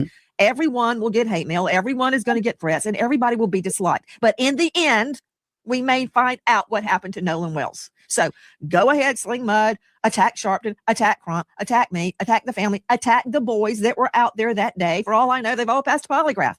I don't know that. But I do know I don't have answers, and a young man the age of my son and my daughter is dead. That's all that matters. I don't care what Crump or Sharpton scream into a microphone. Irrelevant to me. I only care about the facts. Let me be more specific. What I'm getting to is, does the presence of individuals like that, based on your experience, assist in expediting the process to get closer to the truth? That's what I'm wondering about specifically. I think it does. And I'll tell you why. Whether you like Sharpton or you have to hold your nose, you don't like him, don't care. But guess what? Every TV was turned on this case because of Crump and Sharpton. You know how many cases I've investigated and nobody cares? Their names are forever lost. Nobody knows their names. Nobody cares. But because those two jumped on the bandwagon or hitched a ride on the bandwagon, I don't know which is true, now there is focus on the Nolan Wells case. And I say, fine. Authorities have said they suspect. 60% of sales on Amazon come from independent sellers like Jess from Planetary Design Coffee Gear. Sorry, y'all. I hate that shit. Sorry, man. I know Stephen A got out like that. You know what I'm saying? Let's go. Browning. How do you feel about authorities coming out without the investigation being completed? I'm thinking about your former boss, who was like a grandfather to you, that told you don't go to the media until it's absolutely necessary. Timing is everything, et cetera, et cetera. I'm looking at authorities coming out and saying they suspect drowning. I think that's a very presumptive statement to be coming out of their mouth. What did you say? I don't think there should have been any comment at all. If they had to say something, it should have been along the lines of, we are investigating the case to our fullest ability. And we are open to any information, any help that we can get. And we will find the truth, God willing. I think that's what I would have said if I said anything at all. Maybe they did suspect drowning at the beginning, but they should have kept their pie holes shut because we don't know that it was drowning. Now, the fact that the first inmate took the lungs suggests to me that there may have been water in the lungs. That doesn't mean foul play was not involved. How do I know he wasn't hit on the head and thrown over the side? Do I think that's what happened? I don't think anything one way or the other until I have the facts. His friends could be completely innocent, or they may know more than they're telling. We have to find that out. And the only way to do it is by applying pressure. And in my estimation, the authorities being a bit presumptuous and ahead of the curve and saying they suspect drowning and articulating that, it's almost like their wish was to aim you in a different direction, and the direction towards innocent for these boys, because why would authorities come out so quickly and just say such a thing? That's just my thinking. But I'll ask you this as well. Your thoughts real quickly about the independent autopsy compared to the original autopsy. Your thoughts about that, if any at all. Oh, I've got plenty of thoughts, Stephen Smith. Plenty of thoughts. First of all, they both are inconclusive. I don't have the first result, so I don't know. The second one is deemed inconclusive. Why? Because the second examiner does not have the throat or the lungs. So a full investigation, an autopsy cannot be completed because this is what they've got to do, and I've seen them do it. I told you about the red subcutaneous markings under the occipital bone. Yes. All right. Now, how do I know that's not from a blow to the head? Okay. How do I know that's not from an accident? We are being told today Nolan was drinking heavily. Okay. Even somebody drunk can be a homicide victim. Even somebody drunk can be a victim of an accident. That means nothing to me. Everybody out there was drinking. So what, I'm going to be angry because the victim was drinking? Again, this is not a personality contest. It's not a moral test about his character. Bottom line, I need more evidence because that bruising or hemorrhaging or reddening under the occipital, I got to figure out it's from a blow. Is it from a fall? Is it diffusion? Now, go with me on this. When someone passes away, okay, and they're in a specific position, the blood Dr. Chocolate, what's going on, beautiful? How you feeling? pools. It's called lividity. The blood goes down. Like if I die on my back, my blood will go to the back of my head, my back, my rear end, the back of my legs. You turn me over, it'll go to my front. So is that pooling of the blood? I got into a full-on argument with a very esteemed medical examiner because he suggested it was pooling of the blood. Then why wasn't it anywhere else? Why wasn't there pooling on his back, on the back of his shoulders, his neck? Why is it just pooling here? So I've got a problem with that theory. Here's a problem with my problem. It's very complicated, Stephen. The neck, if it was injured, is very diffuse with blood. The blood from the jugular and the carotid arteries could diffuse post-mortem and gather there. So what they've got to do is get that tissue, the tissue from Nolan Wells's occipital bone around it. And they've got to look under a microscope and figure out, is this a result of a bruise or is this diffusion of blood or something else? See, it's very complicated. and very minute. So we need more evidence, is what I'm saying. I think it's very complicated for the average person out there. I don't think it's that complicated for you. I don't think it's that complicated for a medical examiner. If you have his body and you have that, you look at it and you can see what it is. To me, it just seems some resistance. I don't know from whom to make sure that becomes public knowledge. I think that's where I think that's where the challenge lies, not in figuring it out. I think the challenge lies in us getting them to articulate what they figured out, Nancy. That's where I'm at with it. Now, you're saying what they figured out, because I don't think the second examiner has figured out anything because he doesn't have the lungs or the throat. I'm talking about the first examiner. Hyoid bone. I'm talking about the first examiner. Okay, yeah. There's one holdout on that I could see justifying the delay, and that's waiting on toxicology. Were drugs involved? Because what if, and I have no evidence of this, what if he had used drugs, fell in the water, and drowned? But they didn't tell you that, Nancy. They didn't tell you anything about if he did use drugs, he could still be a victim. But they didn't tell you. I'm saying the average person, they didn't even tell you about we're waiting. You couldn't say we're waiting for the toxicology report. I mean, if you could sit up there and say we suspect drowning, couldn't you have said we're waiting for the toxicology report? You didn't hear them say that, did you? Yes, you could. I have not heard that, and you're very correct. That could be released. It's pending toxicology or anything. Just tell me something. But we're getting nothing. And again, it's not their duty to tell us anything. So before I assign wrongdoing to the medical examiner or anyone else, we need more facts. But I find it very disturbing. They all go out, and he's the only one that doesn't make it back. The girl says he left with them. They say he stayed with the girl. And there were hundreds of people out on Horn Island. Nobody saw him. Nobody. I find that very hard to believe. And think about the last person that left. What, they left him there? I don't believe that. And he left, and he let them leave, even though his cell phone was on the boat. Okay. His phone, rather. His phone was on the boat or whatever, which brings me to this question, because there were some questions about these conflicting stories coming out in the case of him staying behind to talk to a girl, a cell phone date, and inconsistencies between Life 360 and Snapchat locations. Talk about that for a quick second before I let you get on out of here, Nancy. I certainly will. I've consulted with digital forensics experts, and they say that there can be a difference between Snapchat location and Life 360 location and your iPhone, Find My iPhone location.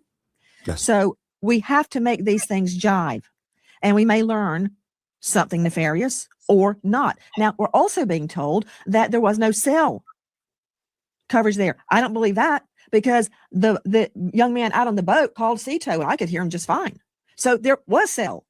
So the mom was concerned. She didn't see any Snapchat or anything going on during this certain period of time. So we have to, and you can look, Stephen, even if you delete and you delete it from deleted and it's not stored in the cloud, can still find out if something was deleted, because it leaves a trail. Everything you do on your phone leaves a trail. Even if it's totally deleted and deleted from the cloud, you still leave a trail of your actions. But just human nature. I know my children, my son is a fisher.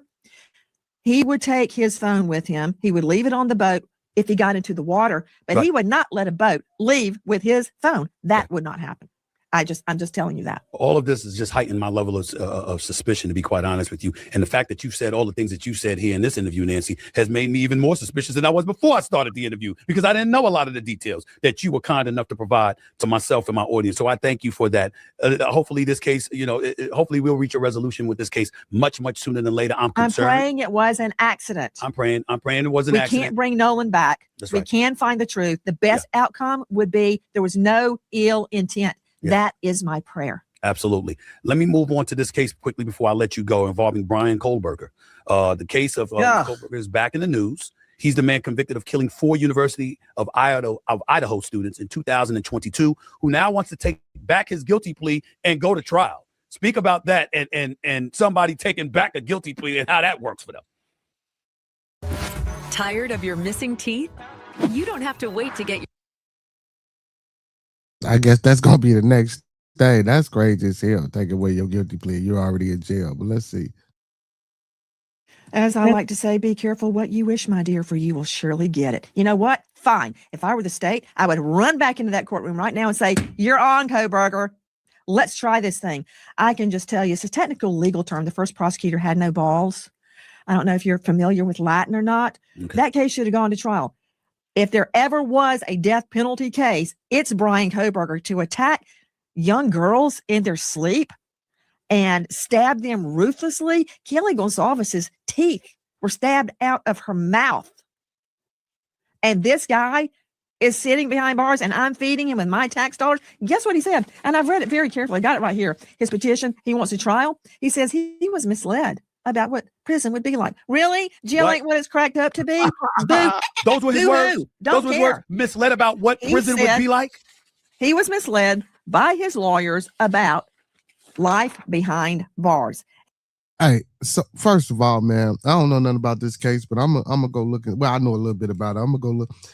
Ain't no way in the hell you being misled about what the fuck jail is like. Period. Jail is jail. I don't give up. You stop it. Stop it. He thought he was going to have, quote, job opportunities. Well, he said bye-bye to all that when he committed quadruple murder. And I'm finding out a lot more. I just spoke with Kelly Gonzalez's parents, Christy and Steve. There are reams and reams of evidence.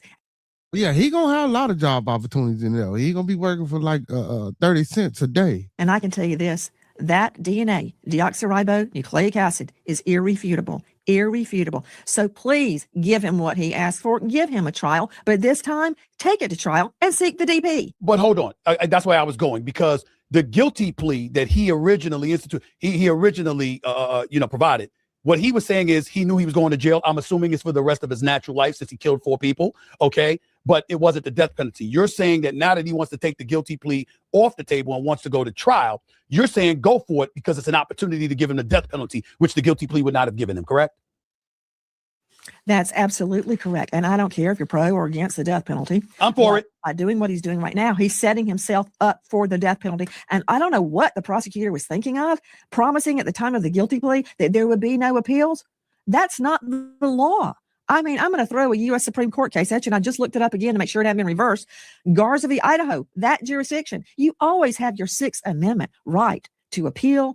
The Sixth Amendment covers a fair trial, the right to call witnesses, the right to cross-examine witnesses, to have a lawyer appointed to you if you cannot afford one. It's been interpreted by case law, but that's the Sixth Amendment. You never give away your Sixth Amendment rights to fairness with your lawyer, ever, even if you enter a guilty plea. A guilty plea can be rescinded if it's shown you had ineffective assistance of counsel, if new evidence arises, if innocence can be proclaimed legitimately. There's a handful of reasons a plea can be reversed.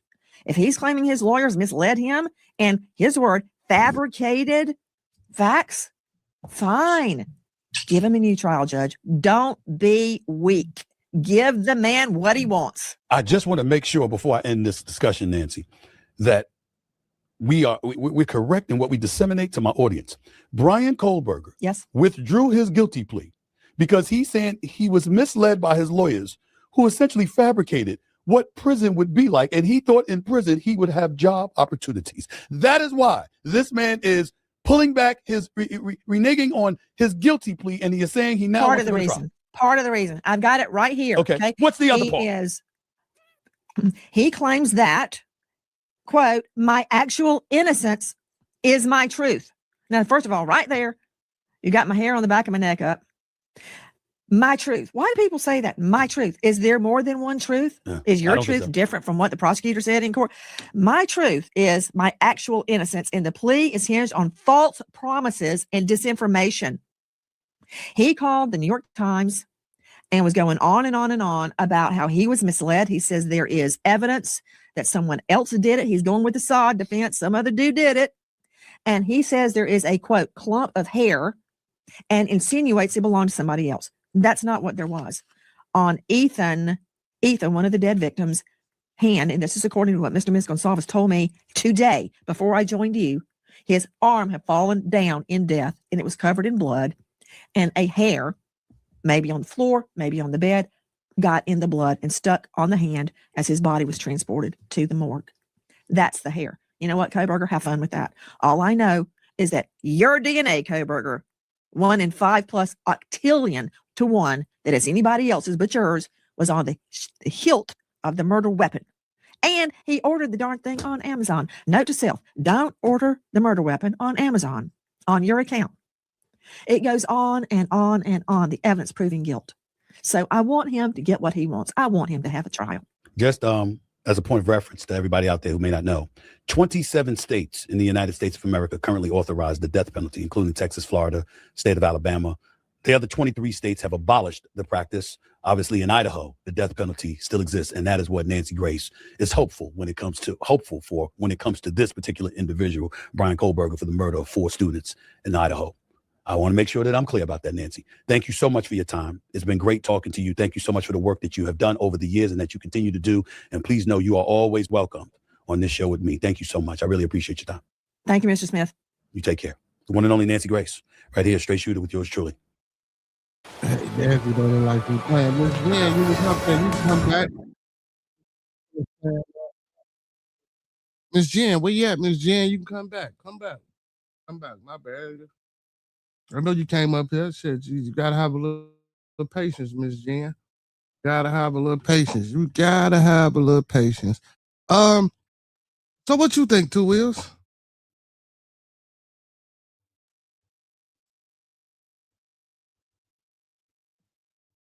Look at Two Wheels. Two Wheels then fell asleep. Oh shit. No, I'm up, bro.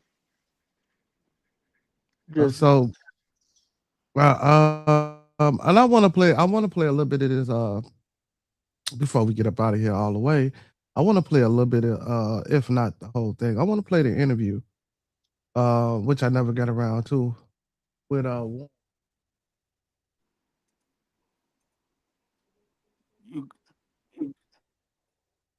because me, like that whole interview was just like crazy, man. That whole interview was just like wow, man.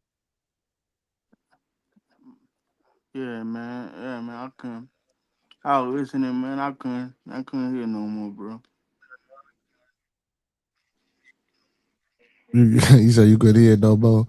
I mean, you know, and that's okay. You know, I know a lot of people, you know what I'm saying, feel the way they feel about the case. So, you know what I'm saying, a lot of people, you know, might think you know, race is involved. There's some sketchy about them boys, man. They could be innocent, man, but I'm just saying, might be some sketchy about them kids. And don't get me wrong. And so, and now, and here we go. With you saying that, you know, now people or a certain group of people will say, well, why do you feel like that? Da, da, da, da. Well, there's no reason for you to feel as though, you know, he still got to be, you know, everyone's innocent until proven guilty and all this. Man, come on, man. We know that's what they say, but we know that ain't how it is. It was, you know what I'm saying? That we know that. You know what I'm saying? We know that. But Miss Jen, you can come back up here. Appreciate you for having the patience and you know being respectable, Miss Jen. But I would have stopped it for you, baby girl. But let's get into this interview, man. And just listen to a little of the things, the questions. So let's listen to the questions being asked, the way the questions are being answered, and the details of everything that's going on. Body language, eye contact, arms folded, everything. Some very pointed questions. I mean, just straight out. The first thing I want to ask you is, did you kill Nolan? All right, Warren, we had a chance to get to know each other over the last, 2 days. We went out to Horn Island. So I've had an opportunity to talk to you about a few things. And the things that you've told me have literally blown my mind. But the world haven't had a chance yet to hear your story, to hear Nolan's story through you, through his friend. And it's not just you, it's a bunch of y'all. But, you know, some of the other guys were afraid because of the threats and the violence that's been threatened against their lives and all of the above. But you decided that you wanted to take this bold step and give a statement and, you know, get your side out here. And I want to start at the very beginning of all of this and ask you, what was your relationship like with Nolan? Who was he to you?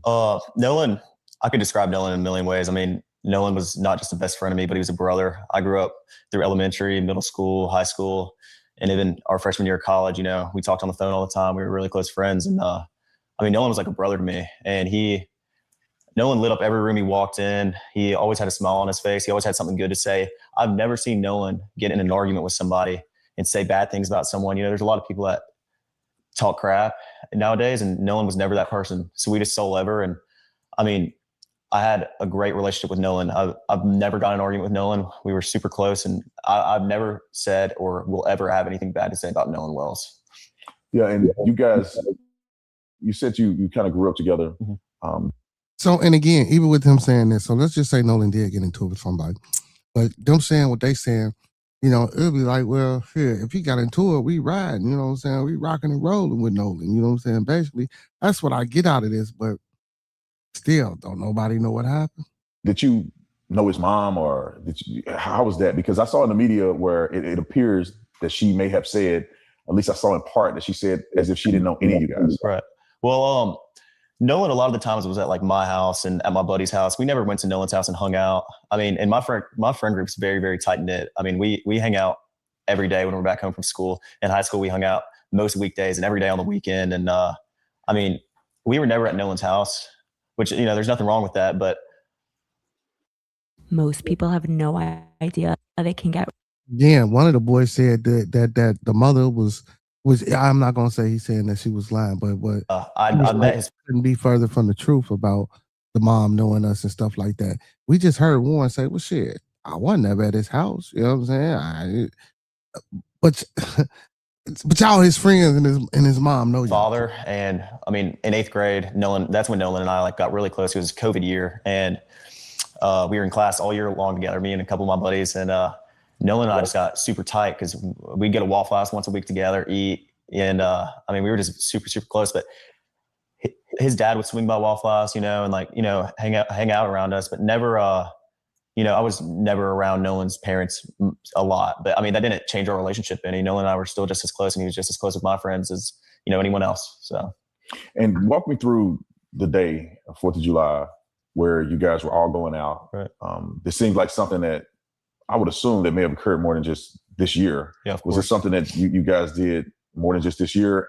It's a 2-part question. I want to know, is it something that you guys typically did together, that you hang out often in this fashion? And then I want you to then walk me through 4th of July this year when the incident happened. Okay. Being from the Gulf Coast, there's boating and fishing is very, very popular. The 4th of July, every year, my friends and I, or my family and I, are out on the water. I mean, that's the one day is guaranteed everybody's going out. And that's a known thing. Everybody's trying to get a ride out to Horn Island, or, people go to Ship Island, but most of everybody from Ocean Springs and the Gulf Coast go to Horn Island. I mean, this was a common thing. My friends go on the boat when we were home. Very, very common. That's what we like to do. My friends like to fish also, and like to go on the boat, not just fishing, but like to go on the boat, like to go on sunset cruises, like to do it all, on the water, And I mean, Nolan loved to do that too. I mean, he was not like he was just like everyone else in our friend group. He loved to go on the water and, have a good time with the guys. And that's what we did a lot. But 4th of July, everybody was out there. Like I said, like Nolan was always trying to go on the boat, trying to go out there with us. And he was always welcome to come. Nolan was always out there with us. And, but I don't even like the way he say, listen to how he say Nolan was always trying to come out there with us, always trying to get on the boat with us, as if, you know what I'm saying? Like, I don't know, you could take it any kind of way, but you know what I'm saying? Like, to me, like, you know what I'm saying? They wasn't really rocking and rolling with him, you know what I'm saying? He was always trying, you know what I'm talking about? And it's like, all right, well, shit, we said, yeah, this time type shit. But for what? To do something to him, to fuck with him, to play a trick on him? Started 4th of July, my buddies and I had talked about this weeks upcoming, everybody's very, very excited for the 4th of July from down here. Like it's a big thing. It's a big deal. Huh? Very, very big deal. And I mean, I actually stayed with Nolan that night at my buddy's house, and I woke up at my buddy's house, and we went to McDonald's, got food. Nolan was not with me. And I went and got breakfast. I had my buddy's boat hooked up to my truck, and first I ran to my house, then I went to McDonald's and came back, and the boat was already hooked up to my truck. My buddy Wyatt and I went, and with my buddies, and we went, filled the top of the boat off, loaded it down with ice, and just got everything ready. Then Wyatt went and put his smaller boat in the water, which is the Palm Beach. He's an 18-foot Palm Beach, and I drove the boat from Fort Bayou Boat Launch to my buddy's grandparents' house, and that's where we all planned to meet up that day. And you say we all, who you talking about? You, Nolan, and how many people are going to meet you guys there?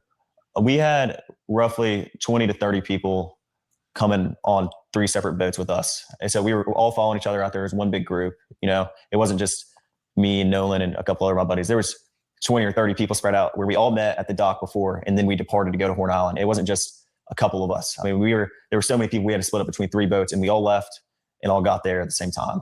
Yeah, I just want to make sure that's clear, because the statements that are out there, made it appear that it was just you, Nolan, and probably 2 or 3 other guys, and y'all are the only ones that went out to this island. And that's completely incorrect. I mean, Horn Island on the 4th of July is the most popular day to be on the water. Now, and let this be known, that's bullshit. Did nobody think that it was just them on this fucking island? Come on, man. Like, for you to even push that narrative, like, we just thought it was Nolan and his 3 friends going to a fucking island. Come on, man. We come on, man. We know it was gonna be plenty of people out there. Come on. Come on, man. Stop with this shit. Water on, you know, throughout the entire Gulf Coast. I mean, everybody and their mom is on the water on 4th of July, you know. There's no telling. I mean, roughly probably 2 to 3, maybe even 4,000 people out there. There were boats lined up off the island. I mean, there was 3 rows of boats all the way until my vision ended, until I could see of people from, I mean, there was 1 row of boats, and then there was another row of boats, and then there was a 3rd row of boats. Yeah. I mean, there was people lined up all up and down the island to where, I mean, who knows? I mean, and that wasn't just, we were parked on the north side, on the west tip. It wasn't just there. I mean, there's tons of people packed out on the south side and on the east end and in the middle of the island. But just where we were, I mean, there was easily 1,000 people. It wasn't just us. Let's go back a little bit. I want to go back to you guys at the dock, getting on a boat. You're saying there's multiple people, probably 20 or 30 people getting on 3 boats. Right. What boat were you on, and what boat was Nolan on? Nolan was on Wyatt Pyron's 22 Triton. On the way out, I went with my buddy Bart, because we had a lot of friends from college coming down. And Bart, I called Bart that morning. I was like, "Hey man, can you take your boat out?" And he was like, "Yeah, well, my dad decided not to go, and I'll take the boat and I'll take you and your friends." Of course. I mean, he's a buddy of mine. And so Bart pulled up at the dock. Now, mind you, Bart say he was in motherfucking Wyoming. Y'all is crazy, man. Like Bart said, he was nowhere near around this shit. Who did Warren just say? His homie Bart. And I mean, I rode out there with Bart and a lot of the girls that go to college with my He rode out there with Bart. friends and I, and Nolan rode out on the Triton. And then we had a Palm Beach, 18 Palm Beach. There was 4 guys on that. There was like 8 people on the Triton. And then there was 8 or 9 people on the Triton. And then there was the rest of the group, which was ranged from maybe 10 to 15 or 16 people on my buddy's tide line, which is 24 tide line. And so you guys get on, and I know a little bit more than the audience do because we went out there a little earlier, because I wanted to see exactly what the drive was like, what the dock was like, how far it is out there. Of course. But I want you to tell, the audience, like, what was this trip like? How was the waters? Did you guys do anything in between the time you rode and the time you get to the island? Was there music? Is it like a big party? Like, what is that? Yeah, well, I mean, obviously music's blasting. It's 4th of July, man. I mean, everybody's really excited. And I mean, we had a lot of people loaded down. So obviously our biggest, we're just trying to make sure everybody, gets out there safe. And so, I mean, on the way out there, it was pretty calm. I think it was blowing like 3 or 4 knots. I mean, the waters were clear. It was a great day to be on the water. Sunshine, not cloudy at all. And I mean, it was a great day to be out there on 4th of July. And so, I mean, we followed each other out, and I mean, it was calm. It was calm. On the way back, it was a little more rough, but it was not anything all my buddies' boats couldn't handle, or like, it wasn't like we were getting really beat up or anything. I mean, it was pretty calm. And so you guys get out there. I'm assuming that you line the boats up, because I'm envisioning the picture of getting out there, and there's hundreds of boats. Mm-hmm. There's thousands of people. Yeah. So it wasn't just you guys on a deserted island. Of course not. A few people. This is thousands of people out there. Right. And there's a lot of people doing what? What does it look like when you first pull up? I pull up, and we pulled up at 10:30. I mean, it wasn't, early afternoon. I mean, it wasn't, but 10:30 is, it's still pretty early in the day. And when we got there was already 3 rows of boats lined up all the way, like I said, until I could see. And when you say all you can see, you're speaking about miles. Yeah. Of boat. When we went out there earlier today, when we went out there, the island is massive. Correct. I mean, it's just several miles long. Roughly 10 to 12 miles. I mean, it's. So you think that the boats were stretching from one end to the next, or just a small area of about a mile or less than a mile of boats? Well, I mean, I think there was boats all the way around the entire island, but I think some spots were more popular than others. Like the West Tip is usually very, very crowded on the 4th of July, and everybody knows that. So that's where a lot of people park, because they want to be around other people. And the East End's a little more, there's not as many people, but there's still a lot of boats out there. I mean, it's not like no one, I mean, every area of Horn Island is covered 100%. Wow. So you get out there, y'all jump out. What do? You know, when I say jump out, you obviously not just sitting on the boat. The island is there. Like, what exactly are people doing there? Like, are you spending more time in the water, on the island, in the boat? Like, how is that? How is that look out there? I mean, everybody, as soon as you get there, I mean, there's people on boats, grabbing drinks and, food, whatever else. Like, I mean, everybody is fully prepared for the 4th of July. They bring, all the drinks and food that they need because, I mean, they've been preparing for 4th for a little while now. But when we got there, I helped my buddies tie the boats up because the tie line was right here. The Palm Beach was in the middle and then the Triton was on the outer side. And there was about a drop off from where the bow was. I mean, if you jumped off the bow, you were probably about neck deep in water. But if you got off the stern, you were probably waist deep in water. I mean, but when we got there, we tied up, got, bow and rear anchor set, and we tied up all the boats, made sure they were good, and everyone just got on the water. And then eventually, next thing you know, it's our group. And then, next thing you know, there's 50 other people around us. And then it just grew and grew as the day came on. And, I mean, that's just how it was. Everybody's drinking, I mean, it's 4th of July. Everyone's just trying to enjoy themselves. And, it's a big party, basically. Big party. Yeah, so y'all pretty much having a good time. Just like anybody would imagine, 18-year-olds, probably 20-year-olds. First of all, he say they drinking and shit. He just a smiling his old goofball ass face off. How you come on Nancy Grace and say, well, I'm an ex-police officer and my job was to lock people up. Motherfucker, he's sitting there telling you that underage kids was drinking and you sitting there smiling like a motherfucker. I didn't hear no questions about how did y'all get the alcohol, where did the alcohol come from, who had the alcohol, like, you know what I'm saying, what was going on with all that. You feel me? Like if you trying to claw and get into the details of them partying and shit like that, when he said alcohol, wait a minute, hold on. Oh, I get it, y'all 18, and don't get me wrong, yes, we do get it. I'm not saying that ain't how people party, bro. That's not what I'm saying at all. But as an ex-police officer and as a person who supposedly is interviewing these, young men and shit like that, and you hear things like that, like you don't get alarmed. I ain't saying you got to prejudge or anything, but you don't get alarmed, no suspicion get raised, no questions are getting asked about none of that. That's crazy. College students out on the island, women, you probably had alcohol. Of so course, y'all having yeah. a good time. Yeah, of course. And so where's Nolan in this? You guys out there, the friend groups are out there, My three bad, boats full bro. of people that came out there that seem to be the closest friend group. Right. Where's Nolan in this in comparison to where you and others are at? Well, I had a couple conversations with Nolan that day, and I talked to him and a couple of my other buddies. In a group, I was not focused on anyone solely, like looking and pointing anyone out, because there's so many people out there. I mean, I was talking to my friends that I haven't seen in a while from high school. I was talking to people I knew from college. I was talking to, everybody my age and even people older than us were, over there. Like, I mean, it was just a regular thing. We're all used to this. We've been out to the islands before. My buddies don't just go out to the island on 4th of July, but they go out, every weekend. Like I fish the islands. I don't just, fish around Horn Island. I fish around Ship Island too. So I'm very familiar with the islands. And don't get me wrong, I get what he's saying too, because when you go places, man, if you know a certain group of motherfuckers, don't get me wrong. Yeah, y'all spread out a little bit. Yeah, you gonna rock with, you know what I'm saying, who you rock with mostly, and then your other homeboys, they gonna rock with who they rock with mostly. But if y'all came out there together, 9 times out of 10, y'all gonna be moving and gravitating towards the same crowd. You know what I'm saying? Or even like I say, even if not, if y'all rock with whoever y'all rock with, but y'all still gonna come back, you know what I'm saying, to each other and end the day off, you know what I'm saying, pretty much, in my opinion, in the same group, you know what I'm saying, that you started out with.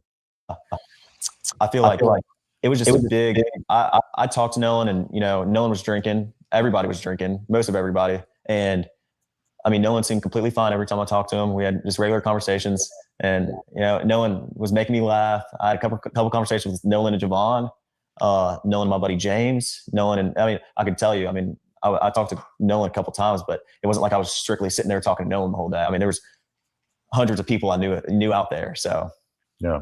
And Nolan said something interesting. You told me about this. I don't know if you want to share it, but I thought it was pretty funny. Yeah. He said something really unique. Yeah. Specifically, something he said to you, I would say would be indicative of y'all's friendship. Right. And then he also mentioned something to you about that particular day and what it meant to him. Right. And could you share that? Right. Yeah. So Nolan and my buddy Javon are talking, and I grew up with Nolan, and Nolan's just like I said, like just so joyful, like always happy. Like every picture I have with Nolan or picture I have of Nolan, he's smiling. I mean, like he's always happy.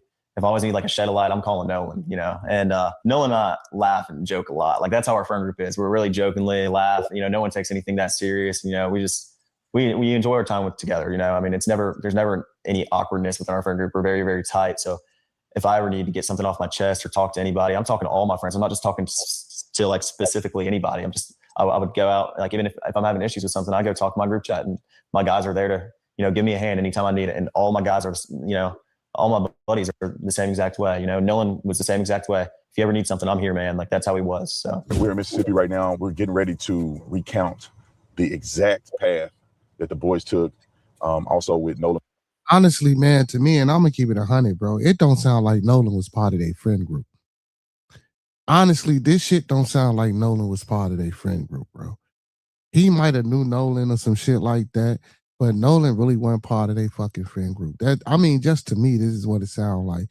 And him like trying to get up with him, and they not answering his phone calls, and like he said in the beginning, Nolan always trying to come kick it and hang out and out of this and shit like that. It seemed like they really didn't fuck with Nolan, man. You feel me? And for Nolan to tell him, you know what I'm saying, that, oh man, I appreciate you. This is one of the greatest times. Yeah, because they usually don't fuck with Nolan and let him out with them like that. You feel what I'm saying? Like that's what I get. Wells from where they docked the boat at, all the way out to Horn Island and back. The boys are going to explain to me exactly what went on, how many people were there, how many boats were taken out, which I think the world is going to be completely dumbfounded when they realize what the truth really is, because the lies have been pervasive. So we're right here where Nolan left on the boat, and you'll find out how many people were there, how many boats, and then we're going to take that same path out. I'm going to go look at Horn Island and see exactly where they could have been to get a perspective that the media don't even care to try to do. And then we're going to take the trek back, and we're going to find out exactly what happened to Nolan. That's the reason why I'm here, man. I want you guys to have a voice. I want you guys to be able to speak out and show what the truth really is, and then let the world decide. I just don't want you guys to end up in a situation where your story never gets heard. Right here is where Nolan and probably 20 other kids got on the boat. So it's not just Nolan and 3 other kids. That was a lie. That was a myth. I'm going to prove that. Right here is where the kids were docking. We're going to show you a video that coincides. I'm going to walk at the exact angle that the video is being broadcast from, so you know that I'm exactly where I say I am. But the boys were here. Tons of people you'll see on the video is getting onto the boat, and they took 3 boats out. It wasn't just one. It wasn't just Nolan and 4 boys. It was a multitude of people on several different boats. And some of the boys that they're accusing weren't even on the boat that Nolan was on. But let me show you from the vantage point where I have the video to prove that I'm here where I say I am. And so right now, here's the angle that you're going to see on the footage. It's just from probably that boat to, you know, maybe about 30, 40 feet here to the right. And this is where the video is showing how many people were actually out there, actually getting on the boats. So therefore, it debunks very clearly that it was only Nolan and 4 boys going out here to Horn Island. You know that, man. Builders. It's not our job title. That's what's It's a killing mindset. me, man. He's trying to make it seem like, that's what killing me. He's trying to make it seem like we only said that Nolan went out with those 4 boys and there wasn't nobody else on the island but them, man. Stop this shit.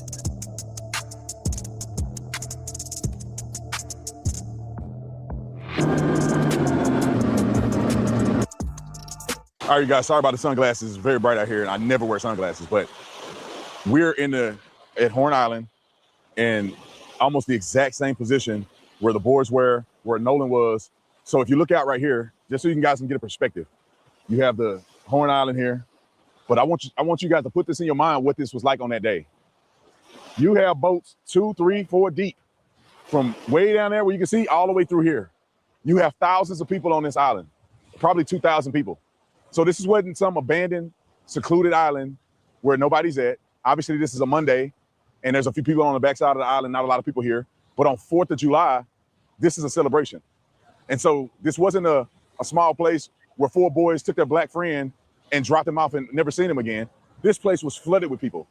Tons of people, multiple boats, multiple friend groups. I mean, everybody's here having a good time. And then the boat gets towed out because it was getting ready to sink. But he keeps saying why everybody trying to make it race and shit. But but listen to how he telling the story. This shit is hilarious. And so, and from what I was told, they told Nolan, get on the boat, man. Get on the boat. Get on the freaking boat. And he decided, because he's an adult, that he was going to stay behind. And all the boys that they've been accusing, and they saying it had something to do with his death, they were all gone at 4:30. They were all gone. And they told Nolan to get on the boat. He didn't. And then there was a report of somebody seeing Nolan around 6:30-ish. And so for them to come out and claim these lies, won't take the time to come to Horn Island, won't take the trip out here to figure out what happened, won't talk to anybody, pushing an agenda is wrong. And that's the reason why I came out here. I want to see for myself, what did this look like? What could have happened?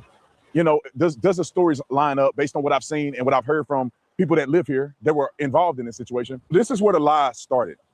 People were putting out on social media, knowing that they're lying, that this is what it was like on the day that Nolan and his friends came out here to Horn Island.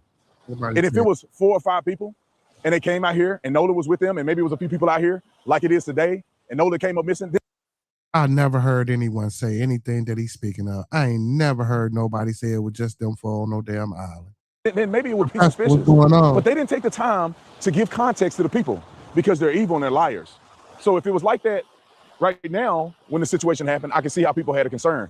But you got to replay this moment with thousands of people here. If anything would have happened directly involving Nolan and his friends, you can't tell me that thousands of people wouldn't have seen anything happen.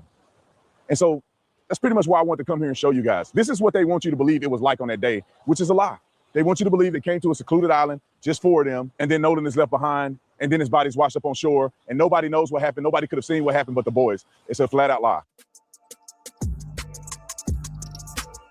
Is there anything that you want to say, you want people to know about this whole experience? Yeah, I mean, from someone, if someone's not from here, it's kind of hard to understand, you know, where the island drops off and how the island works. But, you know, there's plenty of people out here, especially on the 4th of July, you know, this is where people come out to celebrate. And I mean, if you fill the water, you can see right here, Brandon, where it drops off. I mean, you can see literally where it drops off. So, I mean, it goes from about waist deep water right there to neck deep. And then it drops from neck deep all the way to like 17, 20 foot. I mean, we weren't in a quarter mile out the island and when we were leaving, and I mean, it was 30 foot of water. Yeah. So, I mean, if we're walking towards the east right now, but if you walk down to the west, that's where the west tip of the island is. And that's where the current picks up very, very bad. People talk about the phone situation. I want to, because the way you articulate it, I just walk in the water with my pants, they're wet. And you can tell right away that if you're hanging out in the water, it doesn't appear, in my opinion, that you would have your phone on you. Is that typical for people to have their phones or? No, I mean, people come out here, especially on the 4th and, you know, Memorial Day, like, you know, days like that, they come out here to celebrate and people get on the water to be off their phones, first off. Second off, if I'm sitting waist deep in water and all my friends are, everybody's leaving their phone on a boat, in a lake, you know, if you're sitting on a pond, if no one's getting out of the water with their phone in their hand, unless, you know, it's to take a quick picture. But most of the pictures taken on the 4th of July were on the boat. Yeah. I mean, and, you know, saltwater, if you drop your phone in saltwater, most of the time you're not going to get it back. I mean, you know, especially the water's murky right now because there's been a lot of rain. You can't see, the visibility isn't good. The water isn't clear like it was last year around this time. And, you know, like no one has their phone though, usually. I mean, unless you're crazy, I'm not walking around with my phone in my hand and walking around the island. How many people left the phone on the boat? Was it just his phone when y'all left, or I mean, other people have phones absolutely on the boat? not. Like there was at least, well, I rode out here on a different boat, like I told you, and I grabbed my phone when I left the Palm Beach to get on the boat with Triton. I mean, to get on the boat with Wyatt because we were having, you know, boat issues. And when I got on the boat, there was phones everywhere on the console. I mean, everywhere. Like, I mean, there was, and everybody's phone that was sitting around the boat was on the console. Like we had phones that we didn't even know whose they were, you know, and people just leave their phone, especially when people are drinking and, you know, they're not in the right state of mind. A lot of people are like, oh, I'll just leave my phone and I'll get it later, you know, and that's the way it is around here. You know, you don't take your phone and walk around the island. You know, there's plenty of phones on the boat and, you know, spread out between the 3 boats that we had. And I mean, we had 20 plus people on the spread between our 3 boats. So of course, everybody's phone was on the boat. I never saw someone in the water that day sitting with their phone in their hand, scrolling on anything or even taking pictures in the water. Yeah, someone might hop out the boat. You know, a lot of girls like to take pictures, you know, in the water. And so do guys, but, you know, girls want to take pictures in the water. Half a second, you might hop out the boat and be like, oh, I'm snapping this picture of myself or of someone else. But as soon as I get back in the boat, I'm putting my phone up and I'm getting back in the water and I'm hanging out with my friends. Yeah, that's just common sense, man. And describe to me what the day was like. Hey, man, come on, y'all. Listen, y'all. Y'all. Let's keep it 100, man. This 2026. This is bullshit, bro. We know goddamn well that them kids had they motherfucker. I'm not saying that some people didn't leave their phone on them boats, but we know goddamn well, and you can be well assured that a lot of them motherfucking kids had their phones on them, and they was willing to risk their phones hitting that motherfucking water, getting off them boats to get onto that island. Oh, come on, man. We just got like let's be fucking for real. Like, come on, man. Let's be fucking for real, bro. Like, come on. Let me see, watch Jim Doe's the question about the last time he saw Nolan. Instead, he talks about the Bills pump. Yeah. He said 1,000 people. So exactly, how the fuck does a person disappear and nobody saw a thing, even though supposedly Nolan wasn't with them? Now the only one who could say a few things about the incident, and that's true. What you say? They selling real estate, Chris? They want motherfuckers to come to Ocean Springs. I saw a video online. How hectic was it out here? I mean, right now it's barren. There's not a lot of people out here, but clearly that's not what it was on the 4th of July. So, like, how dense was it with people here? Well, I mean, you look at all the videos, you know, they're spread out online. A lot of them, you know, you can't believe what you see all the time online. You know that better than anybody. But, I mean, there was boats lined up all the way down the island. And there was rows. There was a first row, there's a second row. We were in the third row where it drops off. And then there was even boats in front of us. And this went all the way down towards the east end of the island. And then there was people on the east tip. And we're on the north side now, but there was people on the south side too, lined up all the way down. And if you talk to anybody on the coast about this, they know that. Yeah. I mean, 4th of July, this is the hot spot. This is where people want to be. This is where people want to come out, hang out with their family and friends. And people say that you guys just left Nolan behind.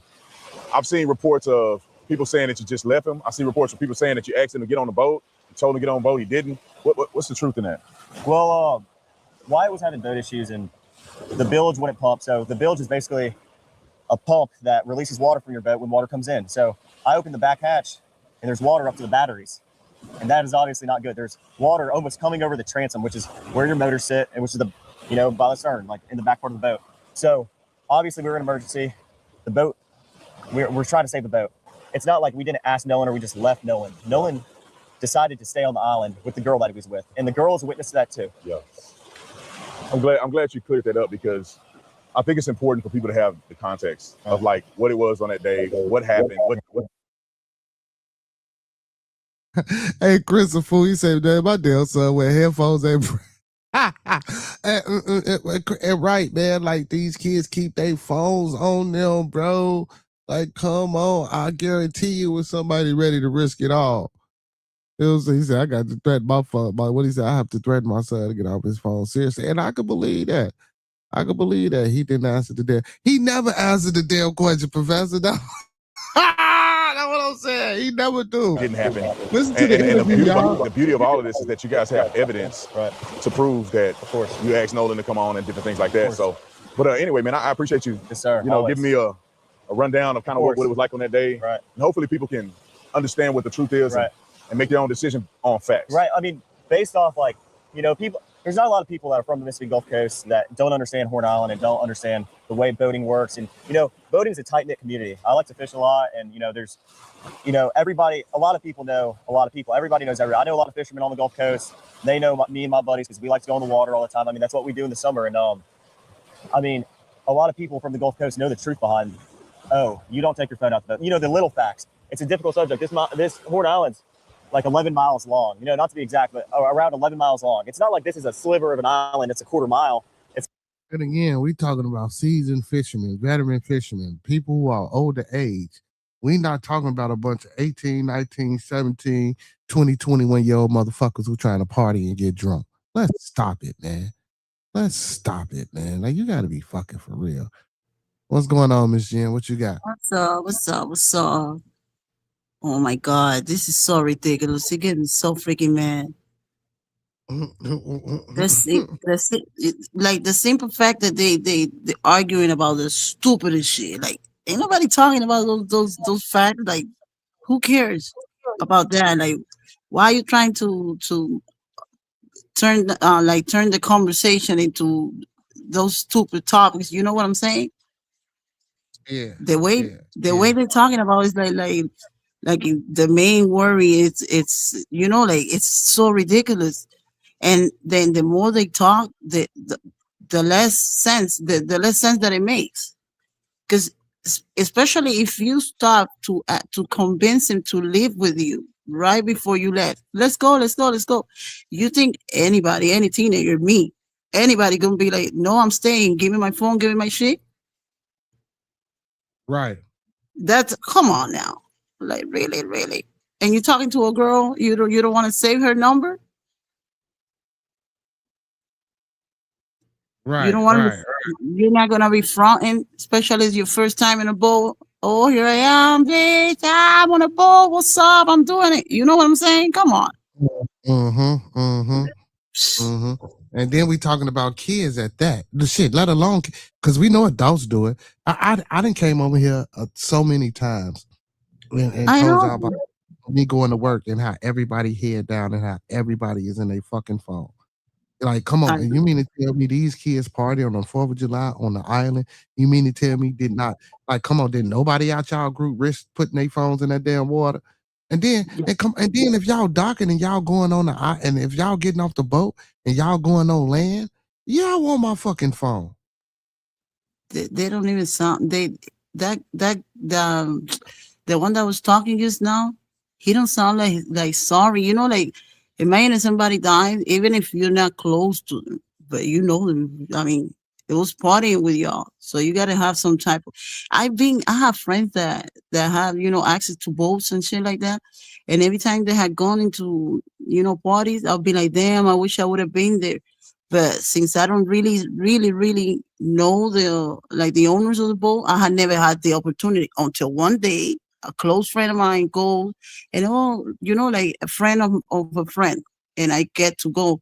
If you have a boat, number one, by law, you gotta have like you cannot put 20 people in the boat. Like everybody cannot be sailing unless you have but like your boat has the requirement, like all of the life, you know Life what I'm jackets and saying? stuff like that. Yeah. Yeah, it's a certain amount of people, and especially those dates, the guards, the coast guards and all of that, they on top of all of that shit because they know people are going to be drinking. And on the ocean, I didn't know they're worse than the regular police on the street. Like they be on top of the jet skis because they know people are gonna be wilding and they're all over. Especially on those little islands, they be like all around the like they be on top of that shit. Mm-hmm. And I know how it is. All of the boats one next to the other one, it's like a big party like that, and you get off and you walk everywhere. But if you with the people with your people, and let's say 6, 7 people in your boat, no matter where you go, you're always gonna have like that closing between each other, and you do get your phone. I mean, not if you're gonna be underwater, but you're not little kids, you're teenagers. You're just trying to look cute, to enjoy, to walk around, to check out on the beaches, and of course you're gonna have the phone. And it's true that you don't have reception because here in Miami, like when I go to the beaches, they're close to the keys and stuff like that. It's true that it's hard, but I do be taking pictures, and the only thing is that I have to post them after I leave the place Mm-hmm. because Mm-hmm. there's no reception if you're too close to those places. Like, but yeah, that's ridiculous. No. We take the I take the phone to the bathroom. To take a shower, I take the phone. To take a shit, you take the phone. For everything, you take the phone. And that dude, oh my god, the one that said that he was a detective or whatever, don't even Yeah. play the no, don't even play his videos. He was hired by that family to clear up the public which is the image of that family to the public. That's the only thing he's doing there. To You me, know, he could be doing that. You know what I'm saying? He could he's be. He could. definitely doing that. But playing his videos is for me is a help. Even if it's not a help for the people investigating the case, and of course, we're the It's a court of public confirmation. opinion. So, but since we're the court of public opinion, I like playing his videos because again, we can see or we can make our own assumptions from what the young man is saying versus him saying, well, I believe them. And, they showed me this and they showed me that. Because even the shit that he's saying, like no one ever came out on the web that I know of or ever said that it was only just them four going on the damn island. Like it was a Yes. 4th of July celebration. Like, why do you keep saying that shit? We can clearly see that it's more than 10 people on the goddamn dock in the video Yes. of them leaving. Why do you keep saying that shit? The point of Yes. contention is, how did he, if it was an accidental drowning, how the fuck did he drown? If he did go out there on the boat with these guys and they said they left him, he was going to see a girl.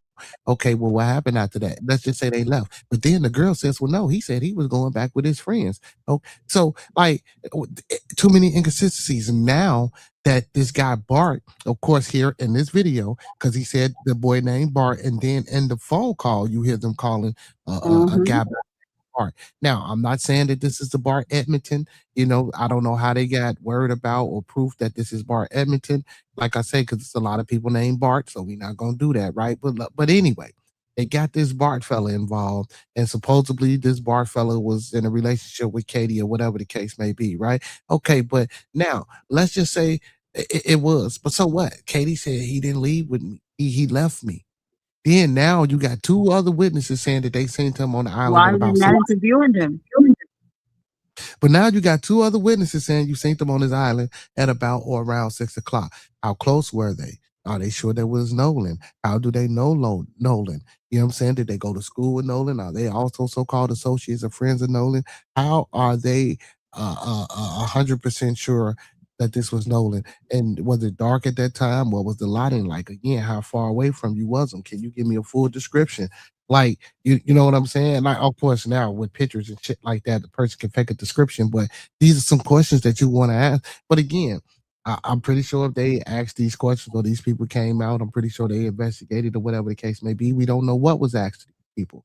You know what I'm That's saying? what I'm saying. If he's really trying to do what he says that he's doing, like clarifying the stuff, why he's not talking to the right people? Because they keep on mentioning a girl, but what girl? What's the girl? Tatum is not doing any investigation. Tatum is only talking to the boys and just giving his point of view. No, The no, no. other But he's supposedly trying to clarify what the people are saying in the social media. Yeah, he's just speaking out against shit. He's no one. He doesn't have a, you know what I'm saying, like any type of authority on any fucking thing. He doing the same shit that we doing. He's just attached to the case because he Yeah, got a like, little bit like more that lady. right. But other than that, he's not doing no investigation. His investigation is just like our investigation. Like he just was able to talk to those young boys and be able to interview them and get what he think he getting from them. You know what I'm saying? Just like Nancy Grace or any other small or big time creator is doing. You know what I'm saying? He was just able Exactly. to get in contact. So his word doesn't hold too much of water with the public opinion, but with those boys and with, maybe the court system or Ocean Springs, of course, like you said, it's trying to clear up their image. I'm not going to say that, but that's what I it can don't seem know. like. It's Yeah, obvious. yeah, that's what it could seem like, or you know what I'm saying, that's what it looks like. Um, or I don't know if he was paid to do this. I don't know if he's just doing this out of bottom or the kindness and the deep You know sincerity what's of his heart. obvious? Because even you, me, that lady, the public opinion, we don't know, right? We're just speculating. But we asking the questions that is common sense. The first thing that come to your mind, like, what's the GPS of the boat? Why the phone doesn't have no, like the things that, okay, they're not guilty, but why are you focusing the whole, your whole personal investigation into something that's not important? Why are you turning everything into those stupid, um, like those stupid opinions? Like, why is the public opinion so important all of a sudden? Why he didn't ask the kid or that guy, oh, why you erased the picture? There's a picture that was taken like from afar that you can see like the whole shore and a whole bunch of people, and then you can see Nolan there, and it contradicts their statement saying that he wasn't with them the whole time. So that picture was taken off the internet like the next day. You feel what I'm saying? So why he's Mm-hmm. not asking the right question? Everything he asked, everything he said, is basically to tell everybody, you see, they're not guilty. And the fact that they're not even talking about, they're not even, they don't show no type of emotion about the fact that regardless of whatever whoever was, the kid was dead. Is dead. Like they're laughing. They just talking about it. Like, oh, I'm sorry about my glasses. I never use glasses. What the fuck? I mean, well, Tatum doesn't have a dog in the fight, so I'm not expecting him, one way or another, if he's reporting to be emotional about the situation. You know what I'm saying? So I can't agree with you on that part. But now as far as the Warren, this is my friend of all these years. Yes, it should be some type of emotional type of something invoked in him. But Tatum, like even if I was reporting, I wouldn't. You know what I'm saying? I Yeah, wouldn't but be you too think much. so? It depends. It depends. It depends. I'm not going to say that. It depends, but I would try not to even get too more emotionally involved. And the sunglasses thing, it was the Not sun. Now, so I emotionally. get it. I get that part. You know what I'm saying? Yeah, I'm not. like you just I ain't gonna. joking. I ain't gonna throw him under the bus for that. I don't think he Oh, feels too much like he's so, like, oh my, like this is something. This is an investigation about a teenager that's dead. You know what I'm saying? Like he's just, I don't know. He acting more like one of those influencers or one of those what do you see, like one of those shows where people just talk about the famous people and shit like that, gossip. Like he's mhm. so too cool with it, you know, too cool with it. Like ain't nobody worry about okay the questions that Nancy was asking. Like anybody will be asking. What happened to the GPS of the boat that tells you exactly where those steps and all that, and why one of the steps was that guy Bart's house, And, which and, is and, and, and don't get me wrong, I totally agree with you because if you were an ex police officer, like I mean, yeah, goddamn, bro, like come on, as an ex police officer, man, like come on, you like you not. I don't even think that. Like, come on, if that was that once upon a time that was your profession for how many years, bro? Like, yeah, like I get what you're saying. Like, even within yeah, that, man, you're taking you coming at seriously. the approach, and so it's like you're not answering or you're not asking. I'm sorry, certain questions. You know what I'm saying? Because you don't. But then again, you're not trying to incriminate. Of course, I'm pretty sure. Some things were said that they could or that they couldn't talk about, or something questions that they couldn't ask during the interview. Of course, that was said. I mean, it would have to been said in order for what I'm saying, a young man to come up on this platform and to speak out. So, and again, I see how a lot of people feel as though it's scripted because I don't want to say it was scripted, but there are certain things that they tell. Okay, well, look, don't say this. Look, try not to do this or try not to do that. And and you can see him fighting hard in during the interview. That's why he got his arms folded. That's why he got his arms crossed. You know what I'm saying? He got his arm crossed for that reason. You know what I'm saying? Yeah. Yes. Okay. Yes. And he's not a detective, right? I understand that, but he was a police officer, Remo. Even police officers get trained in how to ask questions. You don't have to be a detective to ask Like Steve questions. Wilkos. You don't have to be a detective to know that, what I'm saying, if you chasing down a purple or whatever and you see motherfuckers, you asking questions, bro. Like you can ask questions. Like, come on, if common folk can ask questions and you're proper and you were Yes. trained by a police department to, what I'm saying, to do certain shit, bro, you ask questions. Like, I get what you're saying too. He's not a detective. So I mean, yeah, he ain't asking detective questions, but he's still a cop nonetheless. He ain't even asking cop questions. You know what I'm Yeah, saying? yeah. He's not even asking Especially cop. you've been through a lot of cases and shit like that. You're gonna show some type of respect or remorse towards the case, towards the Mhm. fact. You know what I'm saying? He's just there to clear up that family Well, no, image. I ain't gonna say that. Police don't show no damn. I I still disagree with you. Now, No, if you have you want to, watched the if show you want to say 48 Warren, Hours? say Warren.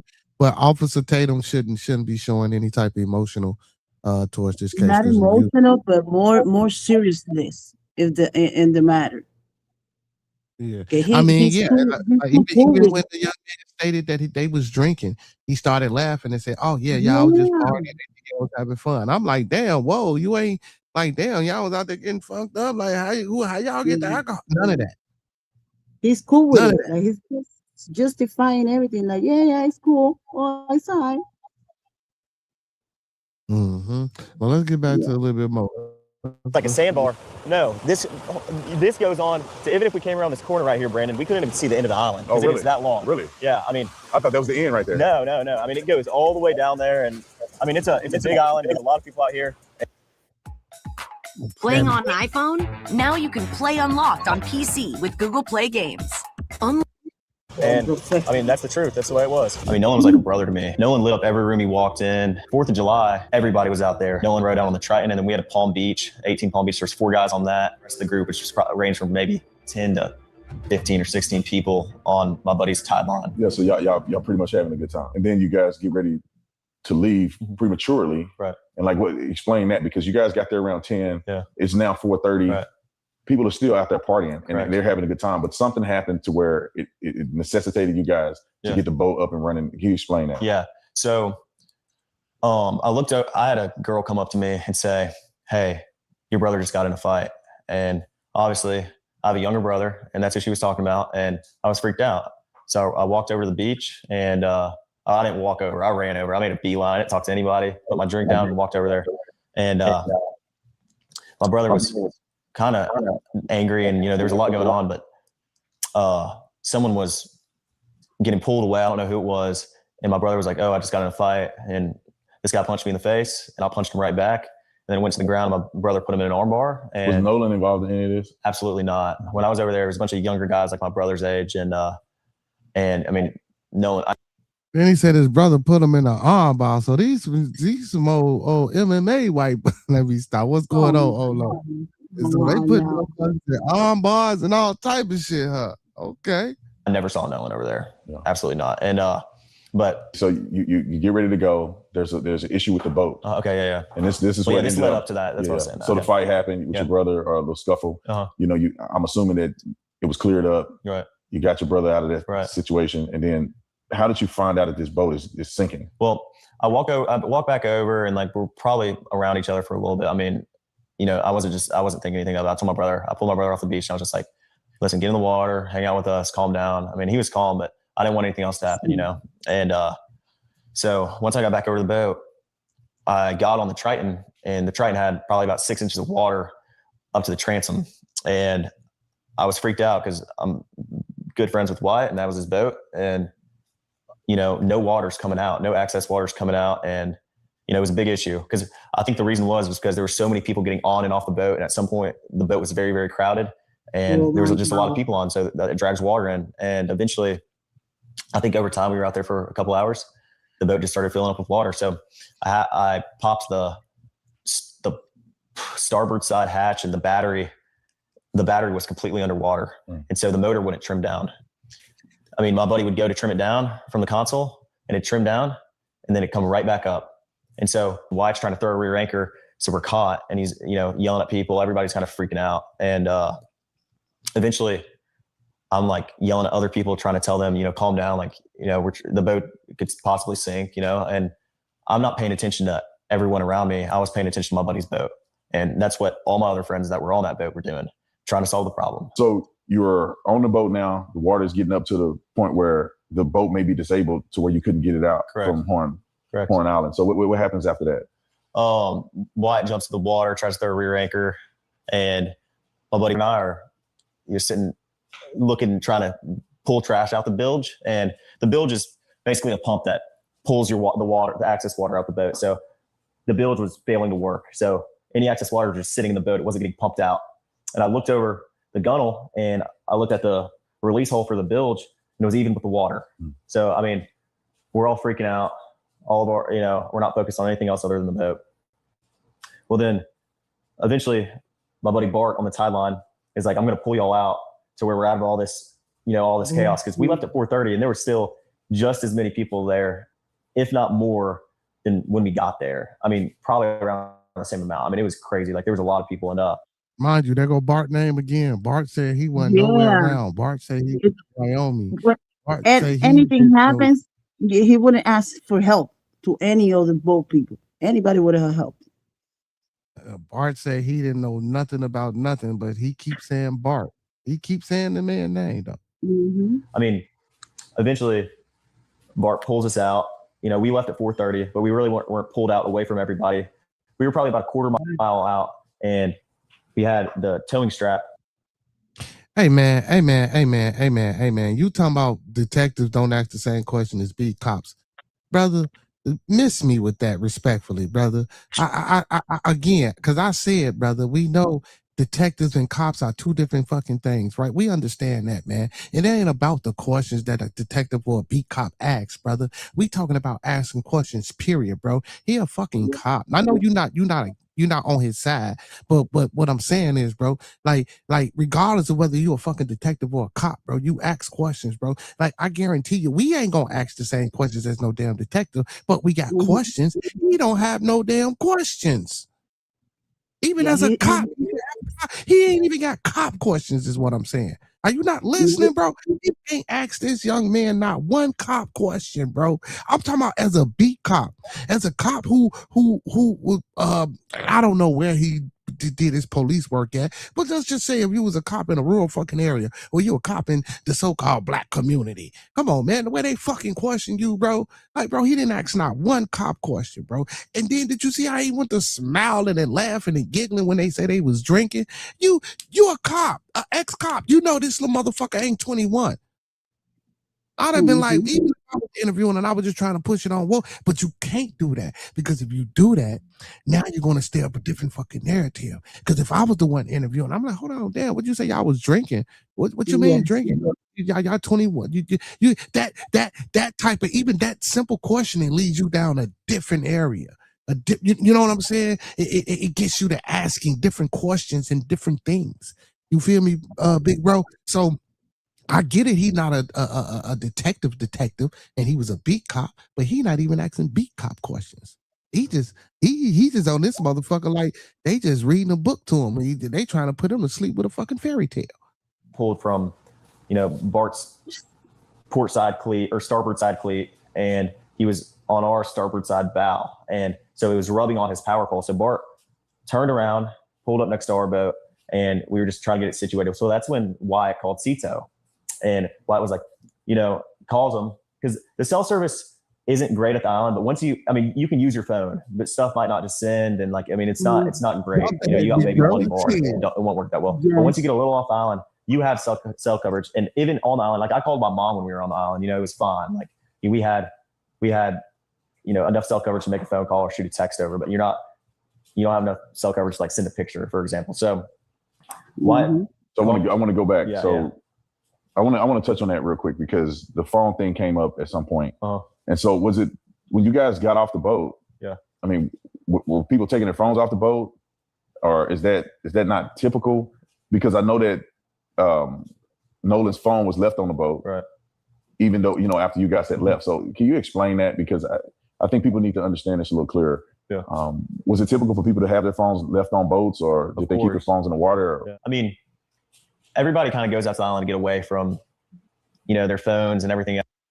I'm not buying that shit, bro. I'm not buying a group of fucking 18-year-old kids going on this fucking island and everybody leaving their phones on the boat. You feel me? And then why he didn't ask? Well, if he decided to stay, why didn't y'all toss his fucking phone back to him? Yes. Because guess what? Because they say he couldn't get no reception, so it wasn't like he was gonna really be able to make a clear, good phone call. Why not just toss his phone back to eyes, you stupid motherfucker? You want to stay here? Huh, here go your phone and shit. Like you get back how you get back. You know what I'm saying? Yeah. Like why your boat is sinking, and you're not gonna leave it there until the help gets there. You just take it off while it's sinking. That makes no sense. Come on, man. And then my boy Chris says he grew up on boats. He says there's not an emergency like that. He said go pull the plug. It's not a big deal. And if you listen to the audio, you can hear him say pull the plug. Yes. You hear him say pull the plug. You hear me? You actually hear him say that. Olo, you say, do I think they setting up Bart? I don't think they setting up Bart. I think it's just a lot of misdirection. I think this could be just, some more things to try to, send investigators through other loops, and other channels. You know what I'm saying? To get the avoidance off of maybe what potentially it could have been. I don't know. Chris says Warren is a nautical man. He knows how to fix the boats. Warren's act like he never fixed the boats before. Seriously. Yeah, because the way he's talking about the boat, it sounds like he know what the fuck he's talking about. So, you know what I'm saying? And then also they made that call at 4:00. They didn't leave until 31. So if you made a phone call at 4 o'clock about your boat sinking, you mean to tell me you stayed in that water for 31 minutes? Mm-hmm. You stayed in that water for 31 minutes in that same coordinates where you called saying that the water was rising in a boat. You sat there for 31 fucking minutes before you decided to take off with your boat sinking. Get the fuck out of here. Yes. Get the fuck out of here, man. If water was rising and coming into the boat that damn fast. Mm-hmm. You know, and again, I'm not a boat expert. I don't know nothing about a bilge pump. I looked it up. I do know what it does and what it doesn't do.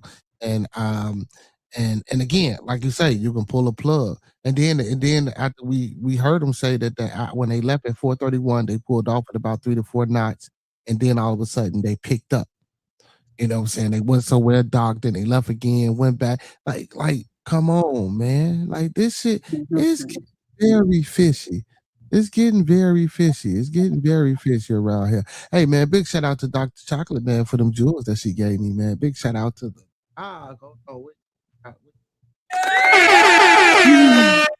out to Miss Chocolate. Hello, Dr. Chocolate. Chris says everyone how got a boat. Everyone who has a boat knows how to unplug it. It's like using a plunger to unclog a toilet. Okay, that's a decent analogy and breakdown. The kid grew up on the water, and he did specify that he grew up on the water. He said he specified how he grew up on the water. So yeah, I do notice how he's sitting. You know, he went from, you know, see how he's sitting perfectly. Look how he look. Yeah, man, just like with the Traciana, whatever. Like how he had his arms folded the whole fucking time. She gonna say you welcome, boy. You ignorant, doc. So I know I got on the boat to get away from, just the regular world. And no, when you're waist deep in water, no one's carrying their phone in their hand, especially at Horn Island. The water has been very, very murky because of the rain. And when you and I want to say this too. I want to say this too. So you mean to tell me that, because there's some bullshit, y'all. When we go to these water parks and we go to these theme parks, you know how certain people don't want to get their phone wet and shit like that. They give you these locations to keep your fucking phone in and shit like that when you out in the water and you on them slide. Come on, man. Like, get the fuck out of here, man. See, this is what I'm saying. Like, we gotta stop this bullshit, bro. We gotta stop this bullshit. Like, they couldn't have protective cases and covering for these folks to get into the water. Now, if you drop your phone in that murky water, but if you got your phone in this big ass clear case that's gonna float to the top, if you drop your phone in the water, come on, man. They got cases like this, bro. I know they do. And you can't tell me these women ain't out there with that shit. That's what I'm saying. They derailing the conversation to stupid, to stupid parts that makes no sense. Like, who's talking about that? Like, trying not to touch was the real deal in this case. And Chris says the bilge pump is not a big fucking deal. But see, and so Chris, for people who don't ride boats and people who don't know a lot about boats, Chris, when you hear these type of things, like you gotta assume that when you hear something like this from people who don't ride boats, you got to assume that the public just don't know about boats. So I'm gonna say this because I know ain't nobody gonna know what the fuck I'm talking about, but maybe the investigators, but maybe there's maybe a handful of people, you know what I'm saying? And the public is only getting their facts or they whatever, from the media or the news or who off the bell. Even if a motherfucker tell you what a bilge pump is and they read it and the rest, the people ain't really hearing that shit. You know what I'm saying? And I guarantee you right now to this day, a lot of people, even people that's watching or watching different people about this shit. You're asking right now what the bilge pump is. A lot of motherfuckers, we don't know, fuck the bilge pump. What I do know is this, that, and the third. You feel? So that was just a way to, distract and just say some shit so people can. Some people might for a couple minutes and like maybe taking some pictures of each other. I know a lot of girls like to take pictures in the water at Horn Island. Guys do too. Like people like to take pictures, and but a lot of the pictures you see are on the boat for a reason. And so, no, I mean, if someone is on their phone in the water, they're using it real quick and then putting it right back on the boat. We were all waist deep in water. No one's sitting there scrolling on their phone. I never saw that once, and I've never seen that once. And I've been out the Highland my whole life. I mean, that's just not something people do. People aren't on their phones, and everybody has their phone, yes. but it's always on the boat. No one's getting off the boat with their phone. So. And so you guys get ready to leave out of there, getting towed out. Yeah. And then where's Nolan in this situation? Well, Nolan was, the last time I saw Nolan was 3:00, and Nolan was cradling a girl in his arms, Katie, Katie. And Katie, Nolan was sitting there. And the last time I saw him, I looked at Nolan, and Nolan was like shaking his head, laughing. And I was like, dude, you crazy. I was like, just joking with him. And, but anyway, Nolan, that was the last time I laid eyes on him. But when we were leaving, obviously, no one is getting left at the island that came with us unless they demanded to, be there and asked, this is a very common thing at Horn Island. When you're out there, a lot of people ride out there with someone and in with somebody else all the time. I've done that 100 times. It's a very common thing, but Nolan was sitting by the boat with that Katie girl, and my buddy yelled for Nolan, get on the boat. We're leaving. The boat's having issues. And no, he didn't say that, but he was panicking. Nolan, get the F on the boat. Get on the boat. And Nolan said, no, I'm staying out here. I'm going to ride in with somebody else. And first of all, let me tell y'all something, man. If y'all boat sinking, why the fuck do I want to get on the boat that's sinking? Exactly. Why you want to move the boat? Did you hear this shit, bro? Y'all talking about some get the fuck on the boat. Get on the fucking boat. If that motherfucker's sinking, why do you want me on this motherfucking boat that's sinking? Plus 30 minutes past. 30 minutes past. You crazy, but you crazy. So Professor says all phones are waterproof as a standard. Now, Professor, all phones are not waterproof. Now, they might be making phones waterproof, but all phones are not waterproof, Professor. That's not true. That's not true. As of right now, all phones are not waterproof. You know what I'm saying? Fat that play that Lee says phones are not waterproof. So they do have some versions of phones that's waterproof, but again, that depends upon the submersion level. When I say waterproof, I'm talking about being able to throw your motherfucking phone in the middle of the ocean, let that bitch sit there for about 15, 20 minutes, going to get that motherfucker, bringing it back, wiping it down, and getting back on that motherfucker and making a phone call. That's waterproof. You feel me? Phones are not waterproof. Phones that do that? You say what? There's phones that you can do that with them? No, you can't. That's what I'm just explaining. When I say waterproof, that's waterproof for me. If I could throw my phone in the water resistance.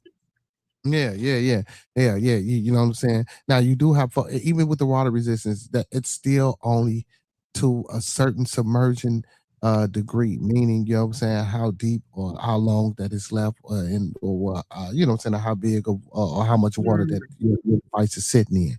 You feel me? So yeah.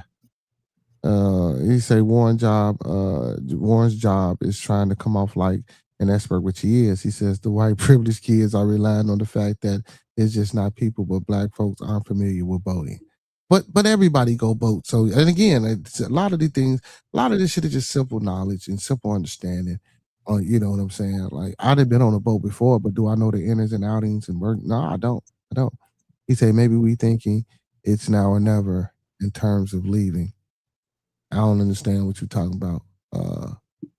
Man, you gotta come to my house. I get what you're saying. He said maybe they thinking now it's now or never in terms of leaving, telling Nolan to come on. I get what you're saying, because like they say, the boat did come back to life. But I'm not gonna lie, if the boat's sinking and my homie is already on land, I'm trying to either get back to the land, because I don't even want to be in the fucking water with the boat while I'm waiting on the goddamn Coast Guard. I want to try to get this boat to land so we can get off this motherfucker.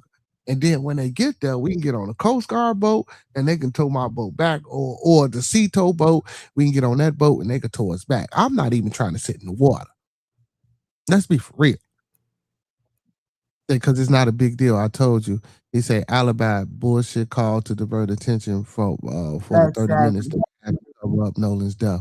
I get you, Chris. I know what you said, Chris, but I still gotta, we gotta play into everything. And it's not uncommon to hear, but it's not like my buddy asked him one time. My buddy asked Nolan multiple times to get on the boat. Nolan, get on the boat. Get on the boat. We're leaving. If you're coming, you got to come now. And Nolan made a decision to stay out on the island. And like he said, how many people heard that? Well, there's at least just a few, five. or? I mean, everyone that was on our boat right there, because the Palm Beach had already left. My buddy went ahead and went home on the Palm Beach, and three guys.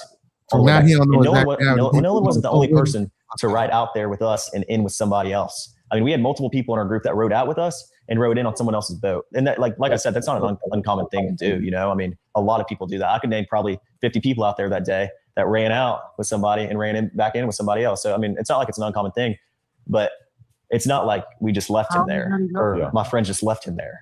Nolan made a decision to stay on the island after my friends asked him multiple times and told him to get on the boat, and he decided to stay. And I heard the girl that he was with, Katie, had text somebody that she heard people yelling correct for Nolan to get on it. Is that true? And I have a picture of that. She texted my buddy, and the next day everybody was panicking and everybody's texting Katie, you know, because she was obviously seen with Nolan the whole day at the island. Katie sent a message to my buddy the next day and said, you know, this is the last time I saw him, you know, he's really sweet. But she also mentioned that the last time she saw Nolan was when my buddy was yelling at him to get on the boat. And she was right there to see that Nolan decided not to.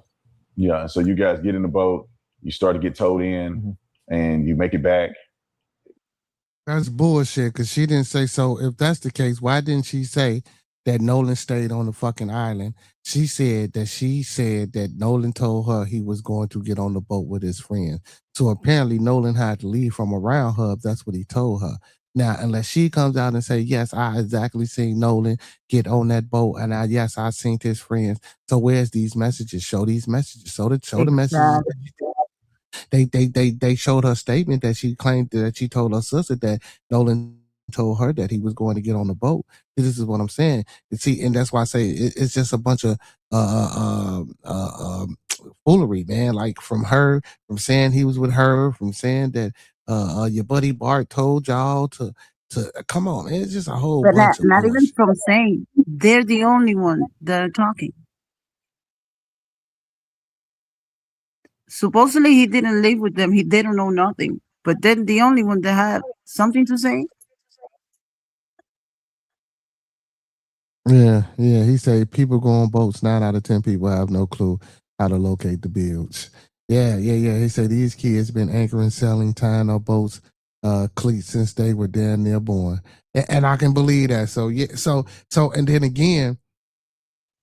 So Chris. So what Chris is trying to say is that whatever problem that could have aroused on that boat, unless it was a fucking hole in that boat, these kids either knew how to fix, could fix, or had the resources available to them while they was on that motherfucking water to fix that boat. Now, I'm not saying that that's true, because I don't know their history with with boats and what they doing. But from you know what I'm saying? But I understand what Chris trying to say. Chris trying to say that these little motherfuckers grew up on these boats. They know these boats. They know how to fix these boats. They know everything about these goddamn boats. Unless it was just out of the grace of motherfucking the universe, it was just a big ass hole in the boat, and they didn't have nothing to pass the boat on with. Anything mechanically or that could have went wrong, they could have made a quick assessment or probably could have figured some shit out. Okay, all right, well, this was what's wrong. All right, well, we'd be able to push and get the boat back to land and for us to call and woo out the band. But to say that the boat was sinking because of the bilge pump is insane. Now explain how did you get to the point where you were concerned about Nolan? Because obviously you said, hey, Nolan, y'all need to, or somebody, not When you, did I get but to that point? You guys had made mention Nolan need to get on a boat. Yeah. You didn't. Yeah. You guys get back to wherever you're going. Right. Explain that. Did you guys go back to somebody's house, or you guys like what happened there? And then when did you feel like, well, wait a minute, where's Nolan? Right. Okay. Well, running in was very chaotic. I mean, Nolan chose to stay on the island, so my focus wasn't on anything else other than the boat. You know, because if the boat doesn't get in, then no one gets in. You know, I don't want to sink out there on my buddy's boat, and no one does. But my buddy Wyatt jumped out and pulled the plug on the boat once we kind of got out there, because he got the motor to trim down. And the motor trimmed down, my buddy Wyatt pulled the plug, and we planed off. We moved all the weight to the front of the boat so we could plane off. And eventually we planed off, and the boat was running. So when you're planed off and you have water in the boat and you're hauling, you know, we're going pretty fast. We're going probably 40, 42 miles an hour. And so all that excess water that was built up in the boat is coming out of the boat. So, I mean, that's what we had to do. So we ran into Fort Bayou, and we didn't just run straight to my buddy's grandparents' house. We ran into Fort Bayou, a couple of us jumped in the water, and Wyatt, like the whole reason for the stop was so Wyatt could hop in and put the plug back in the boat. So then after that, we went and docked it, and I went back to my buddy's house and we ate and napped for a little bit. It was a long day at the island, so we were all tired, and eventually we go over to a girlfriend of mine. So nobody gives a fuck about them leaving their so-called best friend on this fucking island. They didn't took naps, they didn't ate, they didn't did all type of shit. And his only concern was that goddamn boat. She was having people over 4th of July. We were doing like fireworks and stuff. So we all went over there to swim and hang out. And I was this infamous picture that I've seen online of Nolan in the water in the swimming pool. Yeah. Yep. Where is this picture associated with? Because you said you guys went back to swim. Nolan wasn't with you. Yeah. So where's this picture at? Like, what is it? What's the context around that picture that's been floating? That picture is taken on June 27th, a week before the 4th of July. We all went to a friend of ours in Pass Christian. We got a lot of friends from Bay St. Louis, Pass Christian. We all went over there to hang out, and And Nolan was in that picture. Nolan was in that picture, and if you look in the picture, my arm is around Nolan in that picture. And I mean that was a week before. And we can also however that picture was took, if it was taken to a phone or whatever type of device that picture was took, I want to say they can get a date of when it was taken, because a lot of people at first were saying that picture could have been AI or could have been fake. So that the picture that was circulating about him being in a pool was a real picture, but he was trying to say that it was taken like a week prior and not later that day, because it was some things going on that, okay, well, maybe Nolan got unalived or something happened to him while he was at that pool party, or got jumped on while he was at that pool party. So that's the picture that they're talking about. The 4th of July. So that picture is not associated within even the same. I mean, that was like a week before. So yeah. So you guys are now at swimming and having a good time at a lady friend's house. Right. I never got to the pool. I talked to her dad for a while, and I mean, all my friends were downstairs. I went upstairs, talked to her dad. We were talking about boats and stuff, and I've been with my friends all day. I was just talking to everybody. But so you talked to the young lady's dad, and then how long was it before you realized, or you guys realized that, well, where's Nolan at? I mean, I went back downstairs, and all my friends were just hanging out, and my buddy Wyatt had a dress, talking about Nolan, and I was like, well, where is Nolan? Have y'all heard from him? And he was like, no, we haven't. And I was like, okay, well, it's a little concerning. Man, get the fuck out of here. If you just said y'all left him on the fucking island and y'all got his phone, how you expect to hear from him? How you don't know where he at? If you saying that you left him on the island. Like, I mean, I'm not freaking out or anything, but like, I'm trying to find out where Nolan is. So I texted Javon, and I was like, hey, and also a couple other buddies that I had at the island. I was like, hey, have y'all seen Nolan? Did he ride in with y'all? And all the boys were like, no. Well, I texted Javon, and I was like, hey, can you send me Miss Christine's number? Because I haven't heard from Nolan. And if she hasn't heard from Nolan, then I'm calling the Coast Guard. And so eventually Javon sends me her number. Who is her? That's Miss Christine. Miss Christine is Nolan's mom. Nolan's mom. Yeah. And I walked down to the dock, because I mean, there was a lot of people today. It was not a lot, but there was probably 15 of our friends there. And I was just like, walk down to the dock with a couple of my buddies, and I got on the phone. I called Miss Christine, called her the first time. She didn't answer. I called her a second time, and I got on the phone with her, and I asked her if she had heard from Nolan. She said no. And I said, all right, well, don't freak out. I'm going to call the Coast Guard. And this was at about 11 o'clock. So what's your intent in calling the Coast Guard, right? Because right now, Nolan could be with a chick. He could be with somebody else. Right. He could have gone back with somebody else. What made you concerned enough that you felt like you couldn't weigh it out anymore? You had to call the Coast Guard. Well, I mean, like I said, my friends and I have been on the water our whole life. Stuff happens. People die all the time. I know people that have died out there. And, it's a fun place to be, but it's also a very, very dangerous place to be if you're not. So, and another thing, just like Chris keeps saying, these little motherfuckers knew how to pull themselves since they was fucking born. Did you listen to how he talks about, like, bro, for y'all to just automatically just assume that the boat was fucked up and the bills pumps was fucked up and y'all been on the boat. Then did you just hear first he said, well, I ain't get out the water. Then he said, I got. If you take that thing off the boat, you're not gonna be able to go far, because the water is gonna start coming in. Like, it makes no sense. Nah, but he said that it started kicking the water back out when they started driving. He said as they started riding, it came on and it was kicking the water back out. So I guess that's why it was okay. for them to get to where they was getting to. So when they got to where they got to, they had to stop so they can plug it back up. So wasn't no more excess water coming in the boat. You know what I'm saying? Now they plugging it back up. So you know what I'm saying? Because they stationary now. They don't want to come back out in the boat, just be gone, I guess, according to how he's trying to tell the story. But let's listen. 60% of sales on Amazon come from independent sellers like John from Blue Corn Beeswax Like Candles. John. I'm the founder of Mudwater, and a lot of Like John. I hate these damn commercials. So professional. That's why Nolan, I said was. so I hadn't heard from him, and obviously I'm thinking I'd way rather be safe than sorry. I mean, I would rather call the Coast Guard 100 times and lose my mind over it, and my buddy be okay, than not, and me not know where he is and him not be okay. And so I called the Coast Guard and I talked to them on the phone for like 20 minutes, gave him a description, what Nolan was wearing, the last place we were at, the last time I saw him, who were we with, what boat we were on, the conditions of the water, just a summary. And I called Miss Christine back after, and I talked to her, and I said I got to contact the Coast Guard. I'm not sure who she called or what she did, but I think she said she was going to make a couple phone calls to either DMR or Jackson County Sheriff's Office. And I was thinking worst case scenario. Like, I would way rather be safe than sorry about this, Yeah. So you called. So it seems like you called mom immediately. Right. Probably the first phone call that she got from anybody. That's the first phone call, like at least I made.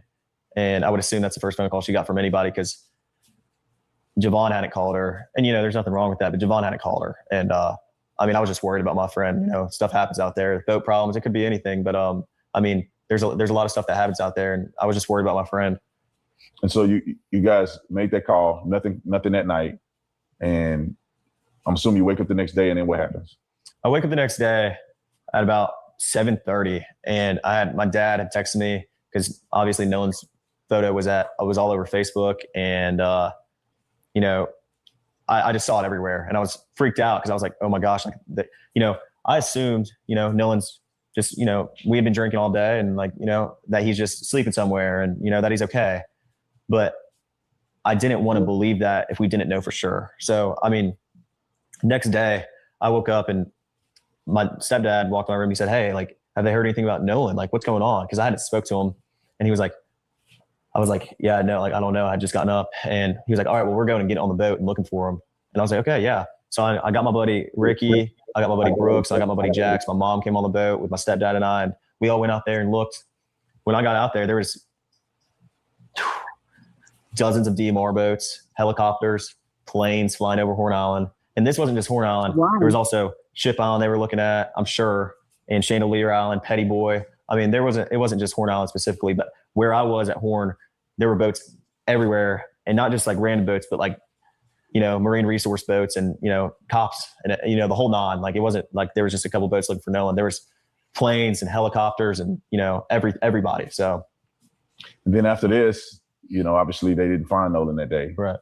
And so what was your reaction like when you heard the news, or how did you hear the news that they found Nolan's body? Well, the next day, it got to be about 1 o'clock on July 5th. And I was like, my mind started to turn. I was like, man, if he's not awake yet, where is he? I got very, very worried. And, I was with my buddy Brooks the next day, and we're driving, and my buddies were texting my group chat. They were like, hey, listen, and I got a phone call from my buddy Trace, and he was like, hey man, they just found his body.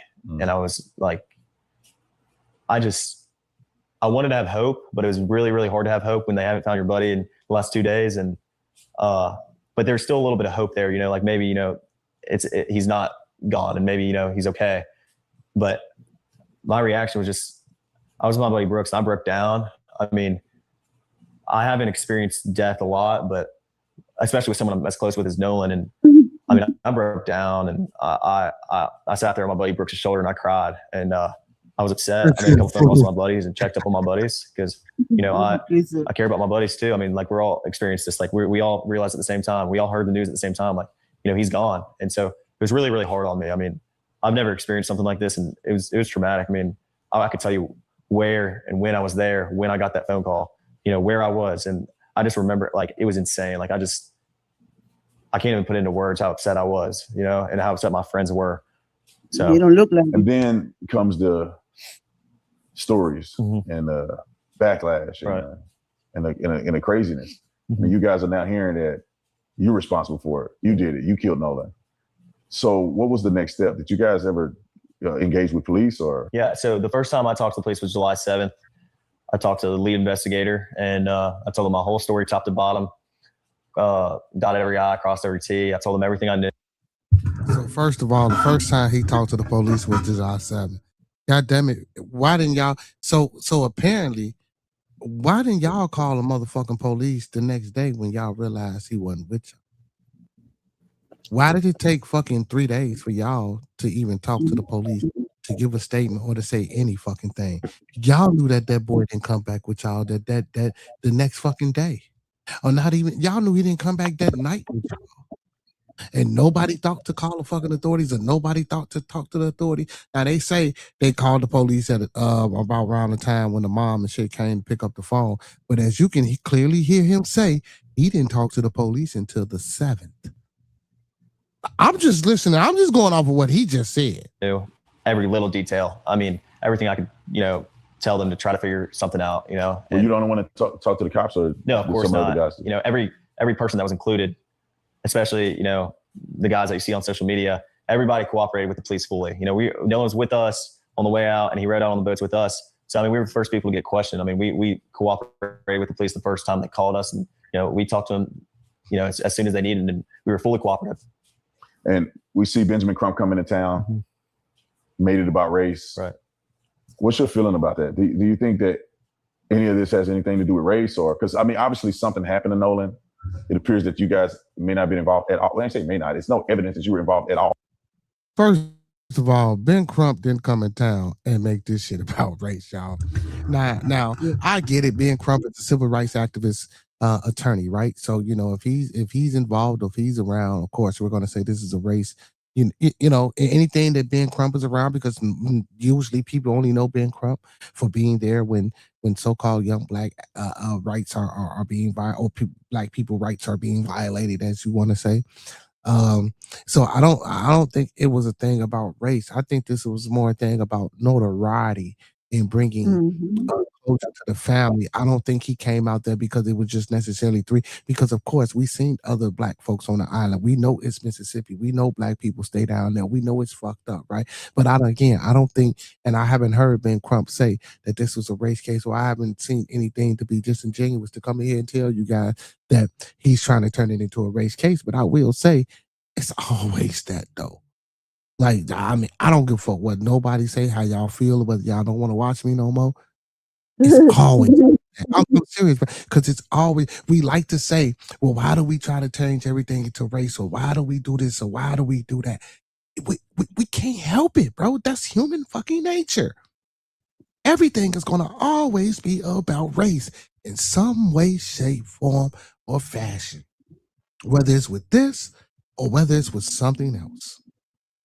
But me, like I said, he's a civil rights attorney, so that's why he's there. Violation of civil rights, because even if it was an accident and no one chose to help him, if you guys were his friends, those were his civil rights, not because he was a young melanated man with a group of white boys. That's not it. We can turn it that way. We can make it that way. Oh, and guess what? You guys can see it any way you want to see it. Let's get back to it. You guys had left. Right. But do you think that there's a racial component to any of this? Of course not. I mean, I think if Nolan ever felt the most little bit uncomfortable around us, which we never gave him a reason to, but if he did, he wouldn't hang out around us. But if you go look on, like my friends have had Nolan posted all over our social medias, since freshman year in high school. Like, if Nolan ever felt uncomfortable with us, why would he be hanging out with us all the time? I mean, every day we're back from college, we hang out and we're around each other all the time. So absolutely not. I would never look at Nolan any other way than I would any of my other friends. I mean, he was like a brother to me. And so you guys had been interviewed by law enforcement. Mm-hmm. All of you guys have given statements.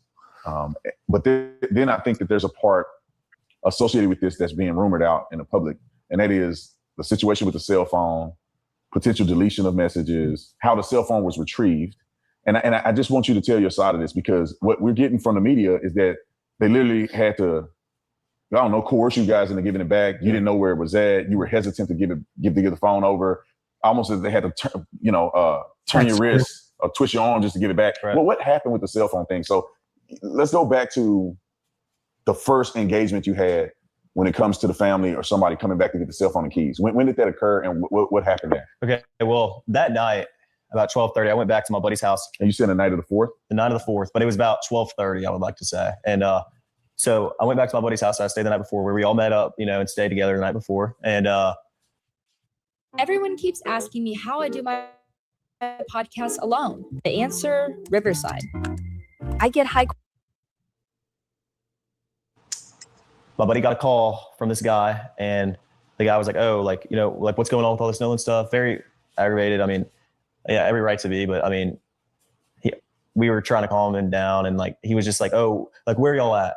My buddy said, "We're at my buddy's house," and he said, "All right," and then he just hung up. And so about 30 minutes later, I'd like to say, all of a sudden the door just got open and slammed, and there was a girl who walked in, and probably about 8 or 9 guys behind her, and then another mom, which was Javon's mom. And who's Javon? I want to put that in perspective. Who is Javon? Javon is one of Nolan's good friends. He's a friend of mine too. Great guy, and his mom and their family is very close with the Wells family. And I mean, so I don't know why she was there, what was going on, but I was very surprised about this. I was like, you just basically kick the door open.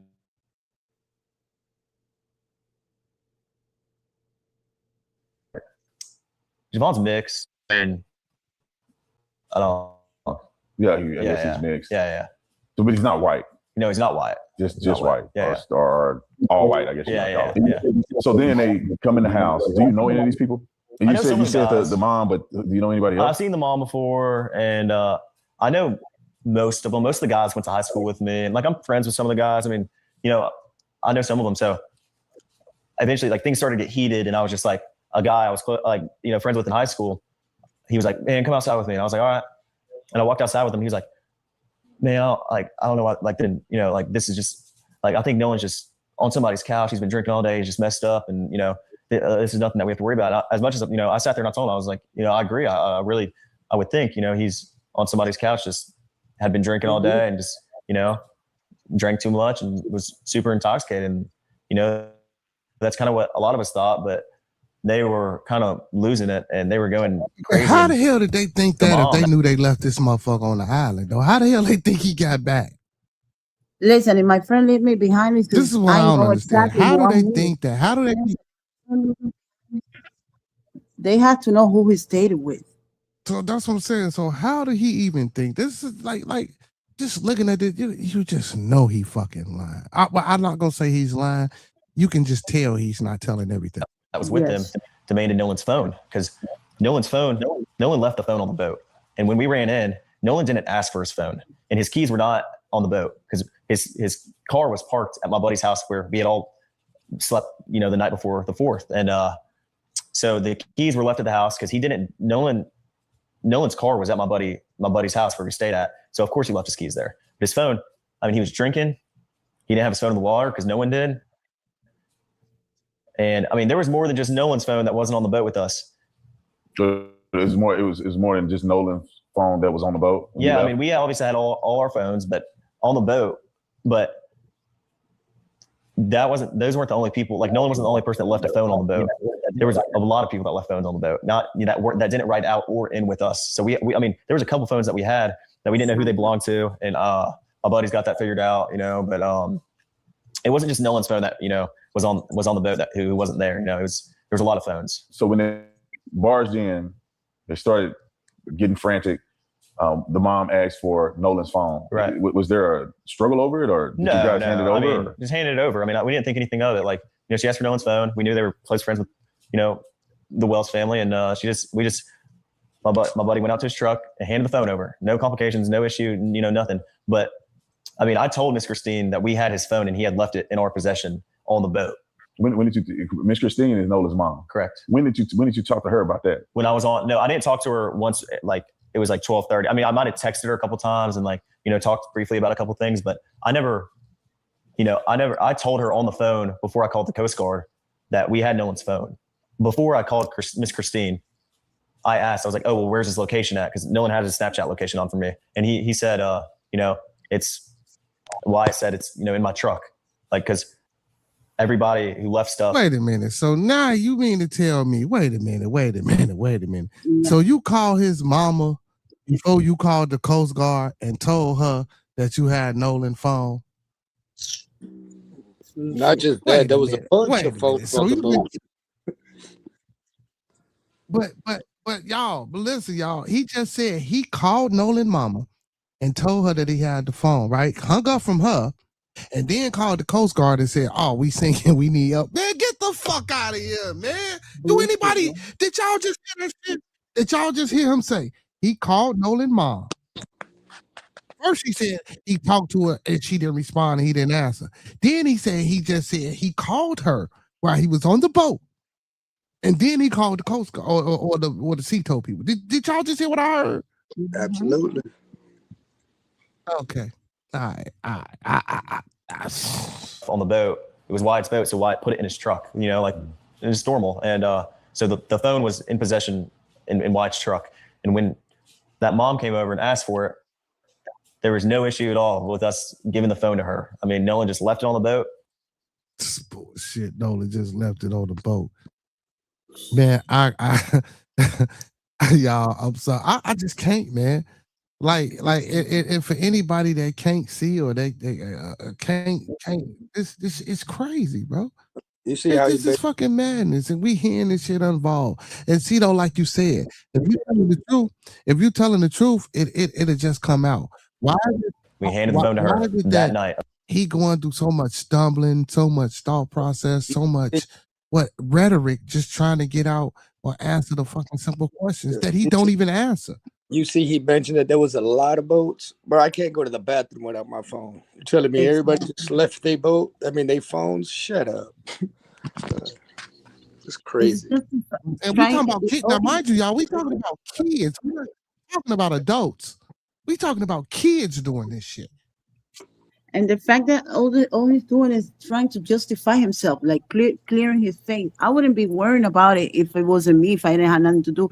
If it was my friend or if it was somebody that was around me, I'll be like, oh, I left him with such and such. Like, I'll be more concerned about the people that I left him with. Like, how y'all don't know, like, what's up with my friend? You know, I'll be mad at them. Like trying to get information from those people.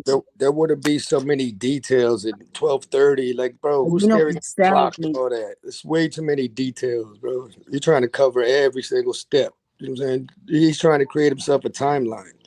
That's why I said it was scripted, because it's like practice. How you know exactly at what time, and then like he's trying to give so many details because that's why he's fucking himself up, because the story is not adding up.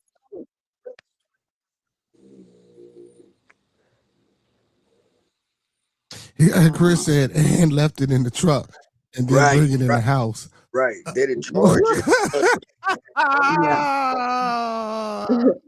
He said, we'll he's like he having experience in real life.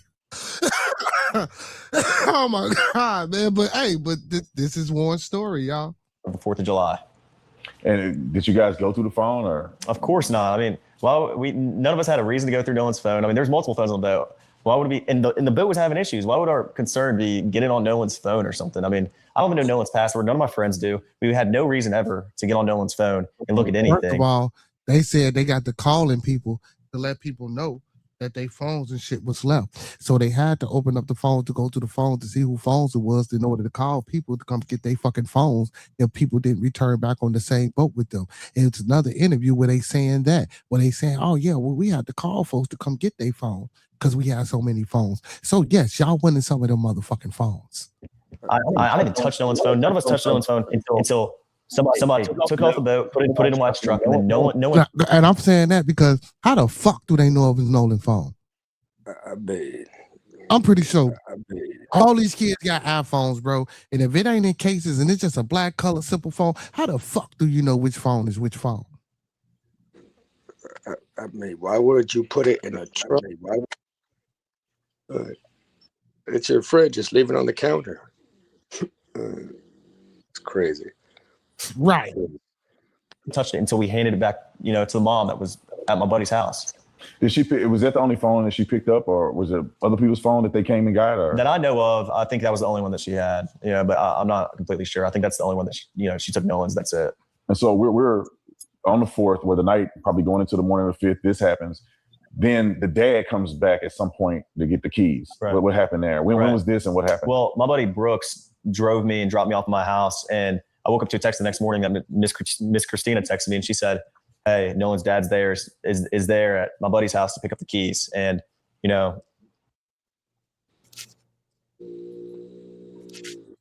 So why didn't they get the keys back when they gave the phone back? If they knew they had both, that's not. I'm not understanding that neither. Wait, what did you Why keep did the Nolan dad have to phone come back nearby? the next day to get the keys? I'm not saying that's a major thing, but why wouldn't you give everything? You know what I'm saying? Like, well, damn, you here to pick up the keys, the phone. Let me give you it. I didn't think anything of it. I told her that I was praying. Dude, like if Nolan is gonna call, if you know no phone numbers, he knows his own number. Would you keep the phone close?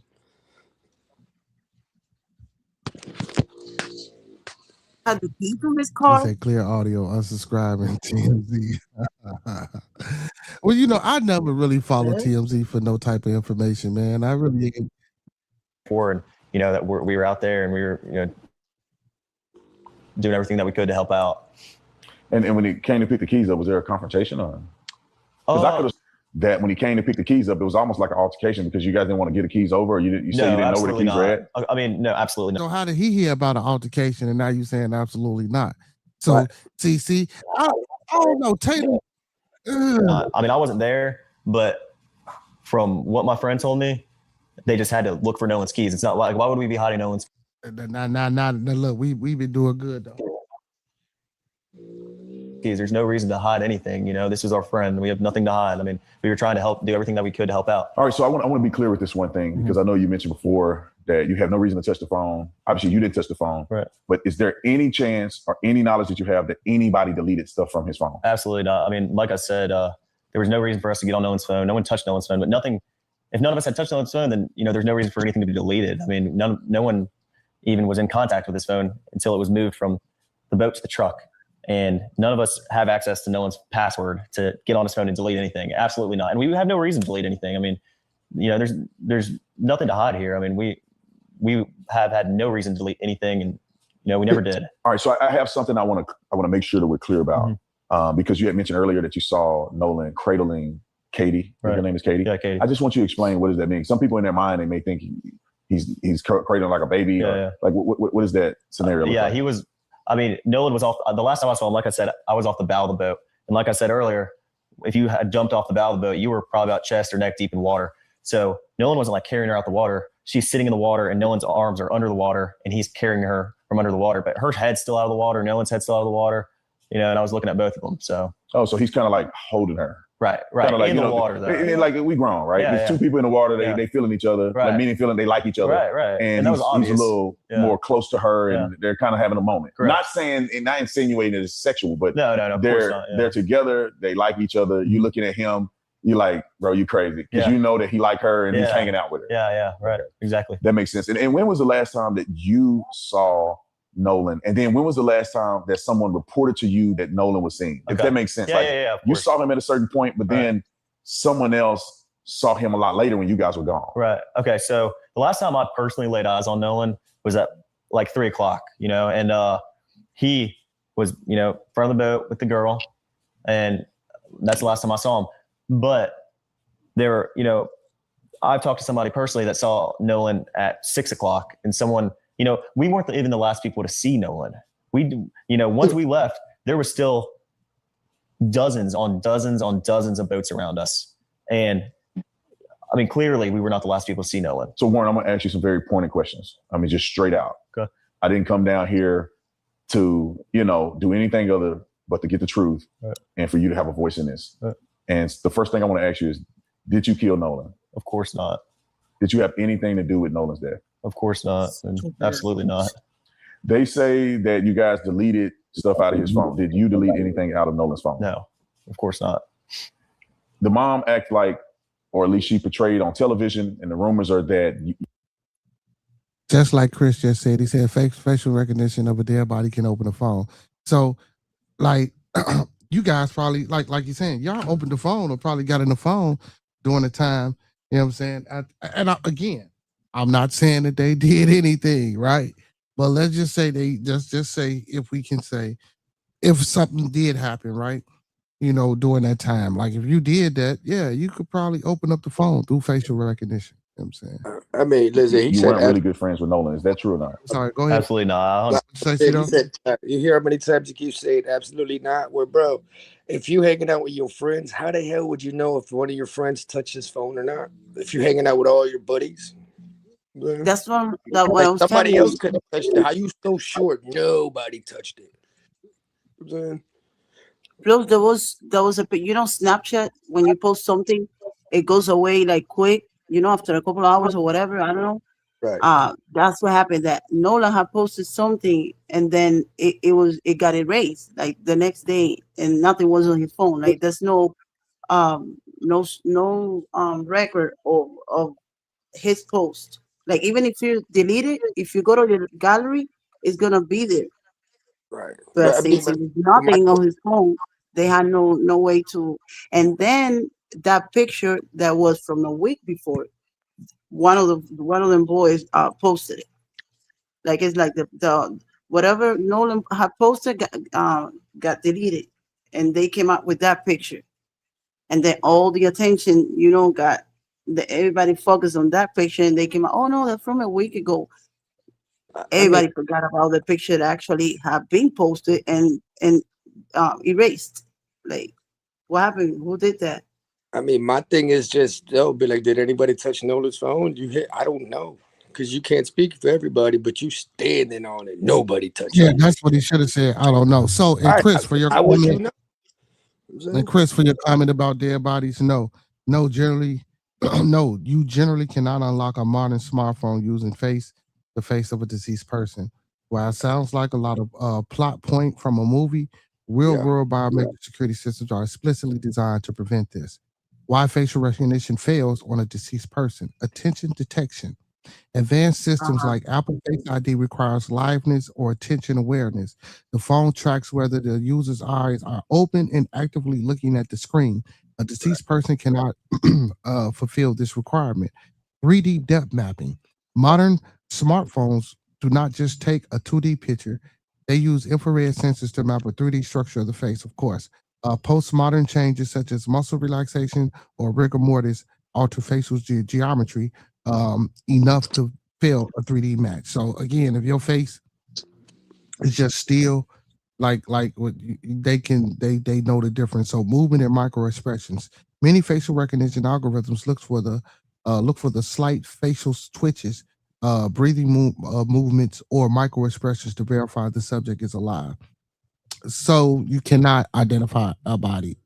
Now, Yeah, but if what he was about the fingerprint?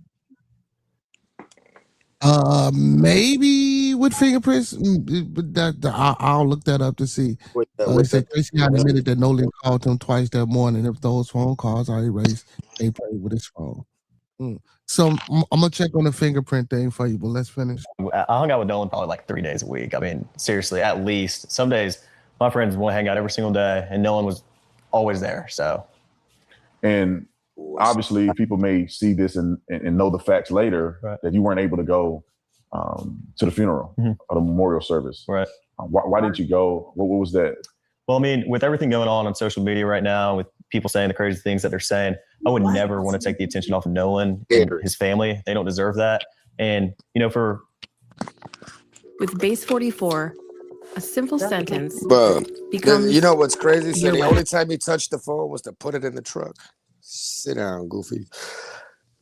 And you notice how much he keeps mentioning we hung out 3 times a week. You see, he keeps like standing on, we were buddies. He's making sure that comes across. We hung out 3 times a week.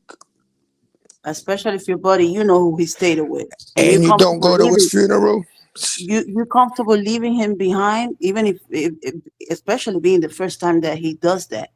If you're comfortable leaving your buddy behind, no, let's go. We gotta go. No, I'm staying. You're not gonna get your keys, your car keys, or on your phone. Yeah, you can't even use fingerprints over dead body to unlock a phone. Listen, you could even guess his password. It's probably his birthday. Geniuses, stop it. You know what I mean? It's not gonna be too difficult of a code. It's your friend. You could figure it out. That's crazy. This shit sound guilty as fuck to me. I don't know. A lot of details And for nothing. altercation gone wrong. A lot of details for nothing. Shit ain't got shit. Personal reasons. I mean, I've gotten thousands of death threats. My family's got thousands of death threats, and for my own safety, now, mind you, he's saying thousands of death threats, right? Now it's down there 1,500 people. I rounded it off to 1,000. It's between 1,380 and 1,420 black folks that stay at Ocean Spring, and a place that has 18,000. I think what it was 760 cents for residents, and out of those residents, only 1,500 are black folks. I rounded it up to 2,000. Who the fuck sending y'all the death threats? I mean, my brother, you didn't go to his funeral? Because that's where they were gonna beat you up. That's where they were. Y'all, and listen, let's not do that shit neither. Come on, man. Of course you're not going. I'm not even letting you in the fucking funeral. Come on, y'all. Let's be for real. If I think y'all had something to do with it, friends or not, or whatever the fuck, come on, man. They mom and daddies ain't letting them in the funeral. That's even fine, if you wanted to go. That's fine, but then don't let me in. But if that's my friend, I gotta show face. You ain't got to show shit. You can call my motherfucking phone and tell me whatever you want to woo out the damn. Like, bro, I'm pretty sure. No, they not letting them motherfucker. I'm just being real. They not letting them motherfucker in that funeral, bro. They don't look concerned. I wouldn't. You feel me? Right, but he said for his own safety. I mean, bro, if you ain't got nothing to worry about, you show face. You know what I'm saying? If they don't let you in, they don't let you in. But if this your friend and you ain't got nothing to worry about, you at least attempt it. I would have been more worried about finding out who did it or what happened than to covering myself up. If you're sure that you didn't do it, it's not a Chris said Nolan didn't want to go on the boat because Bart was on the boat unexpectedly. He said Nolan gut instinct kicked in. That's why he called Tracion to get a ride to the island. Nolan had plans to see Katie. and Katie is ex with Bart. And again, I don't know that. That's the narrative that's trying to be pushed out. So maybe, and again, Monk always said, man, at first we were trying to say Nolan maybe, saying the guy that had everything. But now, and we thought it could have been an accident. Now, is this a case of the jealousies? You feel me? It's because of the chick. Somebody told Bart. Yeah, somebody told Bart that Nolan was messing with his girl, and now when he pull up, they see Bart with him, and he like, oh no, I ain't fucking with y'all. No, I'm cool. I ain't getting on the boat. I'm staying here, type shit. You feel me? They like, man, get the fuck on the boat. Wasn't Bart with them from the beginning? Yeah, but Bart, it was so to speak, but let them tell it they wasn't with him until they needed help to get the boat towed. But if Nolan was gonna stay behind, you don't think he'd be like, "Yo, can y'all pass me my phone? I'm good." Yes, and my car keys. Right, I'm good, dog. I'm gonna stay here. He didn't have the car keys out there. The car keys wasn't out there. The phone was out there, not the car keys. I wouldn't. Well, shit, I don't know, did he? Because I'm not in my car. Where the fuck where else am I gonna keep my car key? Right. I mean, that just sounds crazy, though. Yeah, he said he specifically seen him cradling the girl at 3:00, and then he said, "I personally saw him at 3." Well, boy, you was giving yourself timelines: 12:30, 3:00, 30 minutes. Fuck out of here. And if they're gonna stay behind, and because we know for sure if they phones ain't waterproof, that these motherfuckers have on watches out there. But it is 2026, bro. Most phones is water resistant. Yeah, enough to, like I say, I'd have had my hands up in the water walking if right. I or you put that shit in like that little plastic pouch. That's what I did.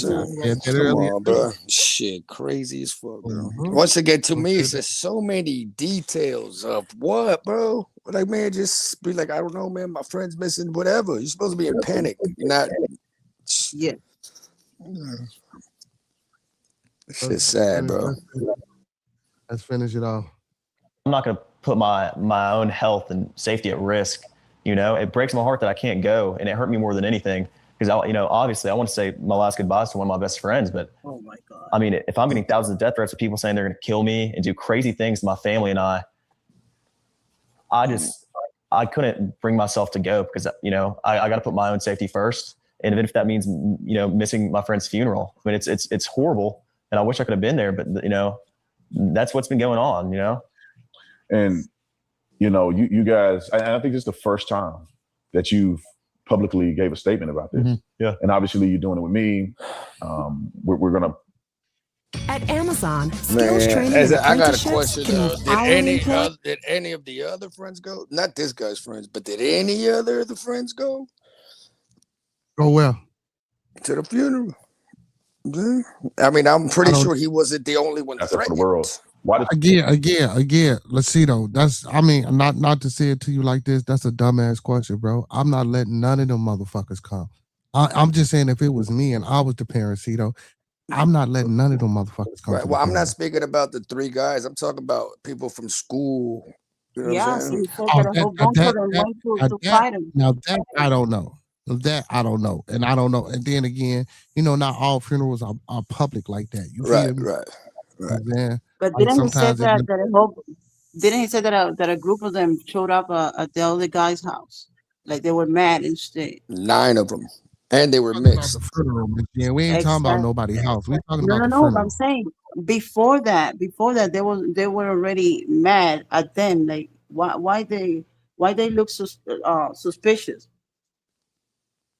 Yeah, Like why be they so mad? Like, yeah, like why you mad at somebody else for being mad because whopped the bam and y'all outside talking about some, oh, he probably on somebody else's couch drunk or some shit like that. Yeah, why y'all like why be frustrated like that if you know he alive, if y'all left him alive? Right. Why you even talking like that? Like, yeah. Why you even talking like that? I mean, he asked them, he said, was there an altercation when you gave the keys? Why would there be an altercation? He said, absolutely not. I mean, Well, dude, see, just had the obviously keys. he heard that it was an altercation. That's why he brought it up. But then he said that it wasn't. So Right. He said, absolutely not. You know what I'm saying? Not a small altercation, maybe, right? Where you trying to be right. Yeah, he's just trying to cover his image up, like to clean up. And all of them sat down and came up with this story together. Yep. All of them. And then like Chris said, and he told Nolan he was crazy because Bart was around. And then even if you hit the other friend that got interviewed, you know, he spoke about kind of hinted towards like, damn, you fucking with Katie type shit. Like, That's exactly the motive behind it. What he took your bitch. Sorry. And even though you got the issue with that guy, you're gonna leave your car there. Right. Okay. Well, you know, Officer Tatum, I've been watching you for a good while now, and you know, I think you're a great guy. You've kind of, ever since things got really hot, you've kind of been on my friends and I's side, and I really like that about you. I mean, I thought you were very confident and well spoken, and I really enjoyed that. And all my friends and I watch you. We all think you're great. We love your faith with the Lord. He's pulling the race card. First of all, these little motherfuckers is 18 years old. I guarantee you they are not watching this man. They pulling the race card. They trying to give the back man I some props. guarantee you they are not watching this man content. Isn't his mom the judge? I guarantee you. I don't know who mama was the judge or whose mother the judge. And also, I heard that the hotline, and I don't know how true this is because you know it's a lot of bullshit that come out in these YouTube streets, so just in the media period. They trying to say the hotline number that you call, the number goes straight to her.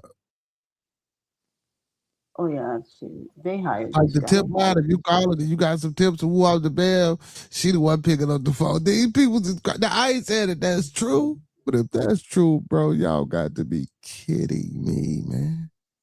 So did nobody call we Katie? try to be closer and closer with the Lord every day, and so did Nolan, you know, and you know, that we just really liked the way you spoke about us and how you took our side, not based off someone's agenda, and you know, based off of race, because I mean that's a horrible thing, you know. There it is. Was this about race? Did this have anything to do with race as far as from your perspective? Absolutely not. I mean, Nolan's been a great friend of mine since 8th grade. Nolan isn't my only friend of color, and you know, I have plenty of friends through high school and friends I have now, not just Nolan, who are Black, Mexican. You know, I've never looked at that, and none of my friends ever have. Like, and if you do, you know, that's disgusting. You know. And if you had a chance to, you know, tell the world that have painted this picture of you and your friends as being potential murderers of Nolan, white supremacists, racists, what would you want the world to know if you can summarize to them in a very short paragraph or a few sentences? Yeah. What would you want to say to them if you had the opportunity? I would want to say to them that my family and I are praying for y'all. You know, I can never bring myself to tell somebody that I'm going to kill them, and that I'm going to, you know, like I've received and my family's received absolutely horrible threats about this. And, you know, I want people to know that our faith with the Lord is stronger and means more to us than anything. And we all trust in the Lord, and for the Lord to reveal the truth. And I know that's what will happen because I have faith and my family has faith. But I want people to know that I'm praying for them. That's hilarious because so was the motherfucker that was hanging black folks. They faith in the Lord was serious as hell too. Right. And when they was burning women, talking about some they was witches, they had real faith in the Lord. Y'all will get that shit out of here. So Chris says Bart approached Nolan on the boat. 911 call when we heard, damn it, Bart. So when we heard, so now let's just say Nolan did get on the boat, right? Somebody might have said something to him, or he might have seen. Because some people say that Nolan and Katie got on the same boat, and that Katie was sitting on his lap. And when Bart came to help their ass out, he seen what the fuck was going on, blew out the bell. And let's just say they did panic and didn't know what was happening during the 911 call. But when Bart pulled up to help tow the boat, and that's why they canceled the damn tow, Bart seen either he seen Katie sitting on his lap, or he either seen Nolan on the boat with them, and somebody said something about, or he heard around on the island that Nolan was, you know what I'm saying, could have been potentially messing with somebody that he used to mess with or still messing with. And when you hear that, damn it, Bart, he could have went up to him and did some old goofy shit. Like I don't know. I don't even want to say it because I don't want to paint out That's there. the reason why But they don't want to give that part of his body, that organ, because I'm pretty sure that's the only way that they're gonna figure it out if it was actually, because if you get drowned, that part is gonna be full of water. Right. But if He you got was like if you strangled. got if you got strength, like it's a little bone, you know, like on the back of the neck, like if you get strangled or if you get hit with something, and it gets broken, that's the only yeah, way. thanks for that. Right, because That's if you drown, your lungs are gonna be full of water. So yeah, but they gave the body without that. The only part that was missing was that part from the throat that goes to the stomach. strangulation. Who gives out a body without an organ? That's ridiculous. That whole case is ridiculous. I mean, once you bring in God into it, be like, my faith in God is stronger. Where was God when you were looking for your friend, bro? It just doesn't have to do with anything. Yeah. Shit's sad. You heard the updates about the Anthony, the other, what's the name? The other black kid. Ted, what you talking about, Ted? You say F that, who pulling up? Who pulling up where? What you talking about, Ted? What, you want to get some flights? You want to go out there and you want to do some things? You know what I'm saying? I'm with you, Ted. What you got our ticket? We on our way to Mississippi? You Is know that what's what you talking crazy? about, Ted? If they get off, they're gonna do a civil suit for defamation of character. America's crazy though. Yeah, but see, that's what. So this guy Bart, the guy that played for Wyoming, the punter who's sponsored by ESPN, is supposed to have a potential prominent punter career in the NFL. You know, that's why he came out with the statement that said he's suing people. You know, for anybody saying that, you know, he unalived this young man or had anything to do with the unaliving of this young man. You feel me? So he came out, he had his lawyer come out and make a statement. And then I think they have actually went after somebody. I forgot her name or whatever the case may be, but I don't think it's that Bearded, serious. this might sound crazy, but if he's the punter, he's already like insecure. Mm-hmm. You know what I'm saying? You know that about football. I was thinking that earlier, but I just never said it. You know what I'm saying? I didn't want to paint that picture of that man. I ain't want to make it seem like the, you know what I'm saying? I'm still not gonna do that. You know what I'm saying? I got you. Because I know some corners that'll whoop your ass. You feel me? They just No, the right. punt. Listen, Bart could fight, Mhm. right? But he just ain't. He ain't the quarterback, wide receiver, the linebacker. Not for the right reason. Right. These white boys are terrified of Bart. Yup. They covering up.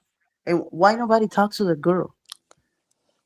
Ah, man. Well, the girl, she came out with a statement. I don't know if they terrified of Bart.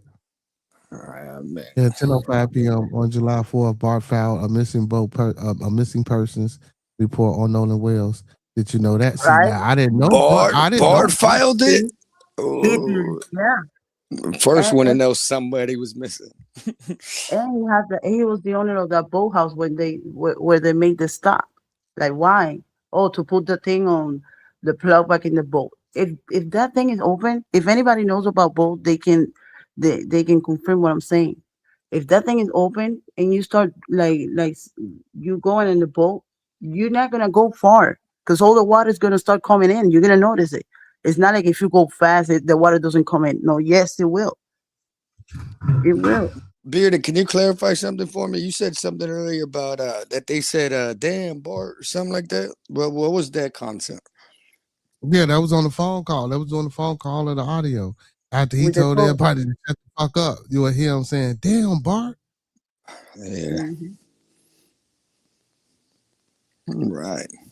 This is crazy. Damn it, Bart. No, he say, "Damn it, Bart." Well, Caucasian. You know what I'm saying? I mean, that could have been a frustration of the boat sinking. I don't know, but I think it was a response to something that he did. Absolutely. Right. But I don't. But I can't Allegedly. say. Allegedly. No, it ain't allegedly because I can't say what he did had anything to do with Nolan if they supposedly left him on the island. You feel me? So how could that be? Even if they was talking to Bart, they left him on the island. Remember, so we can't make that speculation and say that he did anything to Nolan if Nolan was left on the island, according to them. Right? I'm just saying. No, you got a point. I'm just saying. You know. So we still have to figure out and find a way to put Nolan on the boat. You know what I'm saying? Like, did Katie absolutely see Nolan get on the boat? You know what I'm saying? Did the people or the police do they have the boat? Is the boat at like you know what I'm saying? Like, where's the boat right now? Right. Is the boat at the motherfucking police headquarters getting stripped from top to bottom? Because if it I was heard any that blood, they did clean it the next day when they went to pick it up. They had detailed cleaning the car, yeah, but the boat. but you know, even within that, sometime if you detail clean, sometimes you know motherfuckers miss some things. You feel me? Sometimes you can miss some shit. You know what I'm saying? So that's why I say, do they have this boat? You know, even though it was detailed and cleaned and woo up the bam, like, do the investigators have this boat? Are they taking this boat apart? Are they looking in the nooks, crevices, and crannies of this motherfucking boat? Are they analyzing every fucking piece and area of the boat where this could have potentially happened? Like, we don't know, so we got to take this whole motherfucker apart from top to bottom to see if there's any DNA left, or if there are any footprints or any things that we can see that leads any oil, anything that can lead to Nolan being on that fucking boat. You feel me? They have the science for this, people. Absolutely. It takes a little time, but they have the science for this. Oh God. Yeah. You have to recover the information from the phone. I mean, dude, my thing is like, dude, if I'm not getting on the boat, I'm telling you to give me my phone. Dude, I'll make a U-turn if I leave my phone at home. And my keys. And I'm a grown ass man. You know what I'm saying? Much less as a kid, where I definitely need my phone. It's my lifeline. It's pretty suspicious. Let's finish them out. Just a little bit. Mm. And if they want to speak hate and speak, you know, these horrible things, and I mean, you're obviously not in the right state of mind, and you need to work on yourself. It's a horrible thing, and you know, but race was never a thing between Nolan and I and my friends. I mean, I have friends in my friend group that are Mexican and, you know, mixed, black. I mean, that's never mattered. And I think it's just absolutely disgusting that people try to make this narrative out of something that it's absolutely not, first off, and out of something that they have zero facts about. Jackson County hasn't released any facts. There haven't been any facts about this case other than that, just timelines and, stuff like that. But it's horrible that people have made this out to be something that it's absolutely not. And it's disgusting in my opinion. There's that Was absolutely Nolan the not only again. black person on that island? Never, and I mean never, do But crunches that's if what you're I'm over saying, though. They 45 gotta and know have these something, man. They 5 know rounds. something. There's They that know. absolutely not again. He gonna keep saying. I saw a lot of black people, and like I said, I mean, it's not pointing out or anything. I mean, I wasn't looking at that, but my buddy Trayson was out there, and he's mixed. Javon was out there, he's came out, he's mixed. I know a bunch of my friends that are black that were out there that day that I haven't even mentioned. I mean, Nolan was not the only black person out there by no means. I mean, like there was thousands of people out there, white, Mexican, black, everyone, And in the friend group, is Nolan the only black person in the No, friend I'm group? gonna Absolutely say not. My buddy 10 Trayson's to black. 15 black. I have other friends of color. I mean, our friend group's very tight, and we have a not a small group of guys, but we have The reason he couldn't answer that question, I told you, it's only about 1,380 to 1,420 people that stay in fucking Ocean Springs that's African American out of 18-some thousand residents, bro. I guarantee you, hell no, it wasn't. It was, but maybe I'm probably being nice by saying 10 to 15 black people. It might have been 5 real black. Right. I mean, dude, he keeps saying they have friends of color. And maybe 15, 20 mixed motherfuckers. Let's stop it. Let's be honest. Be real.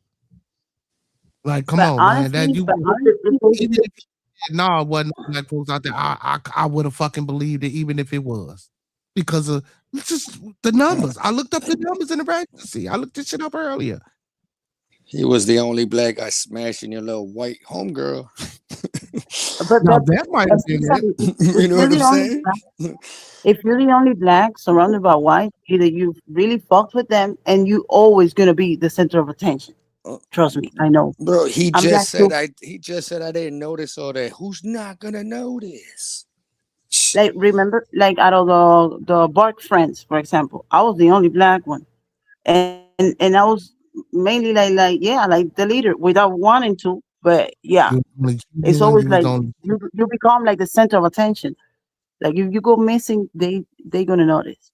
They know how come out of the 1,000 people that were there, only them know something, and they don't know nothing, but only they can see. They can say anything, especially if you're the only black one. If you would have stayed behind, somebody would have at least a picture or something to say.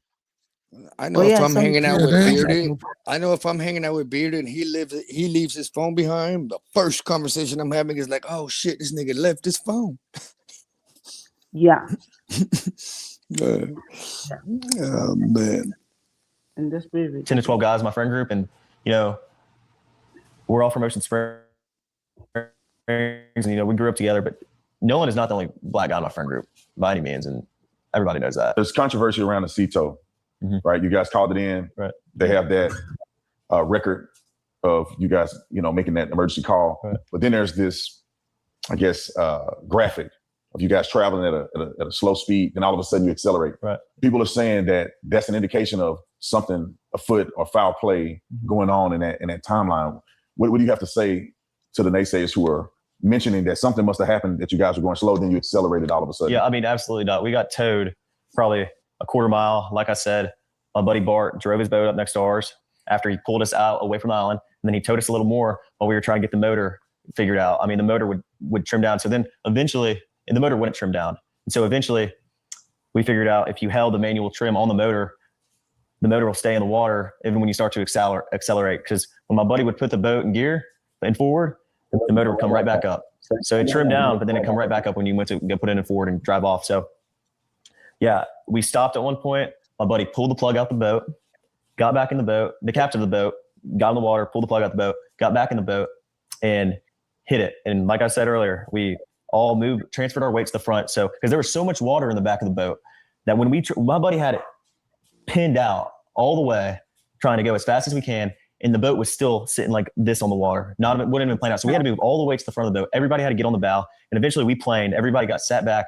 And when you're on plane and you're going, water starts coming out the boat. Like that's the whole reason he pulled the plug. Because when you come out the water and you're on plane and the boat's level, water starts coming out the boat. So I mean, that's why we came to a stop, so he could jump in the water, pull the plug, and then we hauled in. There was no stopping, because if you do stop, the water starts coming back in the boat because the plug's out. So there's nothing nefarious there. It's just a formality of trying to unplug the boat and absolutely get not. It docked properly. Correct. I mean, we were just trying to, solve the boat's issues, because we wouldn't have ever gone anywhere if the boat wasn't figured out. So and Nolan being a really good friend of yours, really good friend of all of you guys. Some of you guys have been accused of killing him. I mean, obviously he was somebody you knew, somebody you spent a lot of time with. With all that has gone on, if Nolan was here, what do you think he would say about all this? I think Nolan, fuck you guys, has one of the most. I mean, Nolan's one of the best men I've ever met. I mean, he has an amazing heart, and like I said in the beginning, I mean, Nolan is one of the nicest and sweetest people I've ever met. I mean, seriously, he had no hate in his heart whatsoever. I think if Nolan knew this was going on, he'd be sick to his stomach. I mean, Nolan hated all hate and arguing and drama. He didn't like any of that. So, I mean, I think if Nolan knew this was going on, he'd be very, very upset. I mean, it's horrible. If he knew his friends were getting these threats and, we were, felt threatened for our lives, I mean, Nolan would be traumatized if he was here. Like, and if he knew that, like, I mean, he was a person of no violence, and, he had a really good heart. He would hate it. You think your friendship with Nolan inspired you to want to speak out? Of course. I mean, I know Nolan, and like I said, I've been really tight with Nolan since 8th grade. There you go. Remind us again. He's a best friend of mine. He's like a brother, and Nolan's the type of guy to fight back for what's right and fight for the truth. And I know Nolan would tell me if he was here to fight back and make sure the truth is out and make sure your word is out, because that's what matters most. So after all that's been said in this interview, do you have any theories about what could have possibly happened to Nolan? My buddies and I have talked about it, and he has Drew. Watch brother. this. He has Drew An directly. epic Mortal Kombat style arena battle made entirely with Dream. Yeah, like just give a fucking ass. Right. I he asked him what Nolan say. What the fuck you talking about? He's my best friend. It's not like we're unexperienced in this, but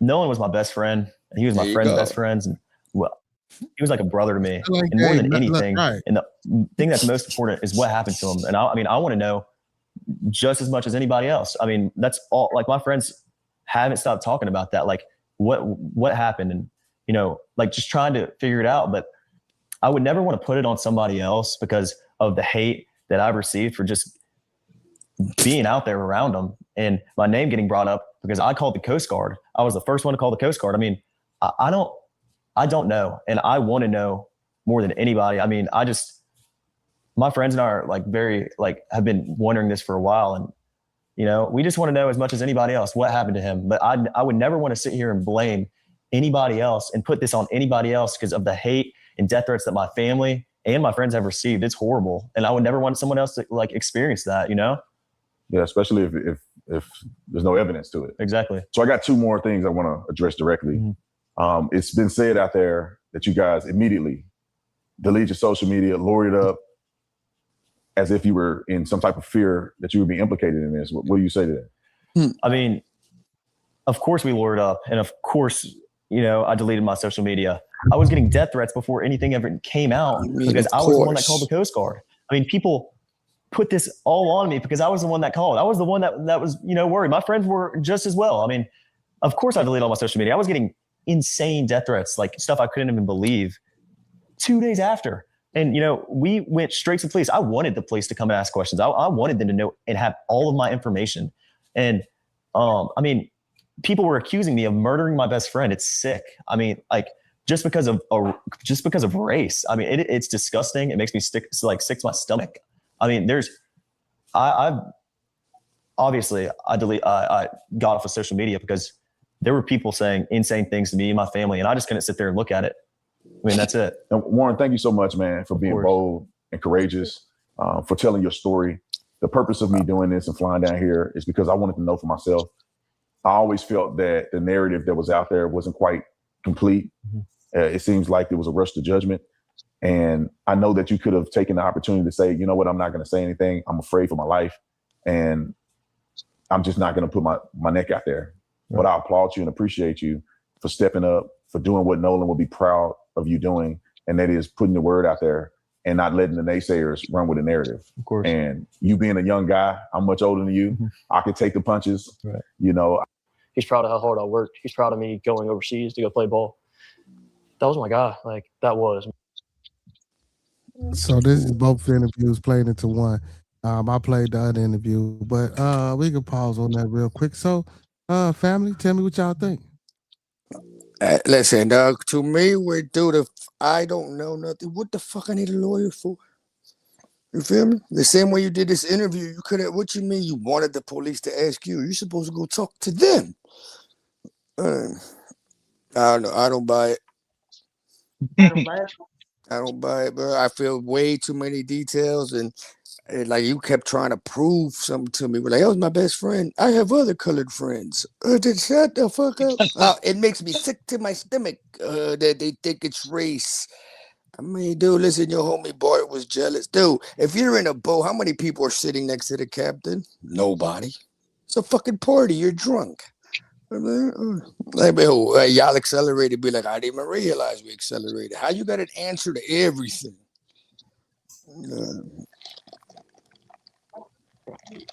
So let's ask our residential Caucasian expert, Doris. What you think? Afro-Radian too. Don't forget that, baby. Oh yeah, yes sir. Big shout out to Doris. No, yeah, that was. You know what it was. Go. What you think though, Doris? I don't really. I come on here, support the channel, and chop it up with you guys, but I don't really have. You sound like Warren. But I don't really have a huge opinion. I only caught. Like you just could have said that. Like, so let me ask you a question. Is that something natural that you guys do? I only caught the last minute of it. I had no idea what to say. So it sound like the interviewer was very supportive of him and agreed, or it sounds. I don't have an opinion. It sounds. All I heard him say was, "I deleted social media. I didn't do anything wrong. No one would be proud of me." He portrayed himself very well. It was good optics. I have no idea if he's guilty or not. I have no idea what happened. Exactly. And I have no allegiance to these white people because they're white. I don't care. I just want justice to be done. It's not that I don't care about what happened to Nolan, but I don't. It's not like, bro, I just want justice. Yeah. Like some people may think, oh, because you're white, he's siding with them. No, I want justice to be done. Right is right, wrong is wrong. Yes. Look, I don't think this guy. I think he knows. I don't think he did it. I think he knows. I mean, dude, why would you lawyer up if you don't? If you're just being questioned about what happened, and you're just telling a story, why the fuck you need a lawyer? Well, honestly, like, a lot of people say the best time to have a lawyer is when you're innocent because of how fucked up the cops are. Man, they get so many innocent people in prison. Your community would know more about that than I. I understand. You always really want an attorney when you talk to the police. To be honest, listen now, bro. Listen, not if you're there to explain that your friend is missing. There's no reason to lawyer up until they start questioning you. We're like, did you do this? Did you do that? Then you can feel. So you're saying you're saying he got a lawyer before, as soon as he even reported the missing, he had an attorney? I don't think that's true. I thought when did he get an attorney bearded? You know? Well, they say they had the motherfucking attorneys called in before they got to the mainland. That's the stories being told. Can we verify that or check on that? Because if that is true, that's pretty suspicious. I don't know if we can exactly verify that, but I can say we do know that one of the parents is a judge. One of the kids' stepmom is a judge. One of the kids' father is a lawyer. So I'm pretty sure they called somebody. And then we forget the grandfather. The captain said, "Oh, I just got off the phone with the grandfather," and he said they don't need a tow. And then here comes Bart mysteriously to tow them. Because Does your his gut boat. tell you something? Sorry, Jen. It's okay. Yeah, because Bart said he Does wasn't there. Bart said he was in Wyoming for the past year. does your gut tell you, Bearded and Cito, that there was some fuckery going on and that they killed him? Is that what your gut tells you? My But gut I'm not doesn't say saying. them. My gut says Bart. Yeah. Well, my gut just saying something happened, and I don't know who exactly was all involved. And evidence could say that they all involved because it sounds like they all trying to cover it up. But as far as exactly who did what, I can't point the finger and I can't say exactly who did what or who played. You know what I'm saying? An exact part in it. The owner of the boat was that Bart guy. Who's Bart? You One say of the what? boys or an older guy? The owner of the boat. The older guy. Bart is the older guy that came to tow the boat. That used to date the girl that Nolan was messing with. Well, I don't know if he dated her for sure. I don't know if that's all the way factual. I think it's about a woman, though. In my opinion, I'm saying this is what my gut tells me. It's about a chick. The simple fact that he was the one that he dealt with everything. He's not a Bart. close friend of Norland, but he was the one who he reported a missing person. Don't you have to wait like 24 hours or something like that? Yeah. Mm-hmm. And then he was the only one that came to the rescue with the bow. And then, but he said that he wasn't there. But then the only reason his name had to pop up in all this issue was because they found out because the mom transferred all the investigation to another county, and then when they started, like opening like drawers, they found out stuff that it hasn't been coming out to the public. You feel me? Like if you're the friend, like as close as they saying that they are, these are things that you would have said from the beginning. So, Doris, just to clarify, I don't think this has anything to do with racism. I think race plays a No, part because after the fact, but I don't think it was because it's a black guy. I think it's just a jealousy I tantrum. don't. You know what I'm saying? And it You happened to think be he a was black guy. murdered? I think he was strangled Yeah. Jeez. for the simple fact he was floating. If he would have drowned, his lungs would have been full of water. You know? But I don't really think it was a racial thing. I think it turned racial after the jealousy kicked in, and then it was a black guy.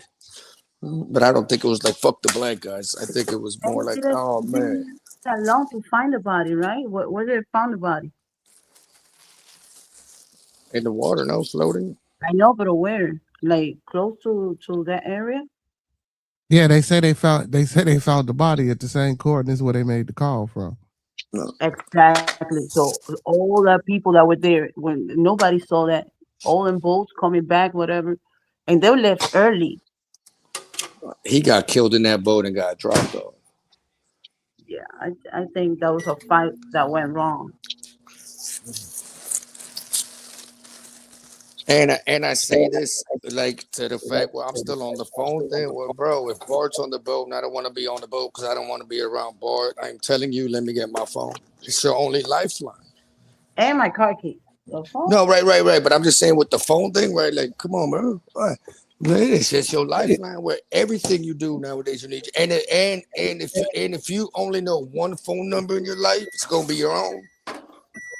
You feel me? So if you stranded, you're gonna call your phone. If you can't remember your friend's phone, you're gonna call your own I'd have phone. left the keys.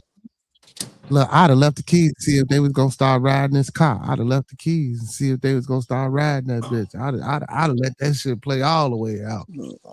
Oh, Look, I still don't understand. We're like, so you put the phone in the truck? Who the fuck does that? before they left, and he has a car.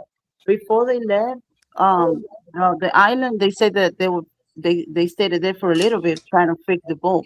With all that commotion with the people that you came with, you're not gonna come, like to help. Hey, what happened? What's up? You know what I'm saying? Right. Everybody gonna try to help you with the boat. Yeah, I've been in an island before. I know how it is when you have a problem. Everybody, everybody knows. Everybody wants to be a captain.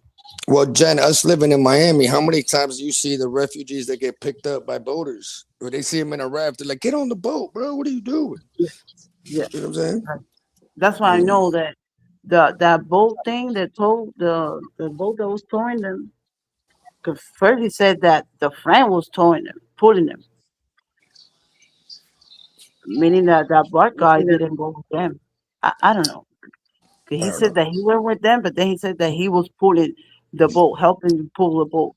I don't That even. means that he I had don't another even boat. think. I don't even think people seen it. I think they just have a good feeling.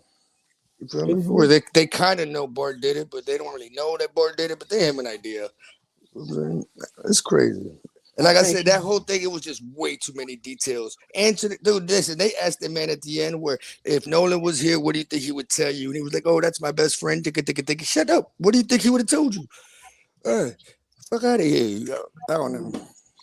No, now the last question was, do you have a theory about? Do he have a theory about what could have happened or what could have possibly happened? Right. So the second to last question, he asked him if Nolan was here, what do you think he would say? And then it turned into like, that's my best friend, and we're not into race. And he would have told me, keep pushing. Shut up. I think Nolan would have said, like, damn, dog, y'all niggas left with my phone. And he didn't say nothing about being concerned about what happened. Nothing. It's like, dude, you're supposed to be crying, not scared if that's your friend. yeah, like, bro, I left you there. Like, it's the first time that he comes with us, and he's your friend. Like, really, Now, also, really y'all do gotta factor in. This is an open case, so you can't say too much. Like, you know what I'm saying? Like, Right. That's why he left a couple names out of there. But that's how Bart stood out to me, because he kept mentioning that name. He kept saying buddies and this and that, but Bart he kept mentioning. That's why I believe that the reason of this interview was only to clean his face. Like, I mean, clean his face. Well, you got to take the interview, because if not, you guilty type deal. Or it's just weird. You know what I'm saying? I don't think it's helping because he's actually getting himself more dirty. Because it makes no sense. I think as an investigator, where he kept giving timelines, if you noticed that, like he was specific, 12:30, 3 o'clock. Or you catch him, I watch enough First 48. Where you catch him and lie like that, I mean, who's looking at a watch and a clock all this time? I don't know. And if you're keeping track of all of those unimportant points, how you don't know about what's really important? You don't know who he stayed with. You don't know who he was hanging out with. You don't know that what's important. You don't know. But right, because you didn't tell me, he ain't say, oh man, I'm finna go fuck with woo woo.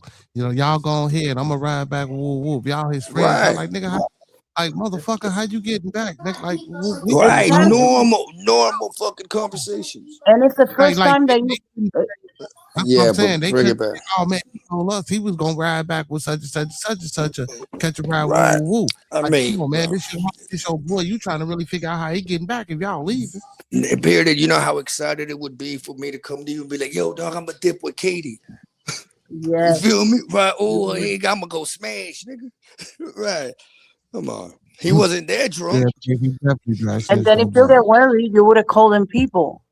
Hey, what's up? You seen such and such? And he said that he was staying with y'all. You would have had people who you're gonna call. I mean, the first person you called was Katie. Or whoever they stayed with, because each other. If but what I'm saying, a whore. What I'm saying, he's hanging out with Katie. Last time you seen him was with Katie in the water. They Katie though. Nolan's still with you. But why they don't mention it much? Because when she got interviewed, that's why nobody mentioned only them. They're the only one that brought her name up. Because when she got interviewed, she said that he left with them. He didn't stay with her. So this is that. If I tell you, no, I'm leaving, I'm not staying with her, then and she's saying, no, he didn't stay with me. She can't be. She doesn't know if he actually left with them or not. But her part was clean. Like, he didn't stay with me, and I'm pretty sure Katie wasn't there by herself. So she was with a whole other group that could confirm that. They would have to interview all of them people that would supposedly he stayed. I personally don't think anybody's seen nothing. Everybody just has a gut feeling. They kind of know who did it. I know. I'm not saying that they were witnesses to it. They just. I'm sure they were witnesses. Like, it happened. I make it do, because you got to be an asshole, though. Like, you leave your friend behind and then you go swimming and take a nap and have lunch. What the fuck? No. They get, though, you don't come home for 24 hours, though, and people start looking up. I'm saying, even on BandLab and YouTube, Bearded, if you don't show up for 2 days, the first thing somebody does is worry. Yes or Hey, no, Jen? hey, you know what? Check this out. Check this out. And this is the honest to God motherfucking truth. Check this out. Check this out. And oh my fucking God, Cito, you boy, wow, you Cito. Check This on out, y'all. YouTube. Hold on, y'all. Check this out. Check this out. Check this out. Check this out. You got Check all the this. messages. No. My homeboy, he said yesterday, because I didn't go live and I didn't show up Yeah. on the Rascal show, right? He said, yo, wellness check on my boy, making sure you good. Didn't see you go Yeah. live yesterday. I said, my bad, bro. Shit, I was tired. Went to sleep. Woke up this morning thinking it was 9 p.m. Now, honestly, y'all, when I woke up this morning, I thought, damn, let me hurry up and get up and go live. The whole fucking time it's 9 o'clock in the morning, not 9 at night. I said, I woke up thinking it's 9 p.m. I said, not a.m. I needed that rest. I'm good, just tired being up all night. He said, all good, bro. Just had to check in with my peoples. He said, LOL, it's bad. I'm used to seeing you go live every night. Every when night. I don't see you, listen. He said, LOL, it's bad. I'm used to seeing you go live every night. When I don't see you, I get worried. LO fucking L. It's exactly what he texted. I said, even reposted one of your hold videos just to call your attention. Hold on, real quick, Jen. I'm gonna let you go. I said, no, a lot of people say that to me. I said, I guess I'll be on YouTube too much. He said, laugh my ass off, man. Go ahead, Miss Jen.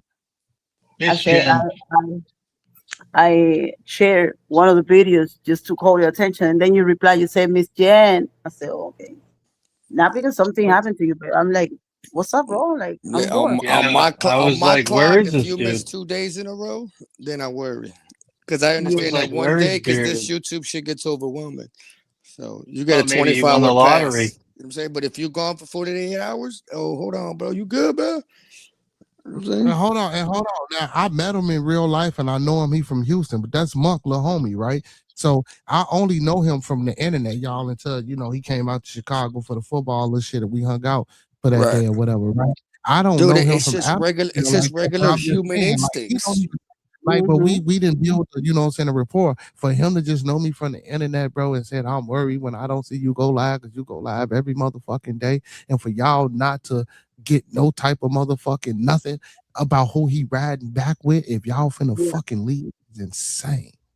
Exactly. I mean, dude, I feel like I'm gonna go back to the phone thing. We're like, yo, bro, you left your phone. Man, I know it sounds stupid, but The it's attitude was your off from lifeline. the It's beginning. everything. It's your credit card, your Apple Pay. Everything's on your phone. The last thing you want to do is leave somebody. Listen, that boat, if they would have left their phone on the island, they would have made that boat go all the way back to get the phone with water in it.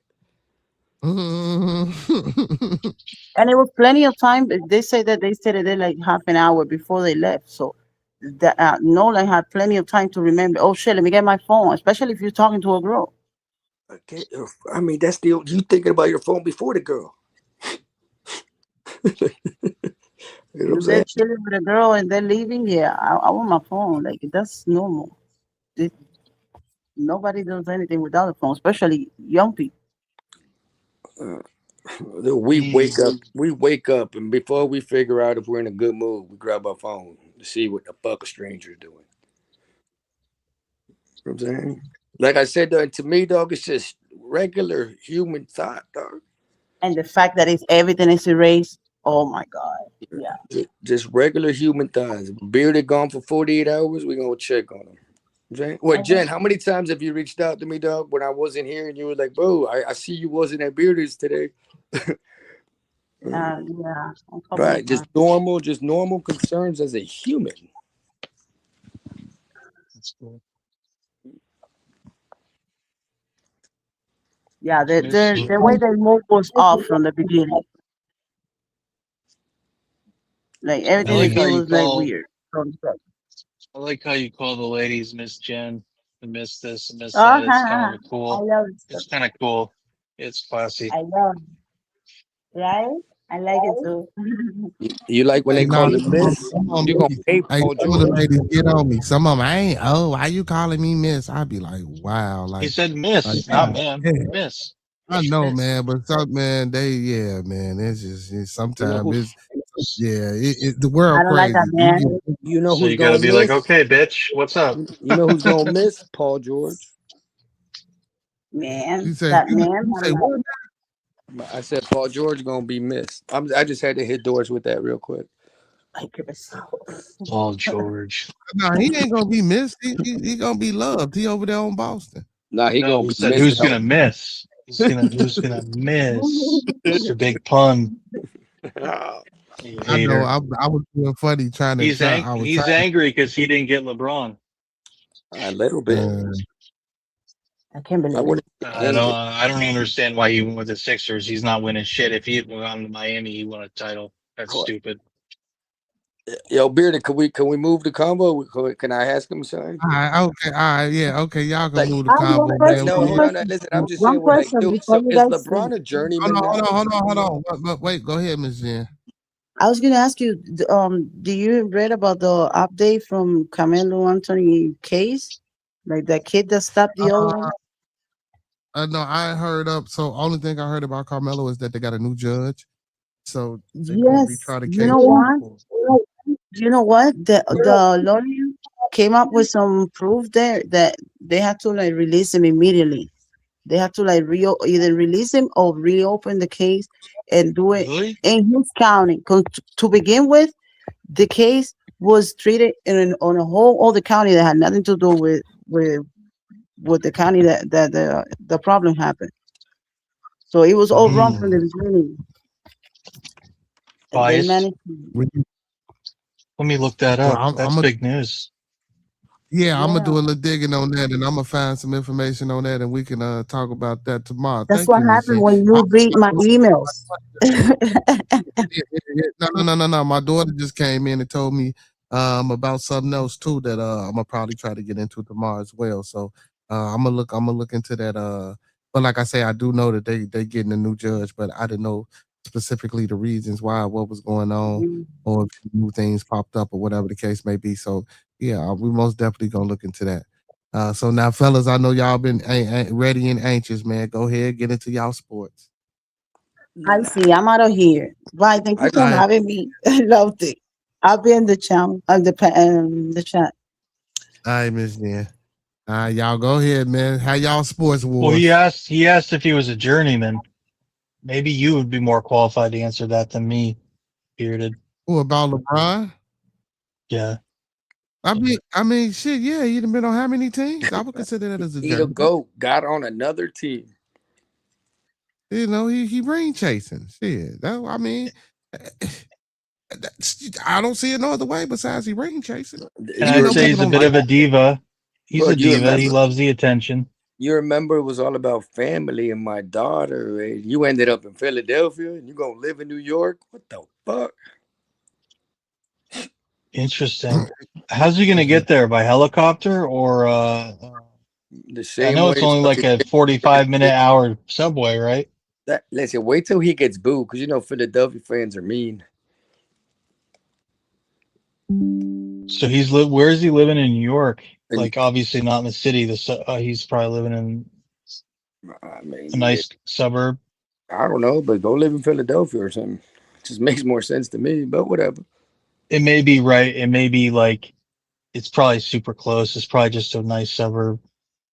I bet it's something like that. Or maybe it's where the training facility where he wants to be. He's probably got a very specific purpose for it.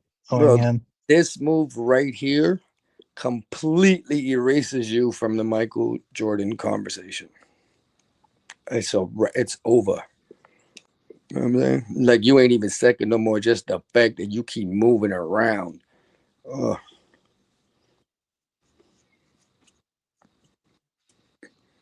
Like till 2026. Man, he chasing the ring, man. He finna get up out of there. You know what I'm saying? I mean, I think he could listen. So honestly, it wouldn't matter whether he went to Miami or Philly. I think he could run a ring with potentially both those teams. Why you think he would have without a doubt got a ring with Miami versus Philly, Doris? That team is so stacked and young and a better coach. We're gonna get Steph Curry. They got the better coach and GM, and a championship winning culture still. Maybe not the players, but like the front office and the coaching and stuff. Whereas the Sixers, like, what the fuck have they done lately? Embiid's Trust the old. He's always process. hurt. Embiid's old. He's always hurt. I don't think he came to Miami because then it would have been about Pat Riley. Because if they win a ring, Pat Riley's the orchestrator, the one that put all together. You think the attention wouldn't be on LeBron? Is that what you're saying? No, the attention would have been on him, but Pat Riley, remember, he's trying to get a ring before he retires too. So it would have been him. It would have been Eric Spoelstra and great coaching, and Pat Riley got the shooters around him. I'm saying, I don't know. I mean, listen, now we're going to get Steph Curry now.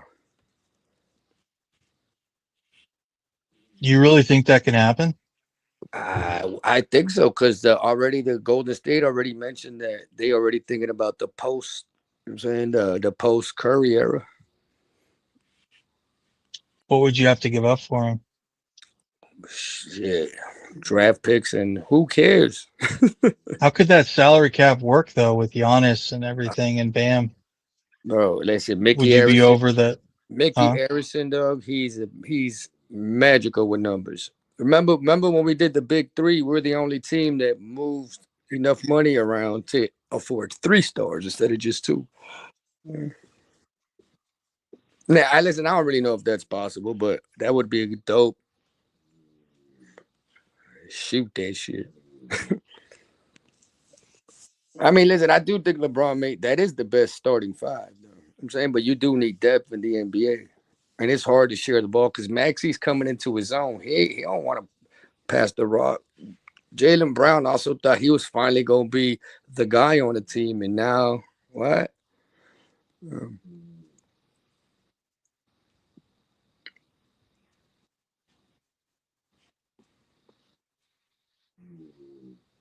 Damn, that's all y'all got to say? You wanted to move the conversation? No. I just want to know if I can ask him a question. That was it. You got to get someone like Texas or Goat Mike on here, or HG Picks or Fambo. They know basketball way more than you do. I know Bearded knows it well, and you do, but I mean, yeah, but I really don't care about LeBron right now. You know what I'm saying? Honestly, I don't think I do either. He's not as impactful as people want to make him out to be at this point. Well, yeah, I don't know. I don't know if you saw it, but last year the cheapest ticket was like $67, and now the cheapest ticket is like $122 or some shit. He's an economy, bro. But I wonder, even if he wins, who the hell is going to be like, oh, you're the first guy to win on 4 different teams? Gives a fuck. Yeah, that's kind of funny. Like I feel his legacy is going to be ring chaser. He's that guy. It's like Steph got 4, same 4 LeBron got. I'm saying, but Steph did it one team. If he wins, if they win a finals and he's the MVP or a huge part of it, that would definitely help him out. Because right now I think he's 4 and 6 in finals, so they need to be 5 and 6. Right, but his legacy is going to be compared to Curry and Tim Duncan, not Jordan and Kobe. Yeah, but I mean, look at how long he played for, and how long he had the All-Stars, and just how long he's been competitive and fantastic. That's got to say more than just rings and shit. Like, the guy's played for like, yeah, but history 23 years. History don't remember the story; they just remember you know what I'm saying, the wins. Right. You know, so in basketball, when you go to the Hall of Fame, you just go to the Basketball Hall of Fame. So you don't really have to wear a jersey. But as a star, a stud, bro, like, listen, like Chicago, it's Michael Jordan. Scottie Pippen, you don't remember he played for the Rockets and all that shit. All right, he's a bull. Dwayne Wade, Heat. You think of Shaq, you think Lakers. You think Kobe, you think Lakers. You know what I'm saying? He's got way more money than Kobe did when he retired.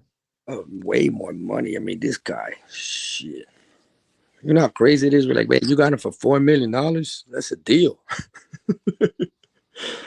Oh, that. Well, I mean, he's making so much money off apparel and endorsements and stuff. Like, it's hard to, dude, it's like splitting hairs about the GOAT conversation. I know people love to do that, the GOAT conversation and all that stuff, but it's like he's a success story. He's extremely rich, influential. Like he did everything he wanted. He got his son to the NBA. Like, I mean, like for real, I feel like it's just today's generation. Yeah? Like it's just a different era, and and this is like normalized now. Yeah, people aren't going to stay with one franchise forever. I think Well, I mean, Patrick. but that's Maybe what if they they're Tom try to Brady do. or Pat Mahomes. Right, but that's what they try to do in basketball. That's why they give you the max if you stay with a team. Like the only reason Boston got rid of Jaylen Brown was because you ain't gonna pay two players $700 million. It was a salary dump. I don't think Jaylen Brown's like worth, dude. I don't know what to say. I'm not qualified enough to I like Jaylen answer Brown. some of this. I actually He's called. got no handle, and he did horrible in the playoffs, though. Yeah, but now he got a chip on his shoulder.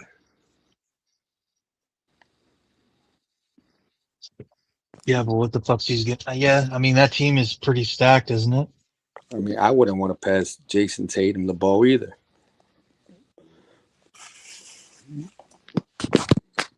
What do you mean?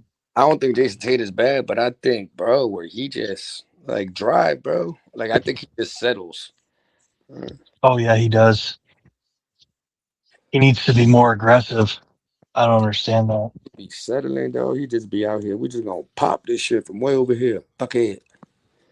Yeah, that's a big problem for the Celtics. I don't think the Celtics are going to do anything this year, but we still have a center problem. I think the Knicks are gonna run the East again.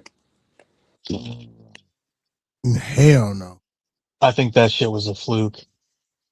I mean, dude, they swept. Like listen, if they swept the 76ers, LeBron ain't gonna win games. Not in the series. I don't think they're going to get near the finals next year. Who you think would compete with them in the East? Miami, the Sixers. Well, I mean, I'm a Heat fan, but like we only got, and I'm not a big fan of Detroit. Detroit, the Cavs. There's some. I mean, the Knicks aren't head and shoulders above any team, in my opinion. Though they got that closer though.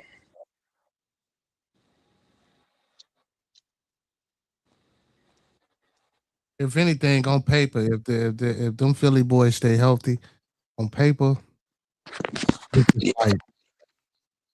this is like the team. You know what I'm saying? If Embiid can stay healthy, and LeBron can stay healthy, even though LeBron really don't have a big thing about not being healthy, but if Embiid can stay healthy, oh my goodness. You know what I do if I'm It's such a deep team. They have so many playmakers. Edgecombe. If I'm the 76ers, bro, I don't bring Embiid until the All-Star break. Do the Shaq thing and let him warm up during the season. Yeah, That's such a deep team.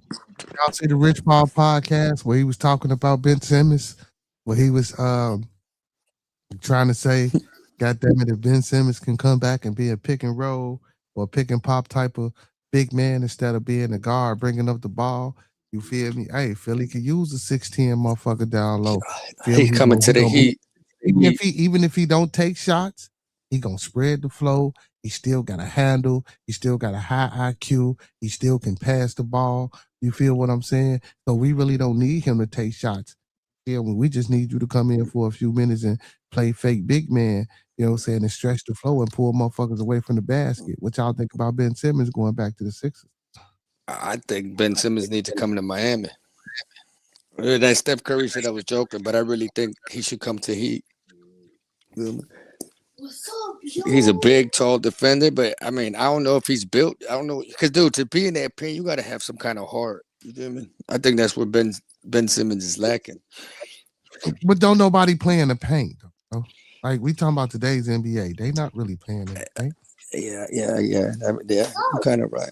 Hold on, but a couple elbows to the chest, like Like Nah, you Ben dealing with Simmons you dealing with a different type of man. Nah, Ben Simmons strong. You crazy as hell. That's Right.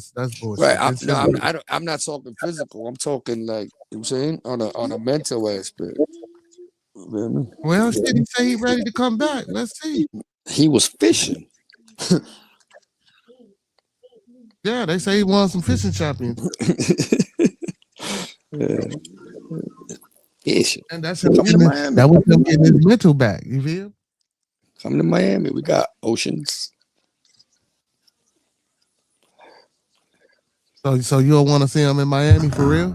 No, I do. I would love for him to be our point guard. Listen, I feel if he got a chance to win, it's because we gonna play defense and take it into the mud like Pat Riley used to do in the 90s. You know what I'm saying 87, 84.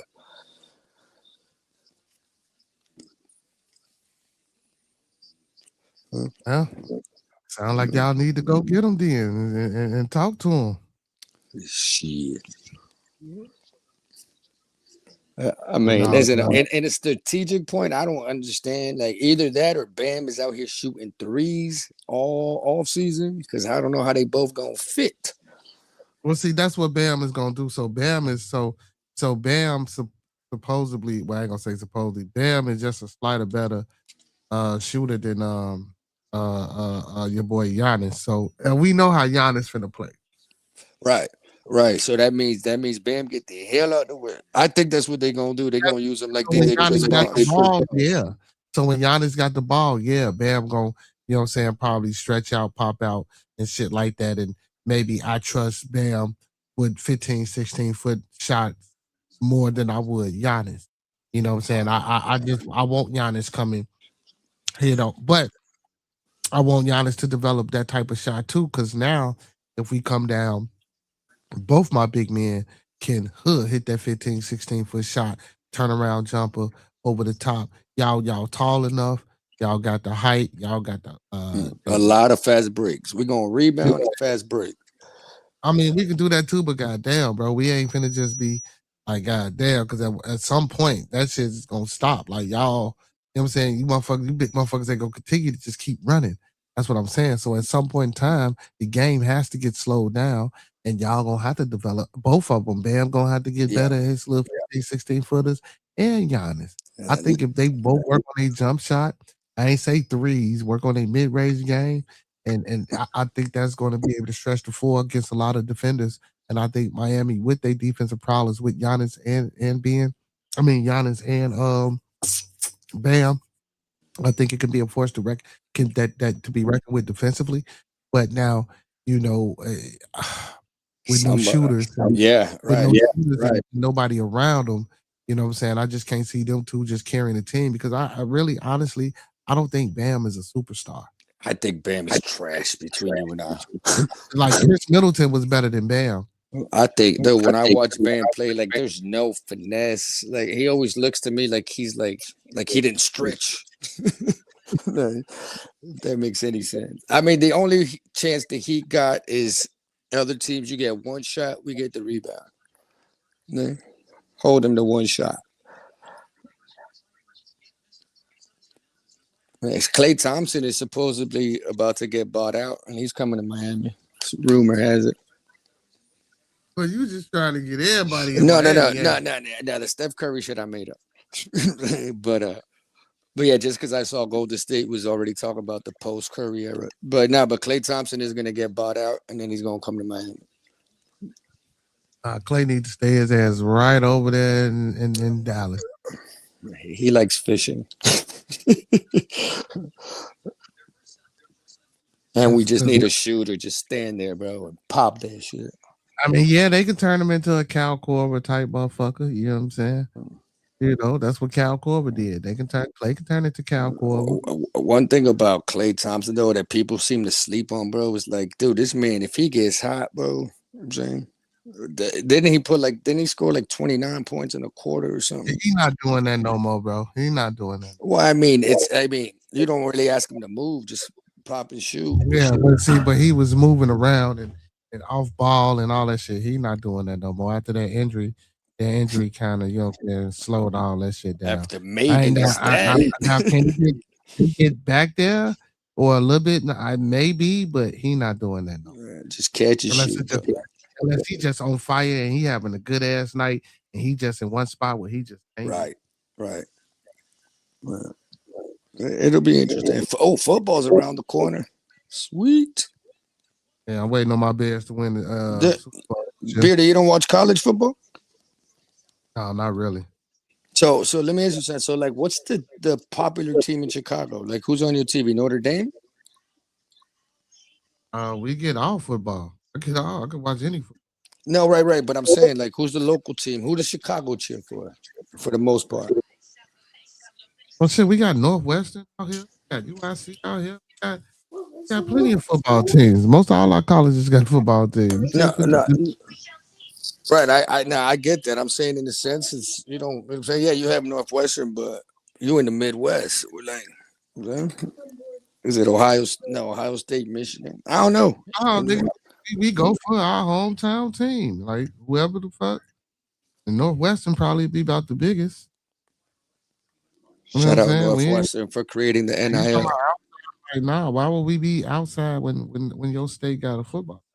Now, I know some people. I just figured more. I figured like the best athletes in Chicago in football go to Notre Dame. That's just something I made up, or maybe Indiana. Yeah, you probably just making shit up again. They're on to me. You probably just making shit up again.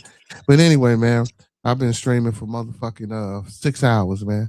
I'm finna go ahead and shut it down and get up out of here. See, that's why y'all be missing me on some days, man, because I'll be out of there once I lay down, man. Listen, I just want to give a big shout out to everybody that came through, man, and watched and streamed. Hit that like button for me. Big shout out for you for Tool Foolery and what I'm saying, Two Wheels for getting memberships to the channel.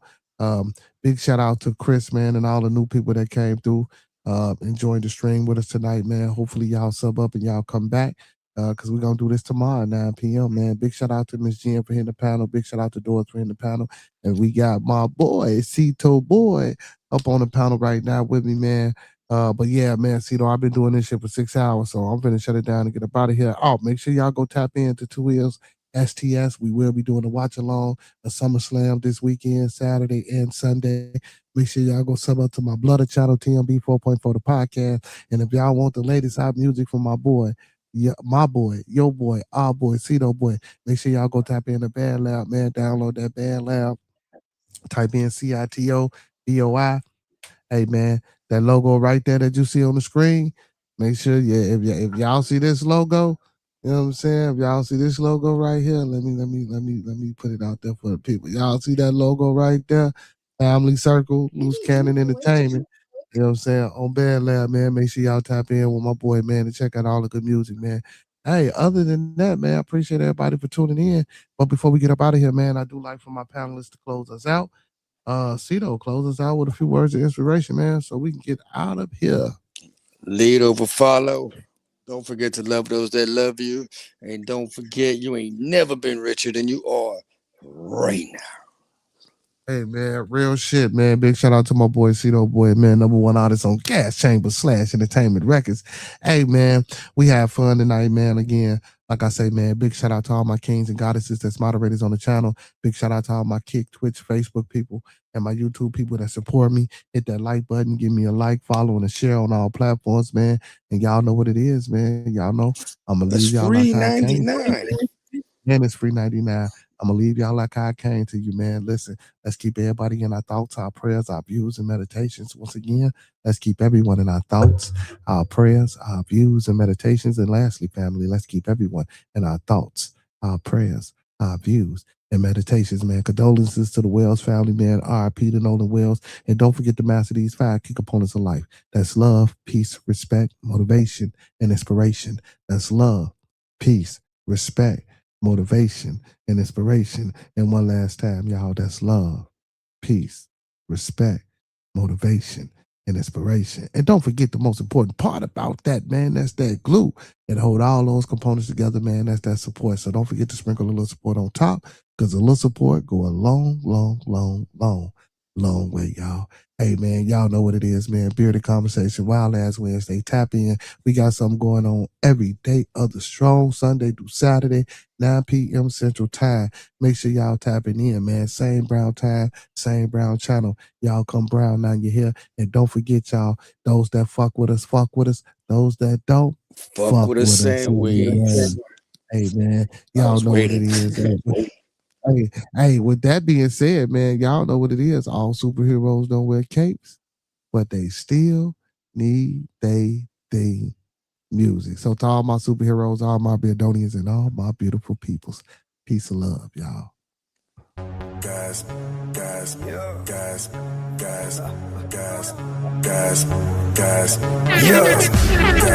My name is Cito.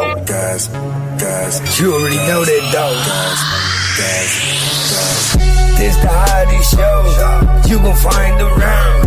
If young niggas ain't known, you need to ask around. This is bearded conversation. It's all love and no hate. Around here we good, but we aim to be great.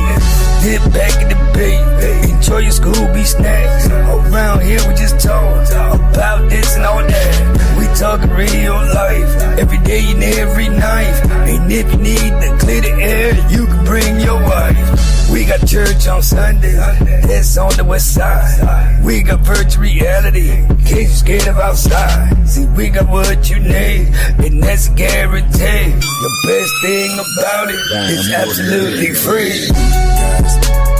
Bearded conversations, all love ain't no haters. Enjoy Scooby snacks, while we get back to the business. Don't matter if you black or white, who you think is wrong or who is right. These are just opinions I'm inside, from a different walk of life. Yeah, see, my name is Cito.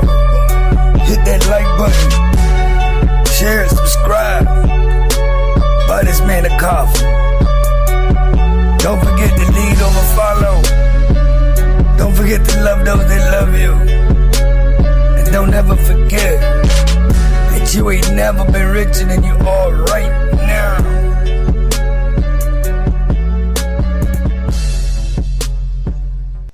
Like the video, man. Thumb up the video, man. Like the video, man. Thumb up the video, man. And like he said, you feel me? Before we get all the way on up out of here, man. Hey, listen, don't forget, man, go support those who support me because I support them until further notice. And don't forget, family, hey, when we come together, man, we always meet on a level. Once we in each other's presence, man, we always be humble and plumb. And when we leave each other's presence, man, we always part on the square. Some more to be, some more to be, some more to be. So may it be, family. Peace, man. Y'all come back now. Yeah. We out.